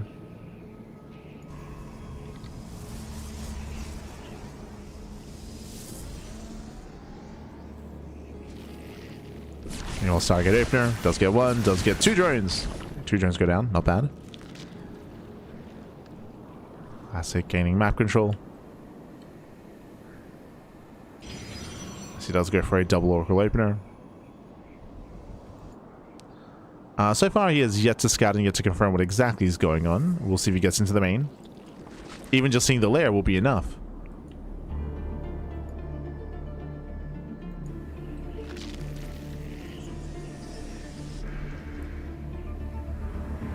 That's the Oracle's opener. I feel like it's so risky going 2 base meter against a Stargate opener. That's like a lot more common. Like it feels crazy. So now we poke further in. We confirm lack of drones, lack of saturation. Oh, the first Oracle does take a lot of hits, so force to recall back home, and we do not check the main. Yeah, Classic, he does not check the main base. I mean, again, there was scouting available there if he so chose to. Lings, they do sit by, they sip in. Again, they force the recall. And Shin's getting away with it. He's getting away with it. Again, if Classic had scouted earlier, if he had scouted period, then we would have a Phoenix on the way, right? We have Phoenixes in production. Into cannons, into anti-air. But mutas have arrived, and we'll see what Shin can achieve with them. So far, 6 mutalisks. With +1. Mutas, they move out. The Oracles move in. They finally scout. They finally confirm the tech. But again, it's too late. Mutas are getting to the mineral line, getting 3, 4, 5 probes. Oh, actually, oh my god, almost getting High Templar. Yeah, going for the Archon instead. They do leave the mineral line alone, so only 3 probe kills. But they will not get the Archon. Oh my god. Yeah, that was so close. The Archon does still go down. Yeah, still goes down. Nice pickup. Phoenix production has begun. Have we done enough with these mutants? I don't think we have. He kills an Archon, he kills a Stalker. But these mutants are going to go down. At the same time, Classic, he does counterattack. The Zells are breaking through. No colonies back at home. Uh-oh. Yeah, there's no colonies. Shin, he races back home to defend. Shin, he's already lost, what, 2, 3 Mutalisks. Ellipse busts into the main. Zelts into the natural. This is becoming devastating damage here. Yeah, 5, 6, 7, 8 drones going down. Ay, getting him to 9. Not quite 10, but 9 drone kills. Punishing Shin. Giving Classic more time to respond. Getting more batteries, cannons as well. More anti-air. Oh. Gets another Mutalisk. Gets 2. 2 more Mutalisks. As I mentioned, I feel like the tech choice here and the opener, of course, lends a little bit easier towards anti-muta play. And Shin hasn't really achieved much with this. I killed an Archon, I guess. True. And we see Shin transitioning. Hydrogen is on the way.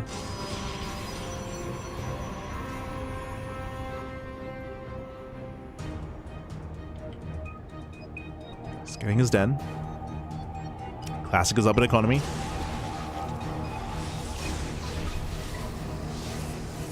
And soon he can dive. Oh, one piece goes down. Oh, almost another.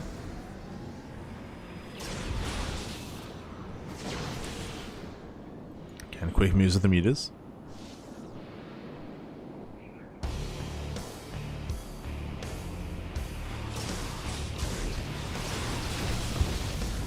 Getting another Phoenix. Again, nice goes here by Shin. He's slowly gaining value.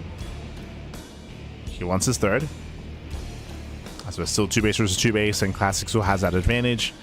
And likewise, Classic has been slowly building up his Archon counts, now getting a second Archon. And instead of expanding, we'll see if Classic just commits with the 2 base all in and just moves out with like 3, 4 Archons just to make sure that mutas can't really be an issue and just sends it across the map.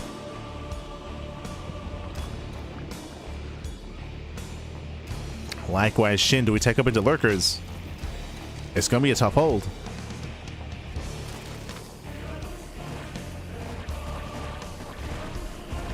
There we go. Lurkers are being researched. We have lurker tech on the way.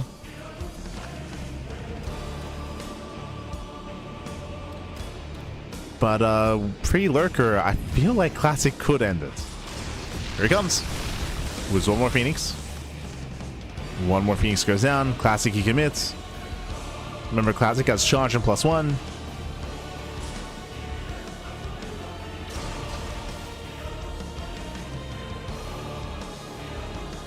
And Classic doesn't push towards the natural, he does push towards the third. And he will force a cancel.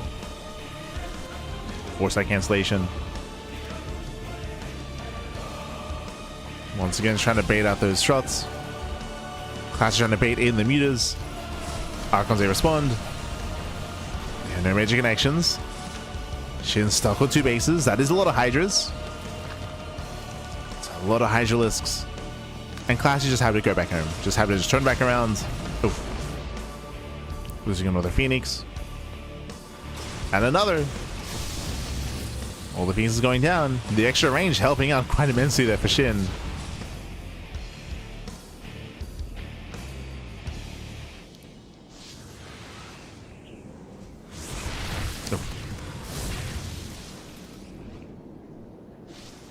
Behind this Classic, now taking him into Storm. Looking to claim his own third base momentarily, I'm sure. Oh my god, the Archon shot finally goes off. Jesus. It's a crazy shot. Classic finally gets one Archon volley off, and it was worth it. Third base not being taken from both players. Again, Classic still maintaining the greater economy. That translates into his larger army as well. Back at home, we see Shin. He now has access to lurkers, and we should soon be incorporating them into the main army as well. And we're getting to the mid game. We're working our way there. We're almost there. I'm still not convinced that Classic is going to take this lying down. I feel like he should be pushing out soon, but if he does, if we have enough lurkers, then Classic will be deflected.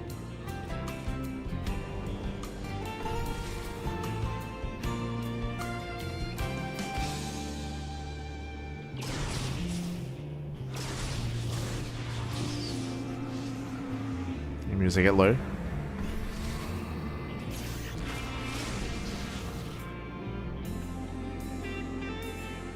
While Shin is distracted, here comes the main army.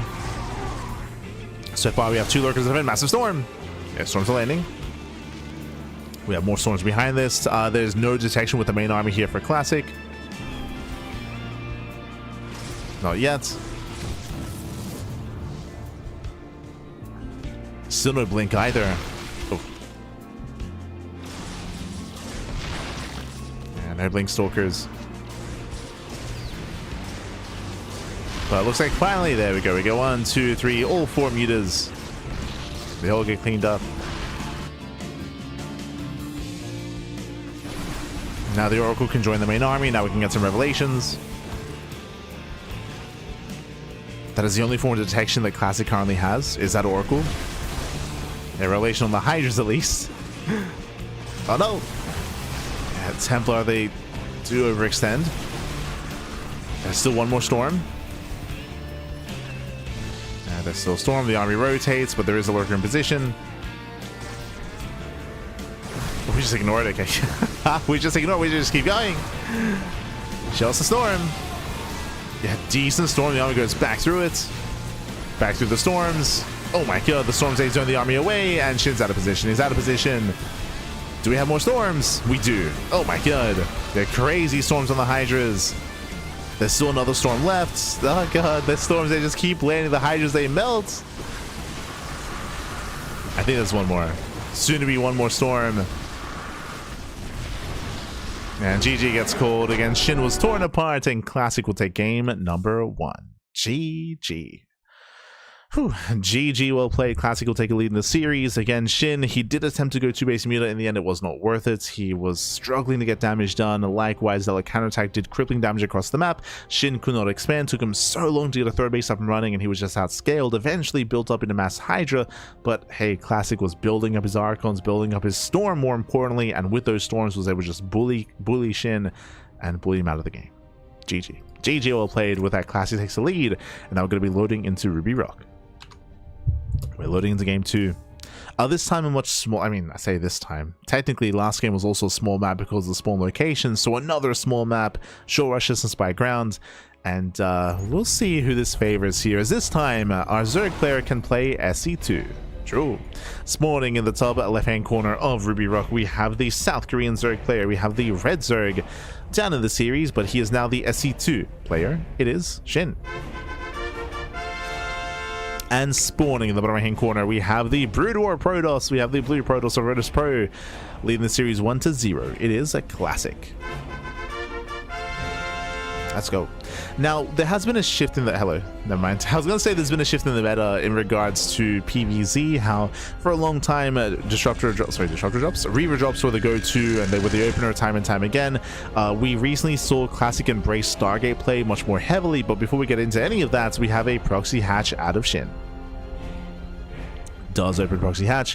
Whether this blocks the expand or disrupts the wall, we'll see as adds. Okay, it's going to be a macro opener. Hatchery back at home, hatchery across the map. There's no early pull. It should just be to... Oh. What's going on? What's happening? My assumption was that we were going to try to block the expand, but no, Classic is able to get its own Nexus up and running. And are we going... where exactly is the hatchery going to be? Drone moves in. Do we hatch inside the main? We're just scouting? We're just drones. Okay. We're just drone scouting. Okay. Sure. Okay, Shin. What are we looking for though? Like, I don't... okay. I don't know if maybe Shin has been scarred by like some all-ins or some cheeses or some rushes from Brutal Protoss. I'm just struggling to think of one. So yeah, just drone scouts. Okay, fair enough. Hatchcat Spool, standard open out of SHIN, just going for the drone scouts. Likewise, Classy just going for a Nexus first into Gate Cyber. Okay.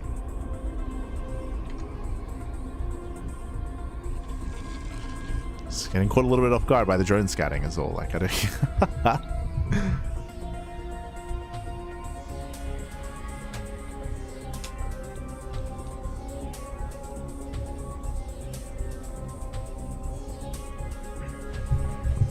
Feeling like a Protoss. He's in the mood. Meanwhile, it's going to be Gate Cyber into Forge for early cannons. I believe this should be for the Stargate follow-up. No, my apologies. We're going for the... Okay, we're still going for the Robo. Reaver drops. Vamonos. So Forge into Robo. Again, we're going to be working with minimal units and minimal gateway, so we do need that cannon to help defend as we build up into Reaver drops. Let's go.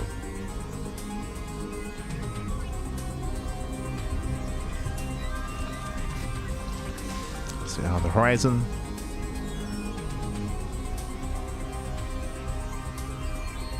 Likewise, we do see a very fast lair here out of SHIN, going for a 3-minute lair. Oh my god.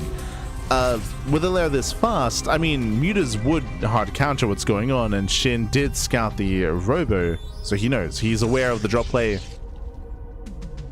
I'm sure he's tempted to go 2-base muta to hunt down the shuttle, to hunt down the river units, bearing in mind as well that because of this there's going to be less Dragoons. There's no Dragoon upgrade, for example, so anti-air is going to be weaker.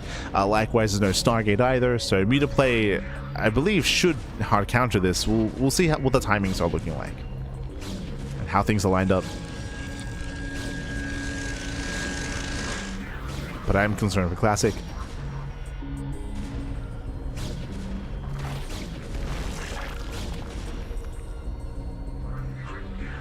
Drone is still alive. Oh no, it does not get the gas steal. Barely nudge. There's a Spire again, 2-base muta.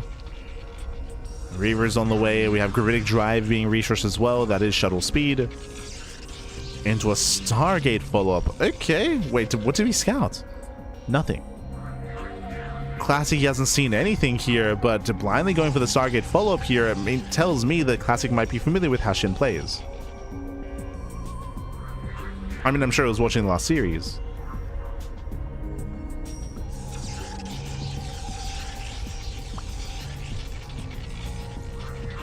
As from here, we can go Corsair.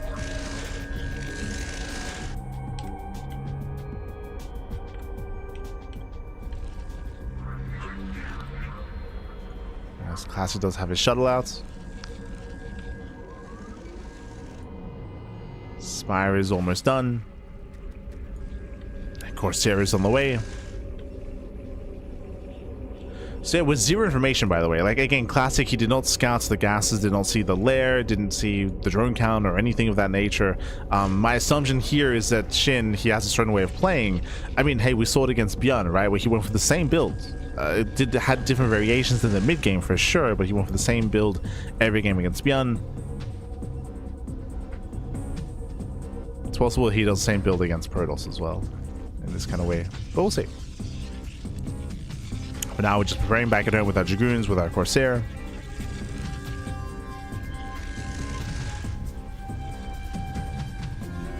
More Corsairs on the way. We're just waiting for the Mutalisks.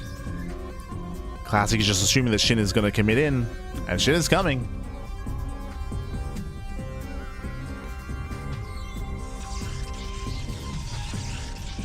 The mind games to open Robo and only make a single Reaver as well. The mind games. And it does force out the mutas. Corsairs, they give chase.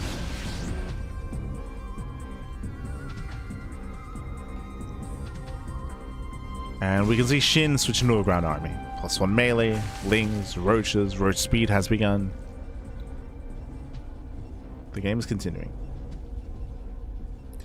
Now the question becomes, is Classic just going to commit into a 2-base all-in? Classic, he is very well defended here on 2 bases, that is true, but does he just relinquish the map here to SHIN and allow him to mass expand? I feel like Classic has to break out soon. He's going to break out soon. In a very similar fashion to what we saw last game. Very similar.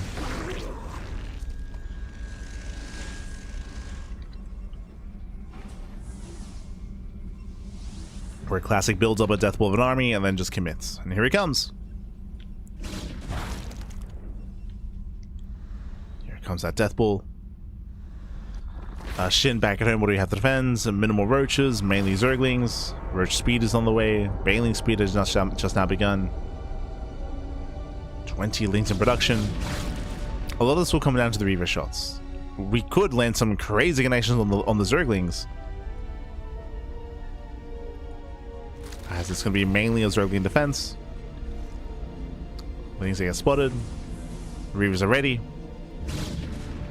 Mutas are going for the backstab. They're trying to catch reinforcements. They won't be here to defend, to focus on the Reavers themselves. And Lings, they cannot touch this.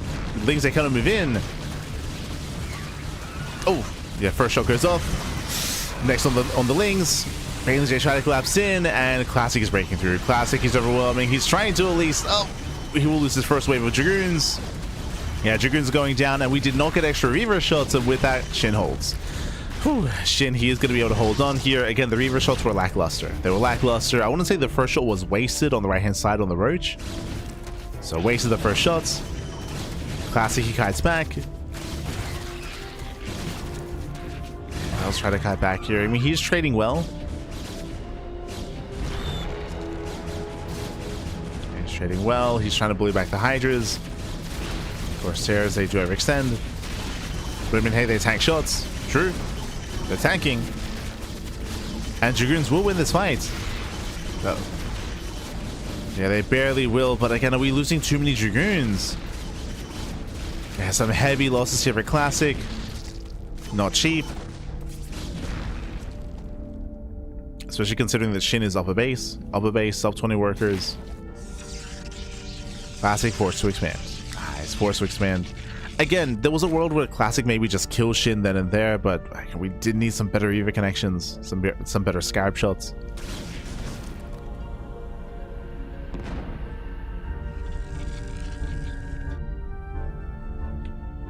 And with that, Shin is getting further ahead. It's getting further ahead, getting now 4th expansion.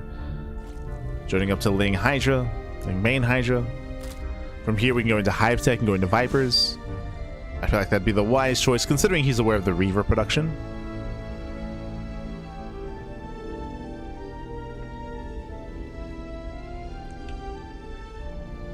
But we'll see. We'll see if he's tempted to go into Lurkers or into like an Ultra Switch.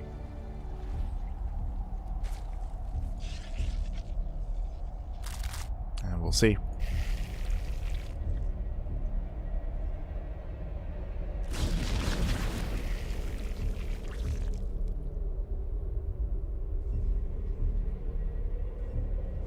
Shit is committing. Shin cutting works at 60. Making 20 links behind this, and he's going for it. Oh. Yeah, he does commit in. Banelings, they turn away the Dragoons. And can we get on top of those Reavers? As Shin, he's running out of Zerglings here. Does get one. Some decent Scarab shots, but one of the Reavers does go down. Getting a second Reaver as well. Gets two. Can he get all three? He can. Yeah, massive pick. Also, all 3 Reavers fall. And with that, Shin is done. He has broken Classic. Breaks through the 3rd expansion. Does collapse on top of the Dragoons. Heavy losses. And Classic cannot hold. He cannot hold, not like this.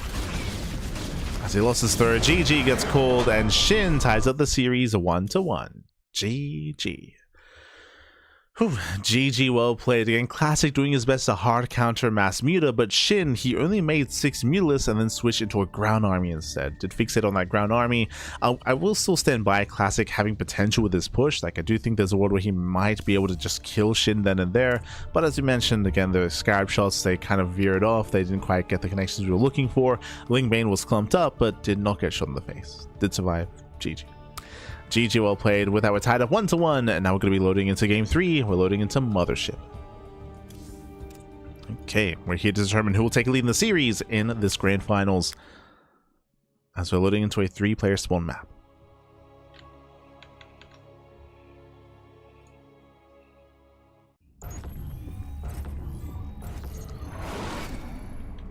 Spawning in the top right-hand corner of Mothership, we have the red Zerg player. We have the red Zerg player himself. Oh.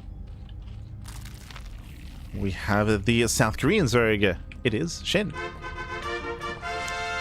This time playing Brood War. And spawning in the bottom side, we have the SC2 Protoss player. We have the blue Protoss representing Protoss Pro. It is a classic.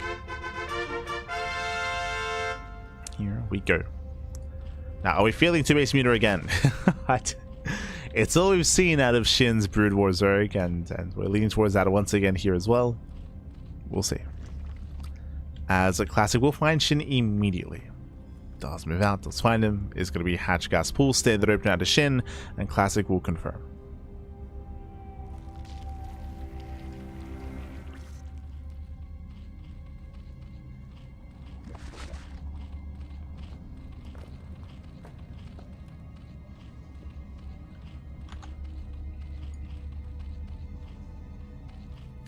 Does confirm.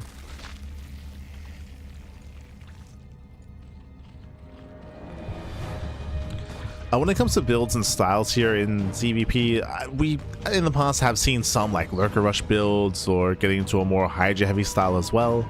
But stylistically, it does feel like SHIN prefers something more mobile and prefers to be able to gain map control early on and keep the opponent pinned down. Makes sense.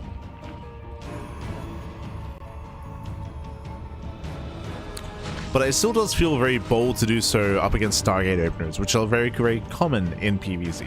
Very common. We're expecting another Stargate opener at the Classic. SHIN, what do you have for us? For now, droning, saturating. Claiming his gases.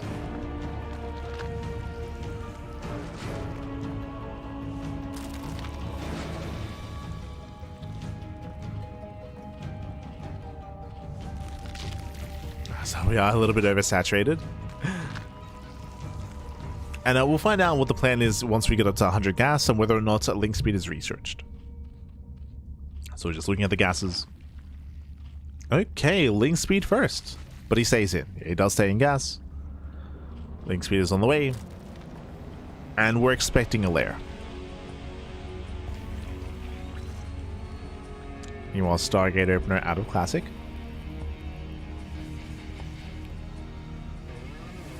Does open Stargate. With this should be opening up Oracle.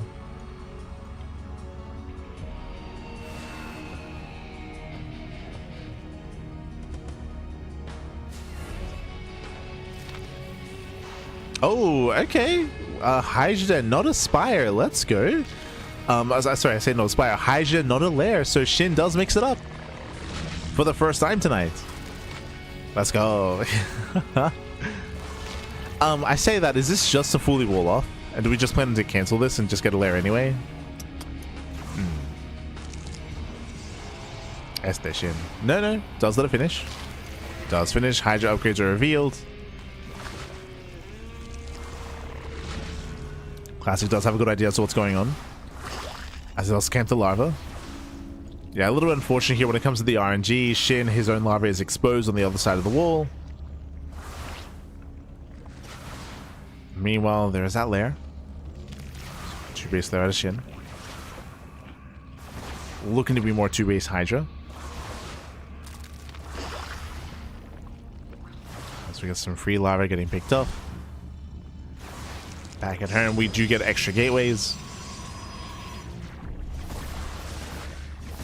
Zero breaks in, gets two drone kills so far. Not bad.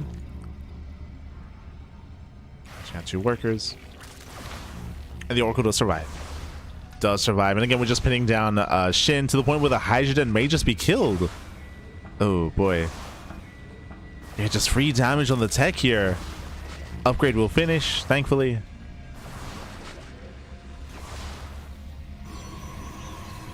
But the Hydrogen does get low.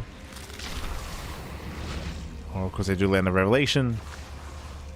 And we thought we had broken the mold, but no. Again, the Hydrogen was just for show. We do actually make some Hydras, don't get me wrong, but the Hydrogen will eventually go down, and we are indeed going into 2-base muta. Just getting there in a different way.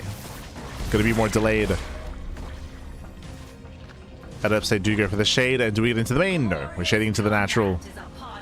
Yeah, shade is denied. The oracles are out. Gases were spotted, and right now the pressure's on Classic to confirm. Is the Hydrogen being rebuilt or not?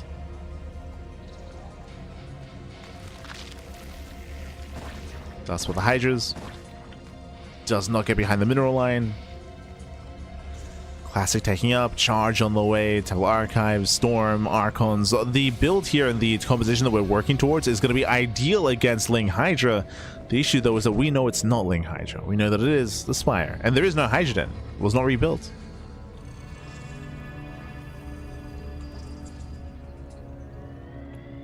So Classic, he's unaware as to what's going on.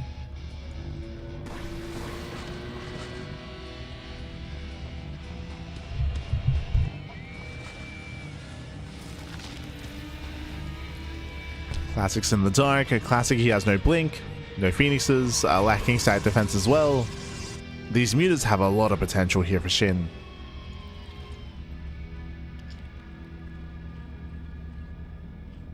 A lot of potential. The oracles I pick forward.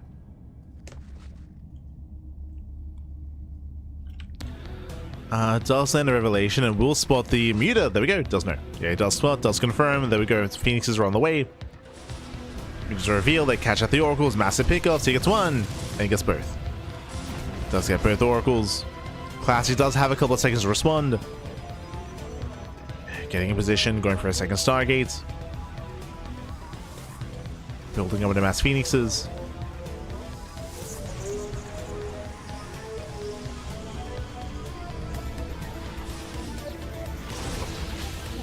Again, is building up.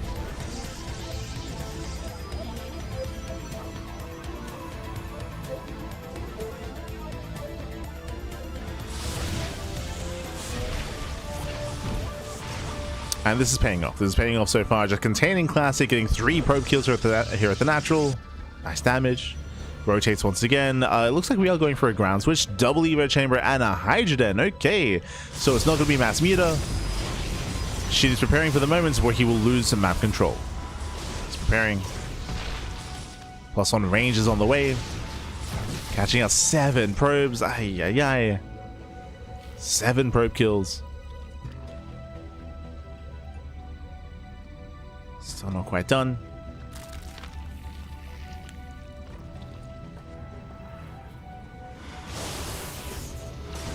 Oh, so let's go back into the storm. Gotta be careful. Storm is revealed. Now, what's a little bit scary about this transition, I mean, what else can we transition into, to be fair, is that Classic, he was already building up an anti-Hydra army with Charge, Storm, and Archons and the Gateway composition. So that is a bit of a concern. I would argue that SHIN more than anything needs lurker tech and to build up a lurker count. We'll see if we can get there. Well, if he does try to get there.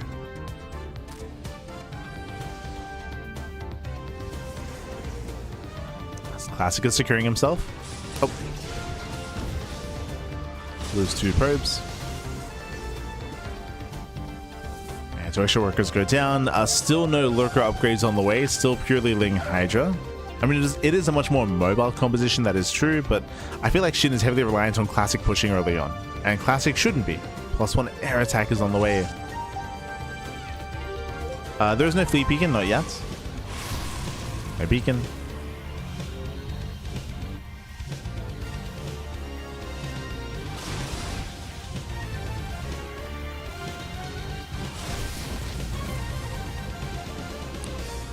SHIN is going to be zoned. Still massing on more phoenixes. At this point, Classic should be aware that the muta count is not getting any larger. I would hope so. Here come the lurkers. As we mentioned before, like, I feel like this isn't necessary here for SHIN to survive. Lurkers are coming.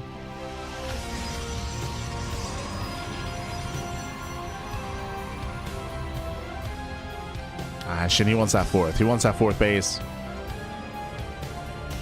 Does spot the expand. They're going to be collapsing in. Classic has potential with Storm, but I don't see him defending that 4th expansion. Oh, he wants that Templar. Oh, doesn't get it. Doesn't get it. Throws away all the mutas. Every mutalist gets thrown away. And it's all about the storms. There's just barely a ground army. Nice Storm in the Lings. It does catch out the Zerglings. Hydra's left. But again, we're down to 2 storms. 2 storms remaining, down to 1. Hydra's get caught out on the left-hand side. Another mainly zoning storm. Fourth base is going to be denied, and that is a kill. Yeah, it's a kill, not a cancel. Ay, ay, ay. Brutal pickup.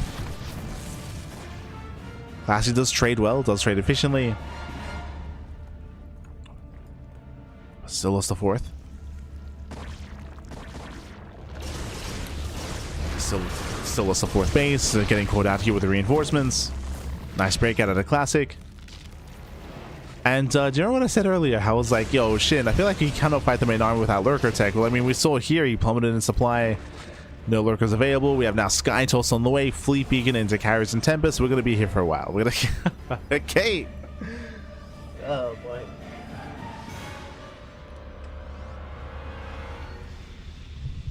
Classic is not pushing. He shouldn't be. He's just defending. Going to turtle up back at home. Because they find more damage. At this point, we can throw them away. We're just trading as the best we can. Catching up 5 workers. Throwing down a wall of cannons and shield batteries. And again, Classic will just turtle up. Going to turtle on up. I don't think Shin can actually break Classic turtling without Dark Swarm. I feel like Dark Swarm is going to be a must here. But even then, I mean, Storm doesn't care about your Dark Swarm. True. Speaking of, Storms do land. Once again, forcing back the army.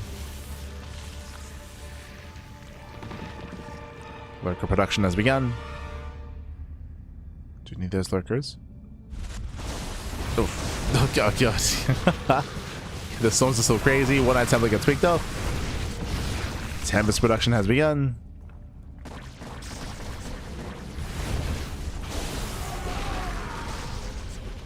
As again, the storms, they just are solid. They just keep connecting. They keep connecting.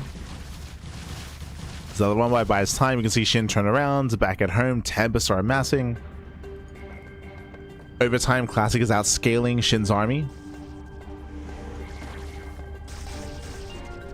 Oh, but Classic is pushing. Uh-oh. This I'm a little bit less certain of. Does we have 2 lurkers. And Classic's gonna be careful. There's no need. There's no need to break out. We just chill back home. Build up those Tempests.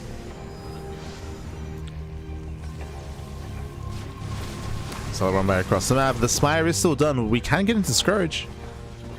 That'll most likely be the best complementing unit here for Shin, is to build up some Scourge.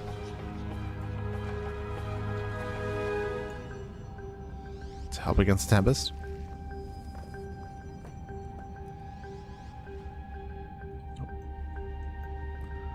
Shinny breaks out again. Almost pure Hydra here. Almost pure Hydras. Oh, good. First storm lands. Goes back into the storm. Oof. Oh god, yeah, the storms are brutal. Going back in, and we still have more. Yeah, storms that keep popping up. I say that, but Shin does get into the mineral line. Yeah, he gets in. Probe's going to be going down. At the same time, we're down to 1 lurker. Archons, they break out. Massive storm with a high dice. Stays in the storms almost completely. And with that, Shin, he just plummets in supply. Shin will lose everything. As you mentioned, Mass Hydra like this does not scale well. And GG gets called. A Classic will take a 2-1 lead in the series. GG. Whew, GG, well played. It looks like Shin did not want to enter a late game situation. He was just stuck with a mid-tier army. He committed into the bases, and again, with all those storms, Shin could not break through. Could not break through. He took so many storms to the face, lost everything. Despite being up in army supply, the supply does lie. And GG. GG, well played. Classic will take a lead in the series. Now we're loading into Sylphid. Let's go. Let us go. All those Hydras are 2 probes. Oh no. Again, like pushing into a fortified position like that is very, very difficult. Again, as I was mentioning, even with Dark Storm, I don't really see Hydras breaking through that. I feel like a switch is necessary to, you know, get into Guardians, to maybe get into Devourers. I've seen very little late game ZVP in recent months, in recent years, in SC Evo. But imagine you'd have to take in that direction. Being stuck on Hydras, you can't get away with it. And here we go. Spawning in the top side of Sylphid, we have the South Korean Zerg player. We have the Red Zerg down in the series. Can he bounce back? Can he make a series out of this? It is Shin. Heading towards the ace match, and spawning in the bottom left-hand corner, we have as opponent, we have the South Korean Protoss player, the Brood War Protoss for Virtus Pro. One game away from becoming our champion. It is a Classic. Here we go. Classic is back to Brood War. Oh boy. Now we're going to Silphid. Silphid is a 3-player spawn map. At Classic, he will scout a SHIN immediately. So Classic is aware of SHIN's location. SHIN force take the unnatural natural. This is a very isolated base. We could try to abuse this. We could try. Otherwise, we're calming down. When it comes to Classic and his PvZ, when it comes to Brood War Protoss, last time we did see attempted robo play into Reaver drops. I did mention earlier that we've been seeing a little bit more Stargate play at a Classic, but that was in the show match against Solar. So far, he has not shown that here against SHIN. Let's see.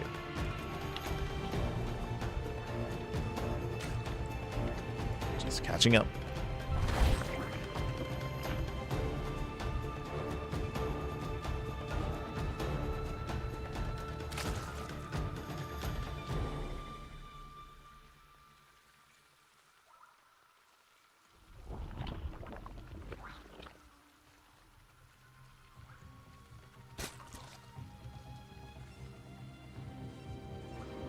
Don't forget to stretch. Don't forget to posture check in the chat. Check your posture pack. True. As for now, we do have our initial openers here. Again, hatch gas pool, going for a faster third base as well. This will delay SHIN's queen, his second queen specifically. So a bit of a later queen here as he builds up. Meanwhile, hey, there is Stargate opener. We did mention this earlier. We saw this quite heavily actually out of Classic in his series versus Solar. Does open Stargate. This is why the PTR patch notes were a little bit disingenuous when it comes to, if you remember, we discussed it last night in the podcast about the StarCraft Evolution patch notes, how the verbiage and the wording used to justify the robo changes, which I'm not saying are not justified, but the wording used there made it sound like, oh, you never see like Reaver drop openers. But we saw that in this series. It made it sound like Reaver openers haven't been seen in years, Bappy, in years. So it was a little bit weird. Once again, not saying that it doesn't call for like a buff to that kind of build and buff to that style. Just some weird framing in regards to trying to say how rare it is.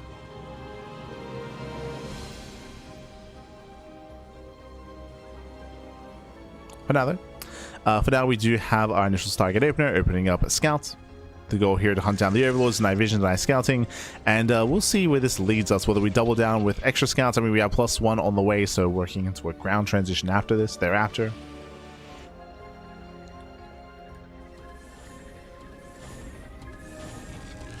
scout for the first time tonight. Let's go. And it's switching to Zealot legs. So Citadel of Adun into +1 into charge or into Zealot legs. Speed lots.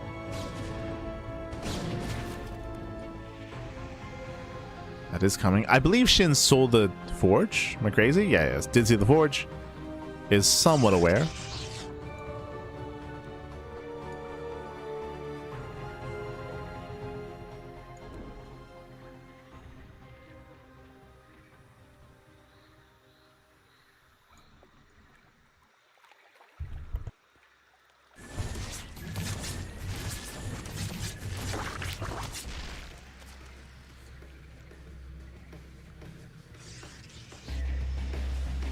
As the Overlord is going to get caught out. That's the second Overlord falling. Again, trying to contain Shin. Lings, they do slip by. Yeah, there's an opening. There's an opening in the wall here. They do slip into the main base. They get a full scout. They confirm the gateways, and they confirm the Citadel of Adun as well. So the Black House on the way for Storm. And Lings, they haven't killed any probes yet, but there we go. They find one. Naughty. Oh my god. Classic, calm down. I mean, it's still a difficult defense here as he has to wait for his reinforcements. Dragoon finally arrives. But Classic will lose 0 probes? That's crazy. 0 probes go down. Very impressive defense here by Classic with his probe drilling. Very impressive micro. With that, he defends, and back across the map, Shin is going into Lingbane. Okay, so I mean, he's aware of the Zealots, of course, so he's getting ready for the charge, getting ready for his Zealot legs. The Mass Zealots. Setting up his Ling Bane, most likely into Hydra Tech. That would make the most sense here. Yep, there we go. It's going to be Ling Bane Hydra. Shin amassing his unit composition. Meanwhile, Storm is on the way. Classic staying on 2 bases that much longer. Scouts they poke in, and Scouts they do get another Overlord and another. No transfuse. And no transfuse available. One of the Scouts has to pull away. Ooh, does stick around too long. Yeah, a bit of miscontrol there by Classic. A little bit of unfamiliarity when it comes to the units and their acceleration. But does still get 4 Overlords. I believe 4? 5, okay. 5 Overlords going down. For 1 Scout, not a bad trade.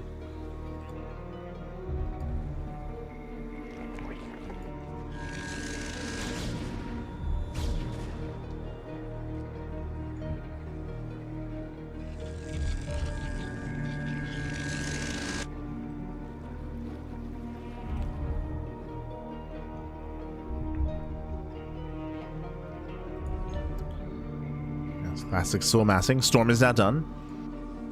Working on, was it Caldera and Amulets? I think that's the energy upgrade. Starting energy upgrade. Oh, true. We can also warp in Dark Templar. True, true. There's no dedicated Dark Shrine in Brood War. You just make them. And just produce. Shin will attempt to delay it. He will not be able to. Oh my god, we do spend a lot of storms though. Yeah, storms are spent. Third base is saved. And Dark Templar are coming. Now back at home, Spores are already in position due to the Scouts. So there's already Spores. DTs, they can still try to find some damage, catch a Queen, maybe overwhelm a Spore.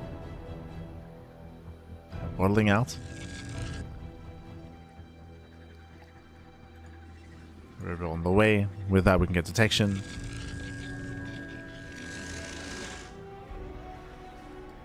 Not too sure if there's a place for Reavers in this kind of army. So there would be.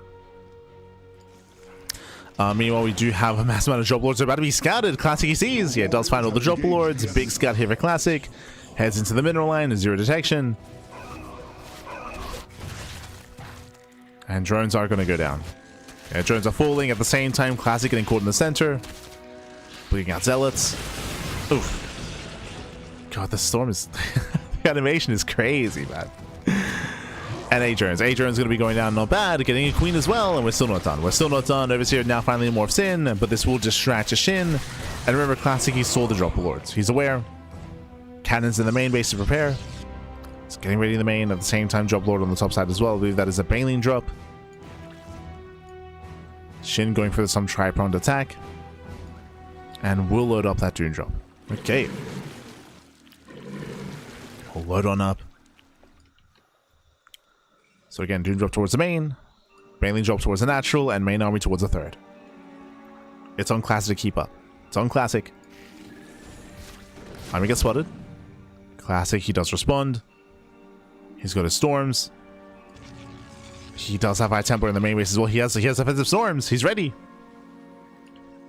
He's ready. Oh. And we don't commit. Yeah, Shinny does not commit. He sees the High Templar, gets the hell out of there. At the same time, main army moves in. Ooh, massive storm on the Banelings. Yeah, Banelings, one of them does connect. At the same time, drop into the mineral line. The cannon defends. Yeah, cannon defends. Storm on the Doom drop, and Shin gets shut down. He gets shut down. Dropping on potentially some High Templar. Batteries in position. One Templar goes down. God, the storms are insane.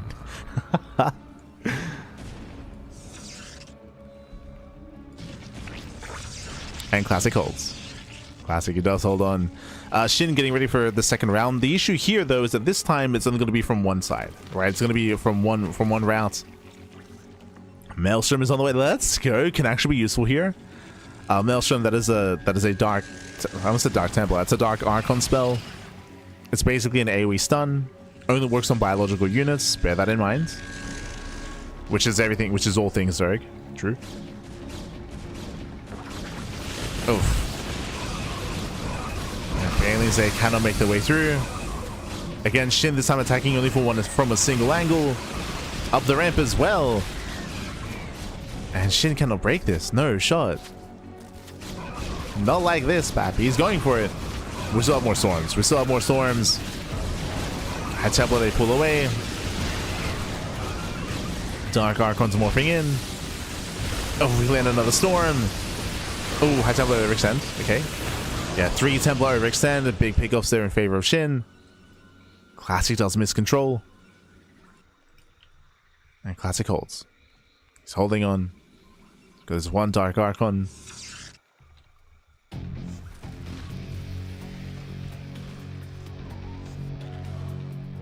So are there Dark Archons in Evo? Yes, there are. You can see them right here. Right here. We have the Dark Archon. We have Research Maelstrom.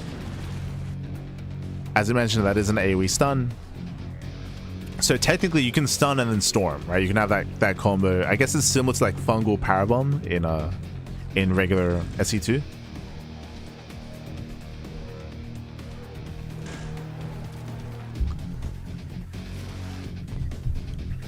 Except there are no limitations. Oh. Yeah, Shinny rotates, going for a split push. Yeah, Storm on the top side. We're still holding off on that Maelstrom. Likewise, Shin coming in from the south. Once again, High Templar in position. Storm does try to zone. 1 Templar goes down. Down to 3 Templar. Yeah, 3 Templar left, but the Storms, they still connect. And Shin, he's running out of steam. He's running out of steam. He's losing his flanking army. No more Zerglings. They'll take down the battery. But again, there's just not enough here. There's not enough here. Only 3 Hydras remaining. Does barely get the Archon. And now Shin is running. Shin is running up back at home. We have the Hive on the way as well. Shin is going to try to transition. This was purely a lair tech all in. Now we can start the Hive. Now we can start working towards Hive upgrades. But Classic has weathered the storm. Now, thankfully for Shin, behind this, there's no setup into Skytoss. Like, there's no, like, 2nd, 3rd Stargate or a Fleet Beacon. So we do see that Classic is sticking with a ground composition. Interestingly enough, going for the Bay, which does give access to I almost said Disruptors, Reavers. So Reaver is going to be available.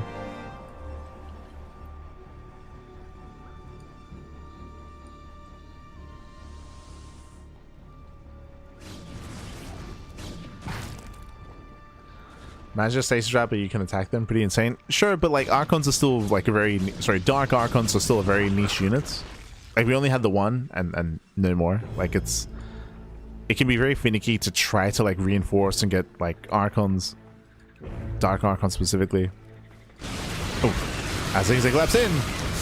Nice round. Yeah, nice round. Catching out to 1 of the Templar. Just the one.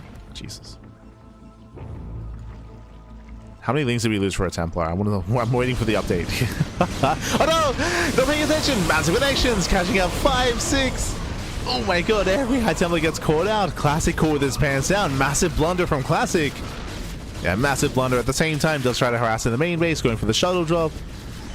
But he lost so many High Templar there. That was 7 Templar going down. In the end, Classic will hold, but those were expensive losses. He wasn't looking, Pap. He wasn't looking. Was focusing on his drop. He gets punished for it. Same time, Shin coming in from behind. Oh, catching some reinforcements. Let's catch some Zealots. Disrupting some of the economy. Meanwhile, we do have another Zealot drop into the main base. Runman on the right hand side as well. Classic defense. And drones are going down. Okay, not bad. 6 drones. Yeah, 6 drones going to be falling. Oof, this time the Lings are punished. This time Classic paying attention. And Classic is recovering. Did have some heavy losses there, but he does recover. Fortifying this position, more cannons, more batteries. Works facility is on the way. Is that a 2nd robo? Yes, yeah, 2nd robo. I'm still on the fence about mixing in Reavers like this. Still very much still on the fence. But I guess they're like a consistent form of splash damage, I suppose. They can just have in the main army.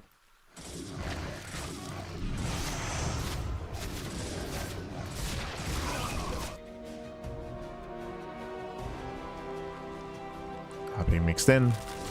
Shuttle goes down. Shin's still losing more drones, still being distracted. And he has completed his high-tech lurker upgrades. Okay. Does have lurker range. Does not have adaptive talons.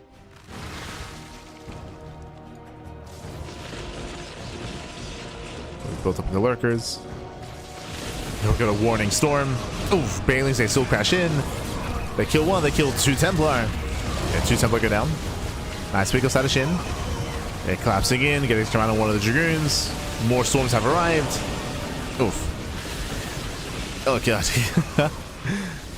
Yeah, some hefty storms. And we're dropping. We're going for the Knights into the main at the same time. Okay. Classic out of position. He's out of position. Lurkers are pulling Classic apart. Hydras, they move in. Oh, we got some blind storms. Again, there's no detection, there's no vision. So Classic was just guessing as to where the lurkers were. And I believe Classic, he should be able to defend. He's going to bleed out a couple of gateways and some of the production. Oh my god, but massive storms on the Hydras. The storms, they just keep coming. Yeah, storms, they blanket everything. All the Hydras go down. In the end, we do see Classic, he defends against the main army. Cleans up the lurkers. But there's still lurkers in the main. There's still lurkers in the main base. Oh, god. And we're just counterattacking. We just ignore them. Okay, we just ignore the lurkers. We have some units to hold the line. Classic counterattacks. And he should take down bottom right. I feel like it's going to be a mistake if these lurkers come back to defend. These lurkers will be exposed. This should just be to evacuate. Spanish, they break through the defensive line. Not bad. Takes down the cannons. Classic moves in. The other boys are being pulled away. Oh, we attempt a body block, but they get out. Yeah, drones, they all do escape here, and everything's flashing red. The main base flashing red here for Classic. Finally does clean this up. At the same time, the 4th base will fall. And Classic is supply blocked. He supply blocks as well. And SHIN just has to keep backstabbing. Just keep counterattacking. Knock down more bases, build up the army. My big concern here, as we're seeing now, is that SHIN did lose all of his lurkers. They were all killed. They did not escape, actually. So we have 0 lurkers currently. We're morphing in 5, but the lurker count is very low. With a very low lurker count, Classic's army can still break through. Classic can still outtrade. So that is a concern. Classic does rotate back home.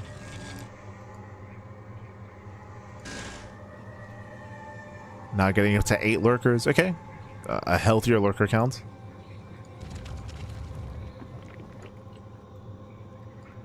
It's getting healthier. Main army comes together. Where are the Reavers? Yeah, it's so awkward having Reavers a part of the main army because they're just not a part of this. They're trying though.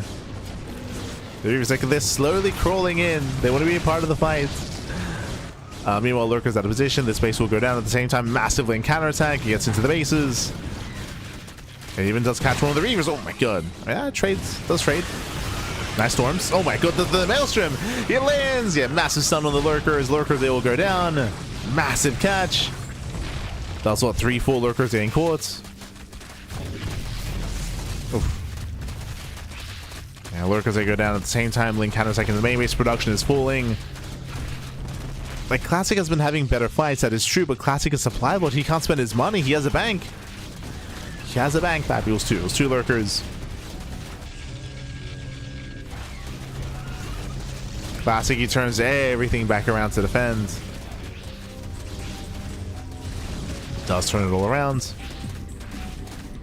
Classic being torn apart.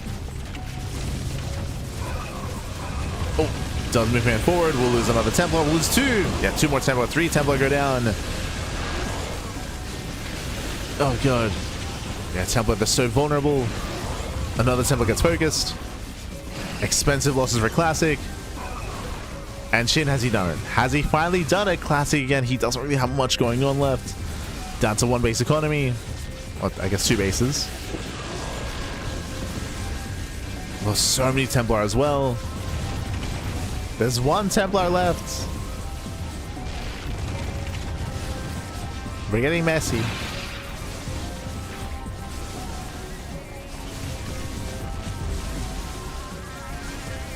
And SHIN, he's just wedging himself in between the 2 last mining bases here. 2 bases left. Oof. And Classic does break out. Decent trades. Does take down a handful of lurkers, but we still have production. The issue here is the economy. SHIN, he's on what? 1, 2, 3 base economy. Still has mining. And with that, we're forcing the ace match. We're forcing the ace match here. It's an impressive showing here by Classic, but there were a couple of key moments here where he didn't have losing too much. All of his High Templar at the northern base was torn apart. The Knight is getting up and running as well. A couple of key moments. And in the end, Classic was broken. We're going to game 5, Bappy. Let's go.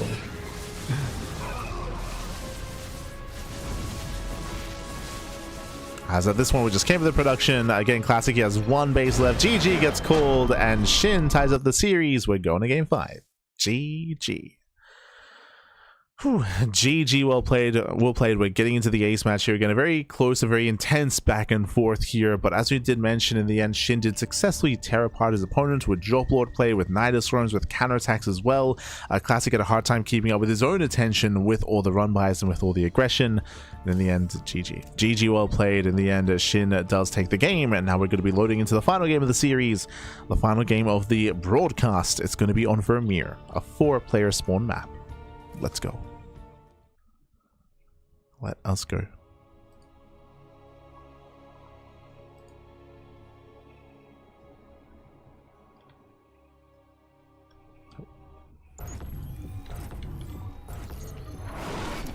And spawning in the top right-hand corner, here of Vermeer, we have the South Green Zerg player. We have the red Zerg. Tying up the series 2-2 and forcing the ace match. It is a SHIN. Playing Brood War Zerg. And spawning in the bottom left hand corner, we have the SE2 Protoss player. We have the purple Protoss representing Virtus Pro. It is Classic.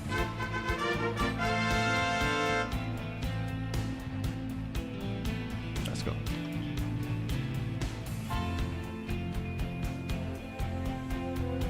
The Reaver Believers. They had a hard time engaging in the fights, Pappy. Hard time.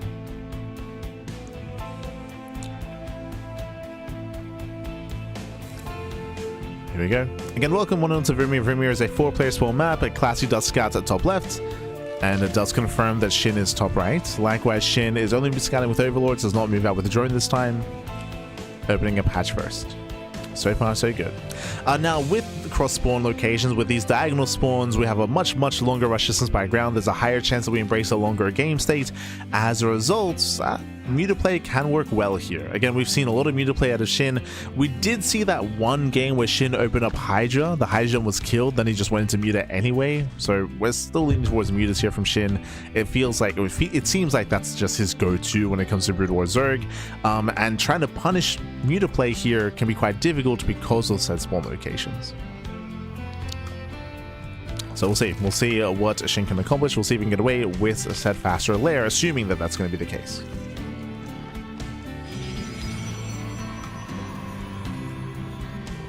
What is the late game Brood War army? I mean, we have not experienced that yet in this series, is what I will say. But I guess it kind of depends. Like, that's when we get into, say, like Guardians or Devourers, which are a little bit more niche nowadays, and Spellcasters, of course. Against Terran, I feel like it is a little bit more natural to get into like Ultra Defiler, to build up into Ultra Defiler to kind of like break these siege contains. Against Protoss, I haven't really experienced much late game ZVP.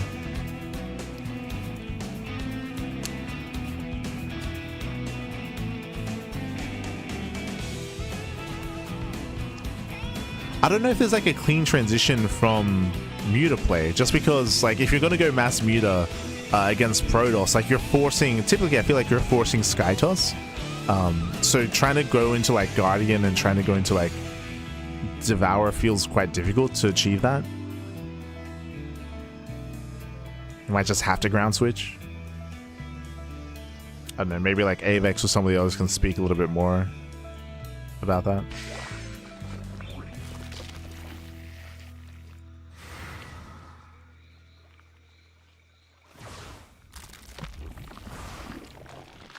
Yeah, we've yet to really experience like late game, like Brood or Zerg in this series. Oh, okay, opening up early plus on melee. Hello. Yo, we're playing SE2. We're playing so early chamber into early upgrade into a delayed lair. You have my attention, Shin. As that was even +1, I believe, before Ling speed, which is lined up for a Ling flood. Meanwhile, it's going to be Stargate opener out of classic, Stargate opener, move out across the map.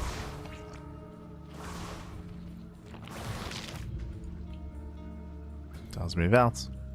We'll scout, we'll confirm. Extra gases are being taken, so this shouldn't just be like a Ling flood or a Ling all-in. We're taking up into a direction. Waiting for the lair. Yep, lair is now on the way. But we have seen faster lairs before. Like this lair is delayed because of the Evo chamber, because of the melee upgrade.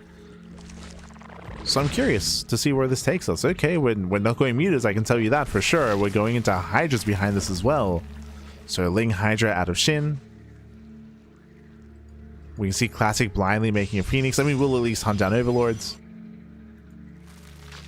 We have that much earlier Twilight Council out of Classic. We'll take it in. They do get a full scout. They confirm the lair and the Hydra Den. So nice scouting here out of Classic. And we'll see if Shin can deny the third.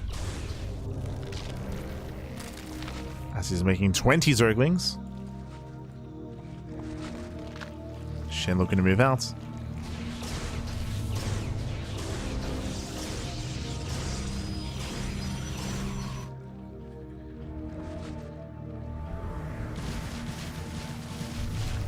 I didn't realize that was a full wall, okay. So it takes down the Evo chamber. Hydra Den did finish, by the way, and we're still going for the Spire. Okay, so a hidden Spire out of Shin. We'll see if we can keep it hidden. Oh, as your Oracle does poke in, and Classic does confirm. Wow, it does confirm, does get eyes on the Spire, does see the Hydra Den researching as well. Classic is somewhat aware. There's Revelation to confirm whether or not it gets cancelled. So Classic is getting ready. Lings, they attempt to surround. They come in. Catching out a couple of probes. Just one. Yeah, one probe goes down. Nice defense so far out of Classic. So far the +1 melee Lings have not really paid for themselves yet. Second probe. And Classic is having a really strong reaction to this. He's going for a second Stargate, mass Phoenix production. Archons are amassing, charge as well. Very well rounded composition here out of Classic.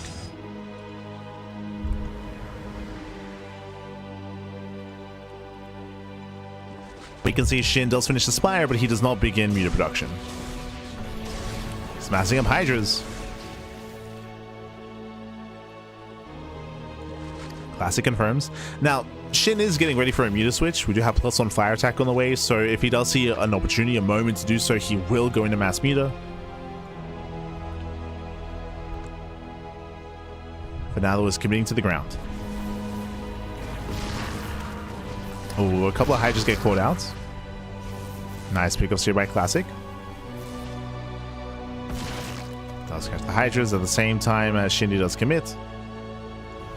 Back at home, Storm is not yet done. Uh-oh. There is no Storm. And Shin can break through. Breaks down the Adept. Lings, they flood in. Yeah, they flood into the natural. Army's out of position. Force field here at the natural. Yeah, force field at the wall. Well, Lings, they do still get in. And Lings, they bust into the main base. The Oracles have to respond.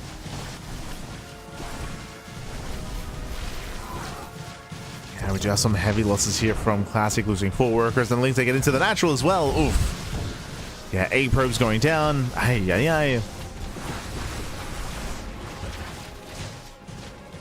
Getting up to 8 workers.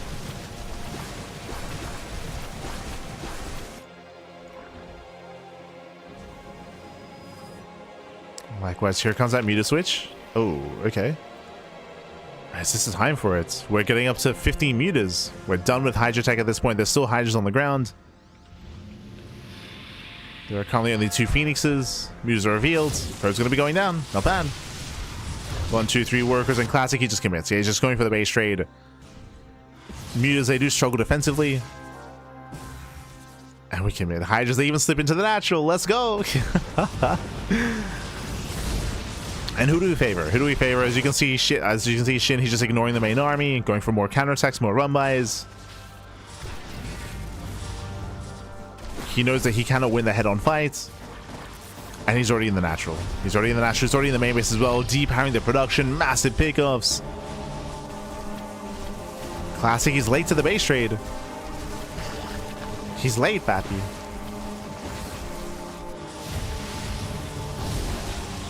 The main base is forfeit. At the same time, the third base has fallen here for Shin. And there is a stand being made here at the third. Yeah, we have the batteries, we have the Archons. There's a recall back home. Yeah, we do see the recall. Do we get the High Templar? We do. Yeah, High Templar, they race back home as well.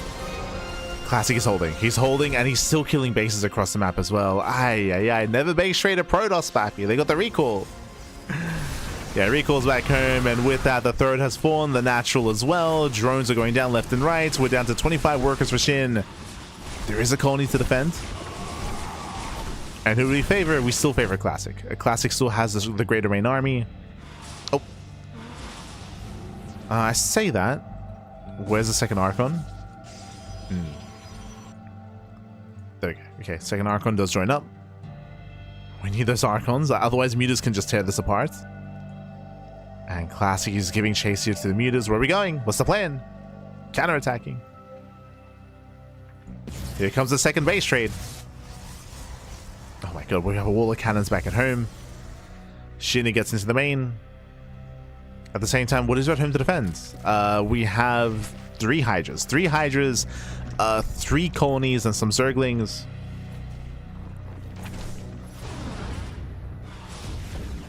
Shin might actually be able to defend the main, but Classic will defend the third, which has more saturation. Which has more of an economy.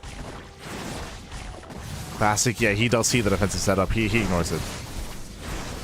So he doesn't try to break the main base, settles for the natural.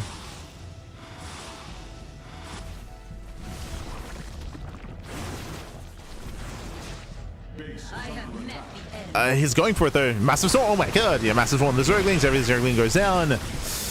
Can we break through the side defense? We still have more storms available. Yeah, not able to. Yeah, not able to break through. It was a very good storm here for Classic. But doesn't break through that defensive line.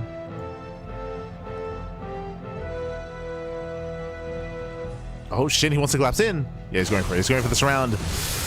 He dives on the Templar. He does not get them. But he baits out 4 storms. Baits out all the storms. Do we have another recall? We do. Yeah, recall is now available.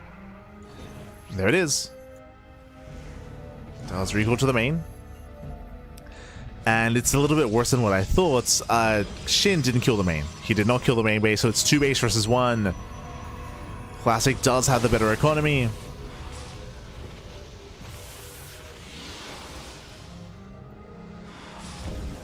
The pressure's on Shin.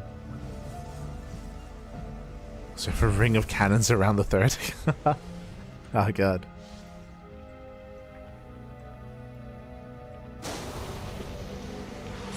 Oh.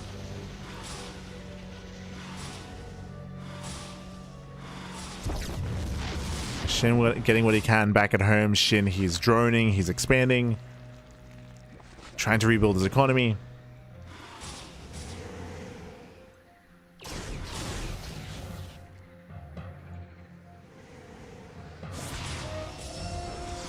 And these means they have potential here. He does get a pylon. Nibbling away at the production. But remember, Shin cannot fight head on. That's just not going to happen. Not into this. So it's a very delicate dance here.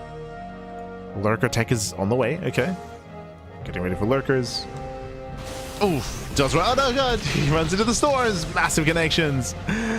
The army's battered, it's bruised, barely standing. One more storm would be enough. The mutants are deep in the red. Oof. Another mutant goes down. You can see Classic trying to bait him in. Trying to bait the mutas.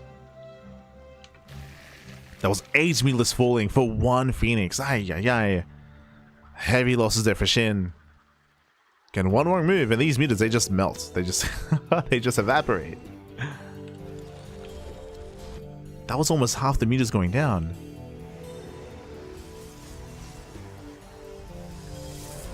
So only 11 left. Oof. Yeah, he goes too far. He's gonna lose everything. He's gonna lose all the mutas here. Brutal Storm. Phoenixes are trying to corner him. Trying to corner the mutas. Gets another. So we had 11 down to 8. 8 mutas left. Okay, going for that lurker switch. Now the scary thing here is that these Phoenixes, yes, they're built to zone away the Mutalisks, but they can also lift up lurkers if we have detection. And so far there is none. We do have access to oracles. There are cannons, of course, as well, but I believe there's no robo. Yeah, there's no robo, so currently 0 detection for classic. We do need oracles. Templar archives on the way. I didn't realize that if we were losing High Templar, they couldn't be replaced. That was actually crazy. Crazy.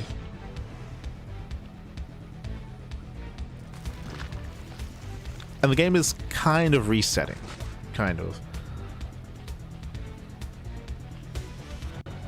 Both players building back up to 3 bases. I still do currently favor Classic's army, but at the same time, as we build up more lurkers and as we have less detection, like this is where Shin can actually keep up.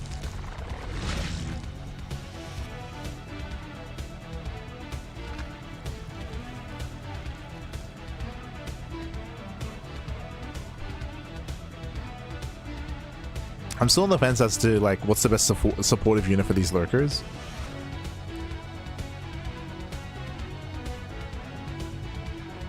And kind of where to go from here. What I mean by that is Hive Tech lurkers for SC2 exist, but there are no Hive Tech upgrades for lurkers here in Brood War. So they have limited range, and they just have more limitations. The upside is you can mass them up more, that is true, but if we're talking about the late game, like they fall off. Darkstorm helps against like a gateway heavy composition, but it doesn't help against Storm.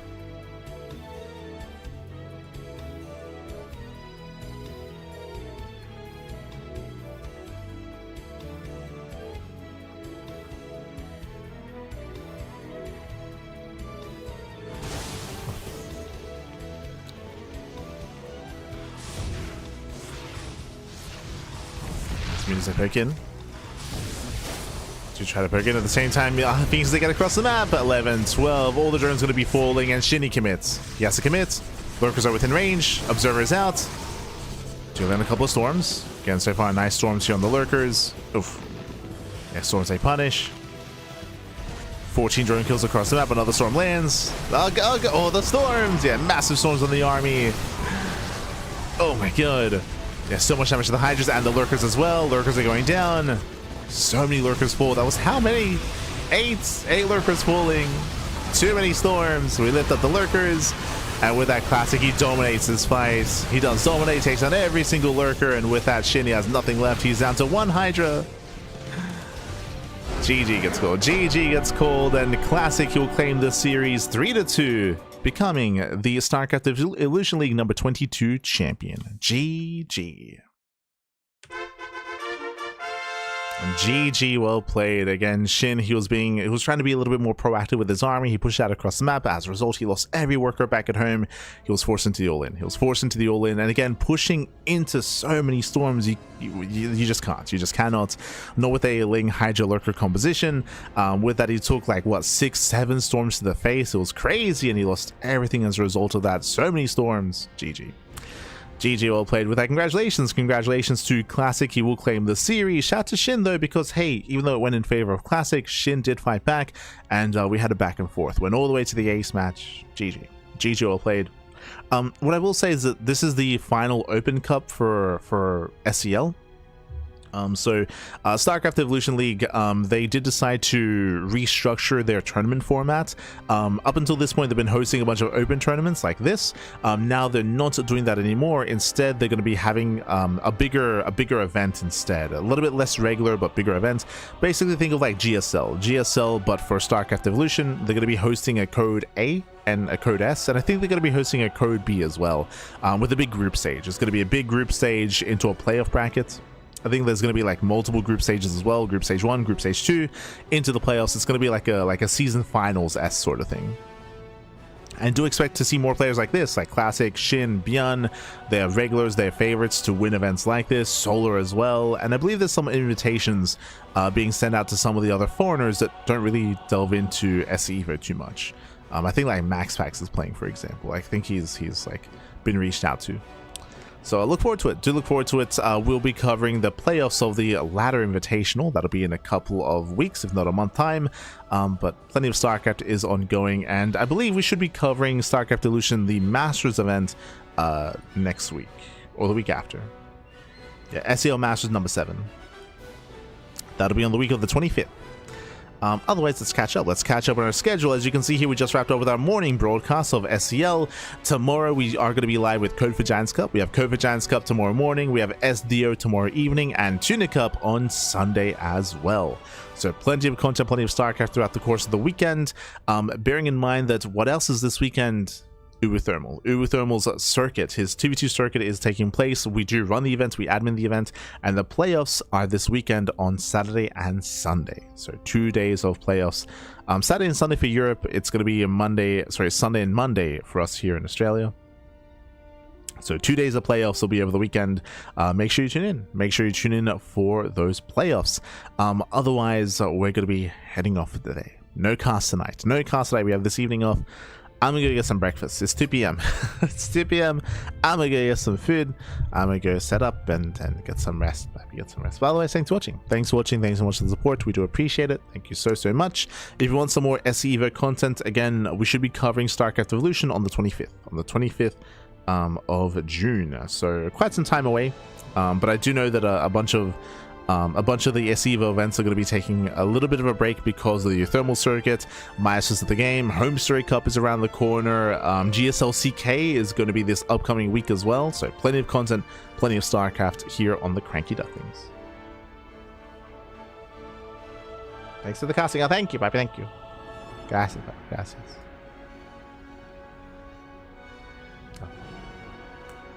We missed out. I mean, VODs are available on YouTube. Speaking of, if you want to support us, you can do so by following us. You can see our socials in the chat, !socials here, and you'll get a link to our Twitter, Facebook, Instagram, Discord, YouTube, Mastodon, Blue Sky, all things CranKy Ducklings. If you missed out on some of our live coverage, then you can check out the VODs over on YouTube, as we do stream on multiple platforms at once. So the VOD is instantly available over on YouTube. Is there. But otherwise, thanks for watching. You can also support us via Patreon if you wish. Our Patreon does fund our tournaments on a regular basis. We do host Duckling Open, Swan Open, and Sparkling Tuna Cup on a regular basis, all funded via Patreon, and you can help us grow the prize pool of those tournaments via Patreon as well. So thank you so much. Otherwise, I'm gonna head off. My voice is very sore. My throat is sore, so gonna head off for the day. Not speak for the rest of the day either, and we'll see you next time. Until then, ciao, bye, ciao. Thanks for watching. See you next time.